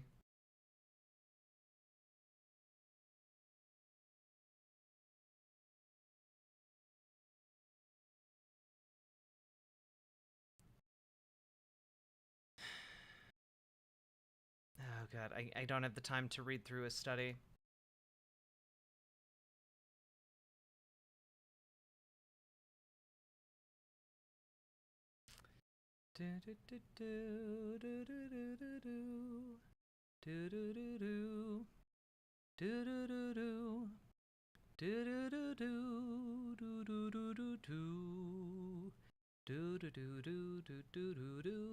Yeah, there have been studies that indicate that there is a link between brain damage and gas stoves. So, yeah.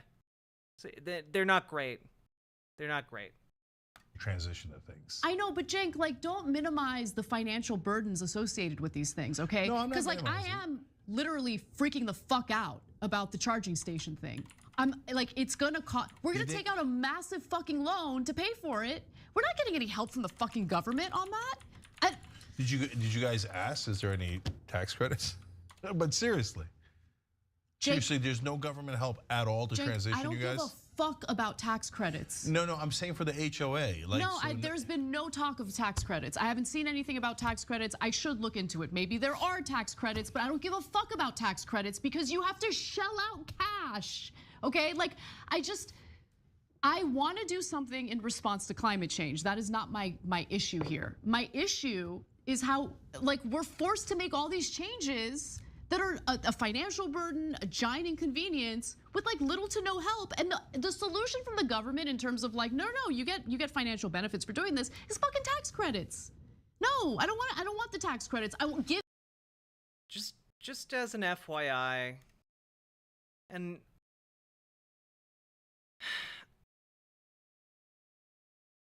I know that this is a big pain in the ass, okay? I know it's a big pain in the ass for a homeowner association. I fucking despise homeowner associations, okay? Have you ever been driving through suburbia and wondered why, like, people don't paint their houses, like, fun colors, like, turquoise, or, like, vibrant green, or, like, hot pink? It's because of homeowner associations. Homeowner associations force people to keep their houses looking drab and dull and boring, okay? Yeah, the HOAs.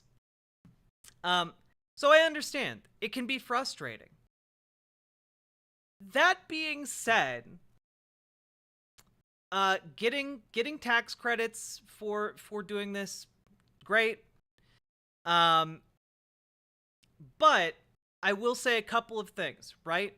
And this is probably why the homeowner association is pushing for this residential electric vehicle charger, okay?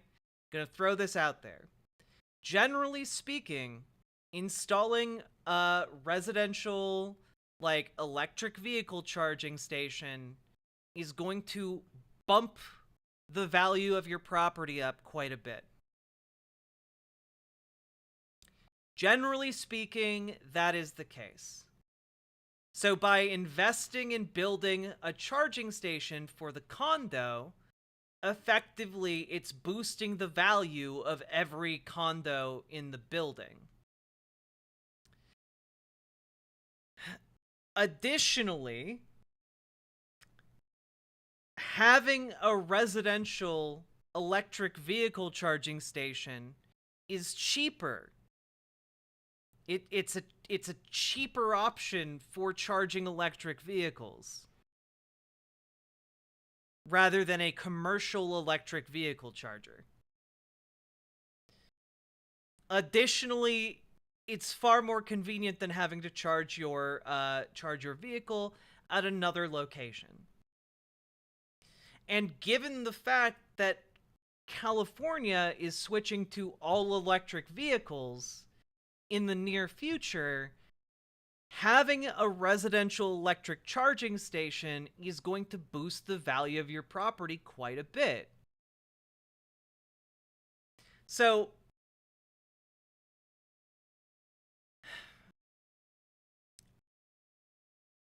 this comes across like a very short-term complaint. Because, yeah, the short-term loan is going to suck. And it's going to be a pain in the butt. And it's a pain in the butt because the homeowner association is forcing you to do it. But it's going to benefit you by making your property more valuable. By making your condo more valuable. It's going to be more convenient for you if you have an electric car, and if you don't, you can switch over, and it will be more convenient for you and save you money. Yeah. Also, I do agree with her. Tax credits are not a satisfying incentive to do things. They're just not. They're just not.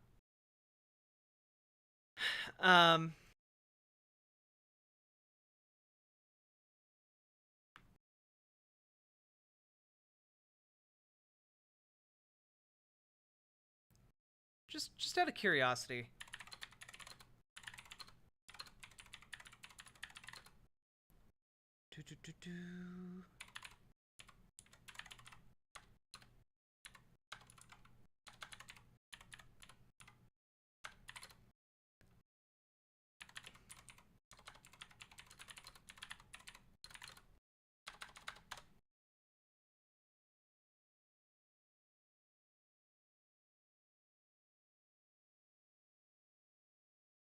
Just out of curiosity.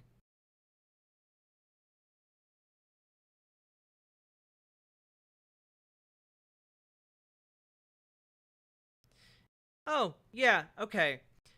An average home, yeah,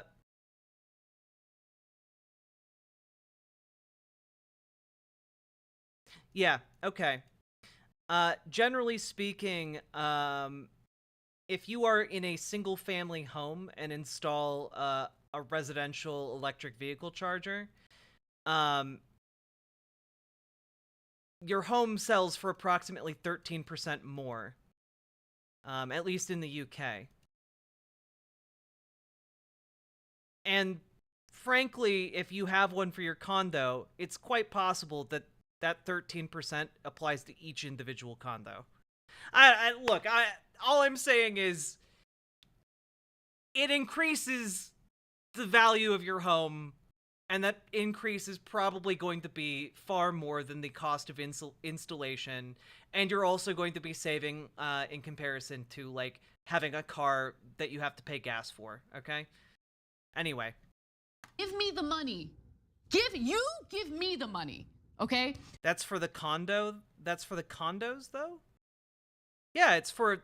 The charging station is for the people in the condo. And yeah, the value of the overall building goes up, but that means each individual unit in the building is also more valuable. Because they have an attached vehicle charging station. If you're in a condo, you own the condo, you own your condo unit. It's like an apartment, except you own it.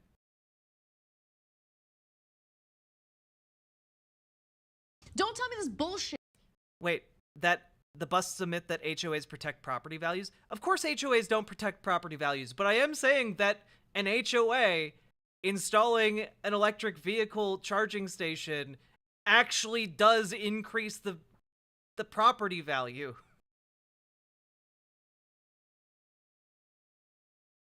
Oh, god damn it. Shit about how I have to buy like some new fucking thing because the government's forcing me to do it. And then like after I file my taxes, there's a certain portion of that purchase that might be tax deductible. Like fuck off. I'm so sick of it. It's just like endless pressure. I can't take it. Yeah, I hear you. And we ask too much of the middle class. We ask too much of the average person. Oh, the middle class is the most fucked group of people in this country. No, I hear you on all that. But at some point,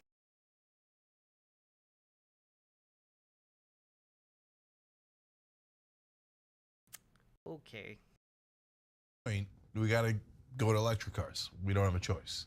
Like the plant's burning, so we got to go to electric cars. So when California says, hey, let's go to electric cars by whatever the number is, 2025, et cetera.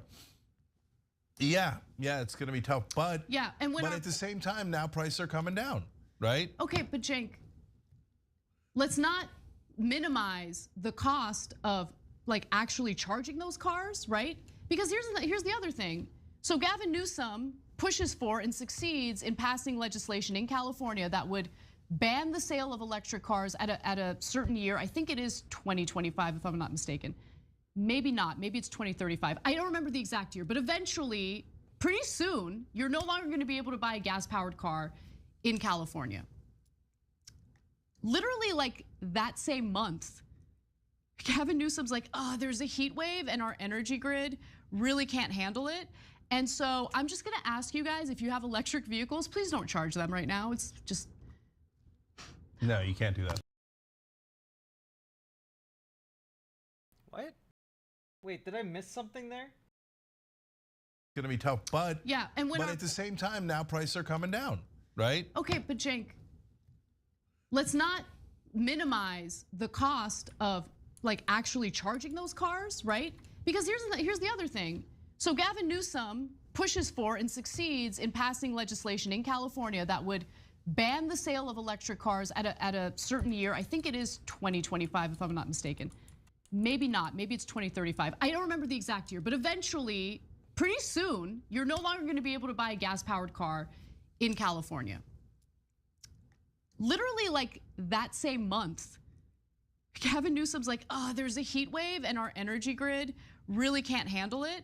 And so I'm just gonna ask you guys, if you have electric vehicles, please don't charge them right now. It's just. No, you can't do that. Okay.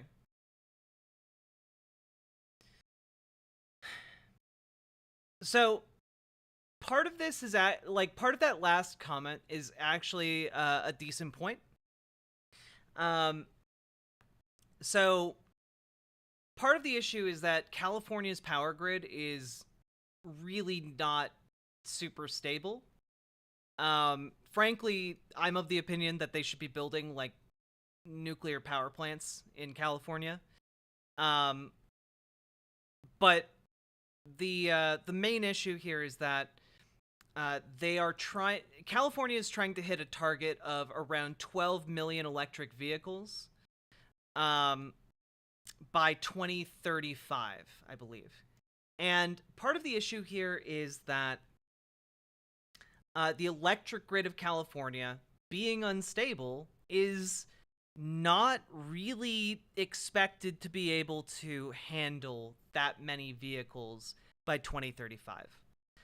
Even with building a lot of renewables up, etc. So there needs to be a lot more investment in the power grid. And frankly, if I were to advocate a solution to this problem, the state of California should nationalize PG&E. PG&E should not be a for-profit company. It literally costs California hundreds of millions of dollars every year because their neglect on the electrical infrastructure that they are in charge of maintaining as part of the agreement with California has started so many forest fires that have caused untold amounts of damage. And yeah, look, Gavin Newsom probably isn't going to do shit about PG&E. But that doesn't really solve the problem of like needing to address the power grid or needing to address the electric car production. Hey, Tomfoolery Show.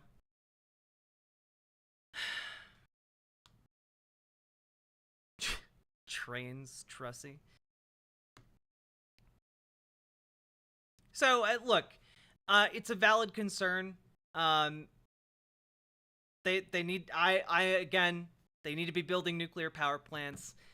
Maybe a good solution would be building like some kind of manufacturing in California, like the manufacturing infrastructure for like modular nuclear reactors. We have modular designs that can be mass produced using conventional materials for and then scaled up, obviously, for larger installations. But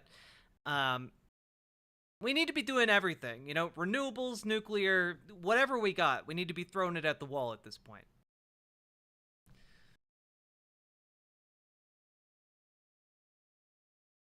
But with that being said, I think the biggest own of that entire segment is the fact that in response to Actual Justice Warrior's tweet of this clip, Dave Rubin responded with several smirking faces.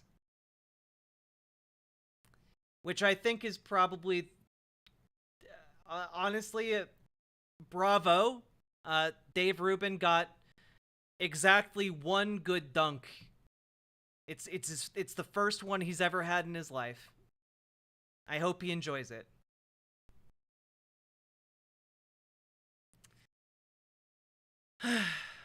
But nuclear is so bad despite the massive and overwhelming benefits. Nah, it's not bad. It's not bad. Here's the thing though. Here's the thing I would say about nuclear energy. If we do go nuclear, if we do start building that infrastructure, it should not be privately owned and operated. Because what we've seen from privately owned and operated nuclear power plants is that overwhelmingly they're very safe, yes, but the nuclear waste is often not properly stored or disposed of. In Minnesota, just like a month and a half ago, I think, we had a nuclear breach where a million gallons, like a couple million gallons of irradiated water spilled out and almost got into the Mississippi because one pipe was broken. And it's just like, yo, we can't be ignoring those safety procedures. We can't be ignoring the nuclear energy is incredibly safe if we don't cut corners. So yeah.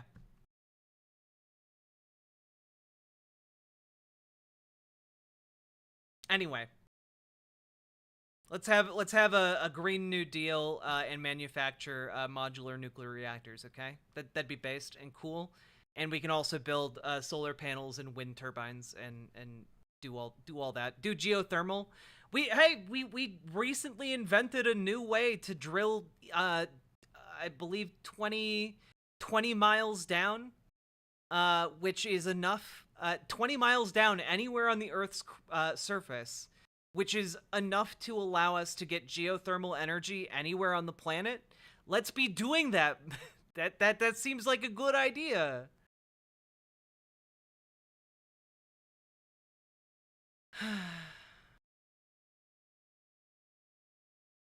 Well, no, the thing is, Love Angel, we can manage the nuclear waste. The waste isn't the issue. It's just that cutting the corners on managing the waste leads to that waste being dangerous. You know? Yes, finally. We finally got that Earthussy. On that note... On that note, chat, yeah, profit motive ruins most things. Let's see. We're gonna go raid into who we gonna raid into? Also, chat, I've been streaming for about 8 hours now. If you've enjoyed the show, come on over to riverboat.gg and consider supporting me. Hit that follow button. Hit the subscribe button on the YouTubes. Okay? Come over to riverboat.gg and throw some subs around. Make some donos. Because this show brought to you by viewers like you. Okay? Without you guys, I would die. I would just die in a gutter somewhere and be very sad and you'd all feel guilty. No, don't go. I've been going for 8 hours, and also, it's been like 3 hours since donos came in. Okay, I gotta make sure that I'm being profitable in this capitalist economy. Ba-da-da-da-bum. Let's go with. You know what? I'm gonna take you over to Cassifel. There we go.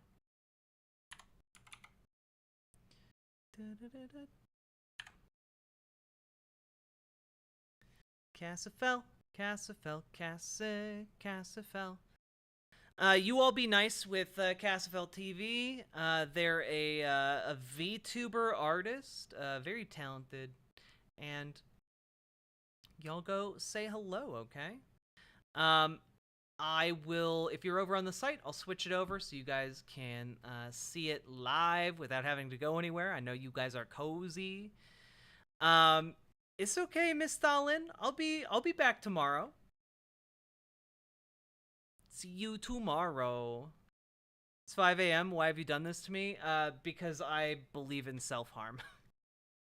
And if I believe in self-harm, you all must suffer with me. All right. Good night, everybody. Have a good one, and I'll see you tomorrow. Bye.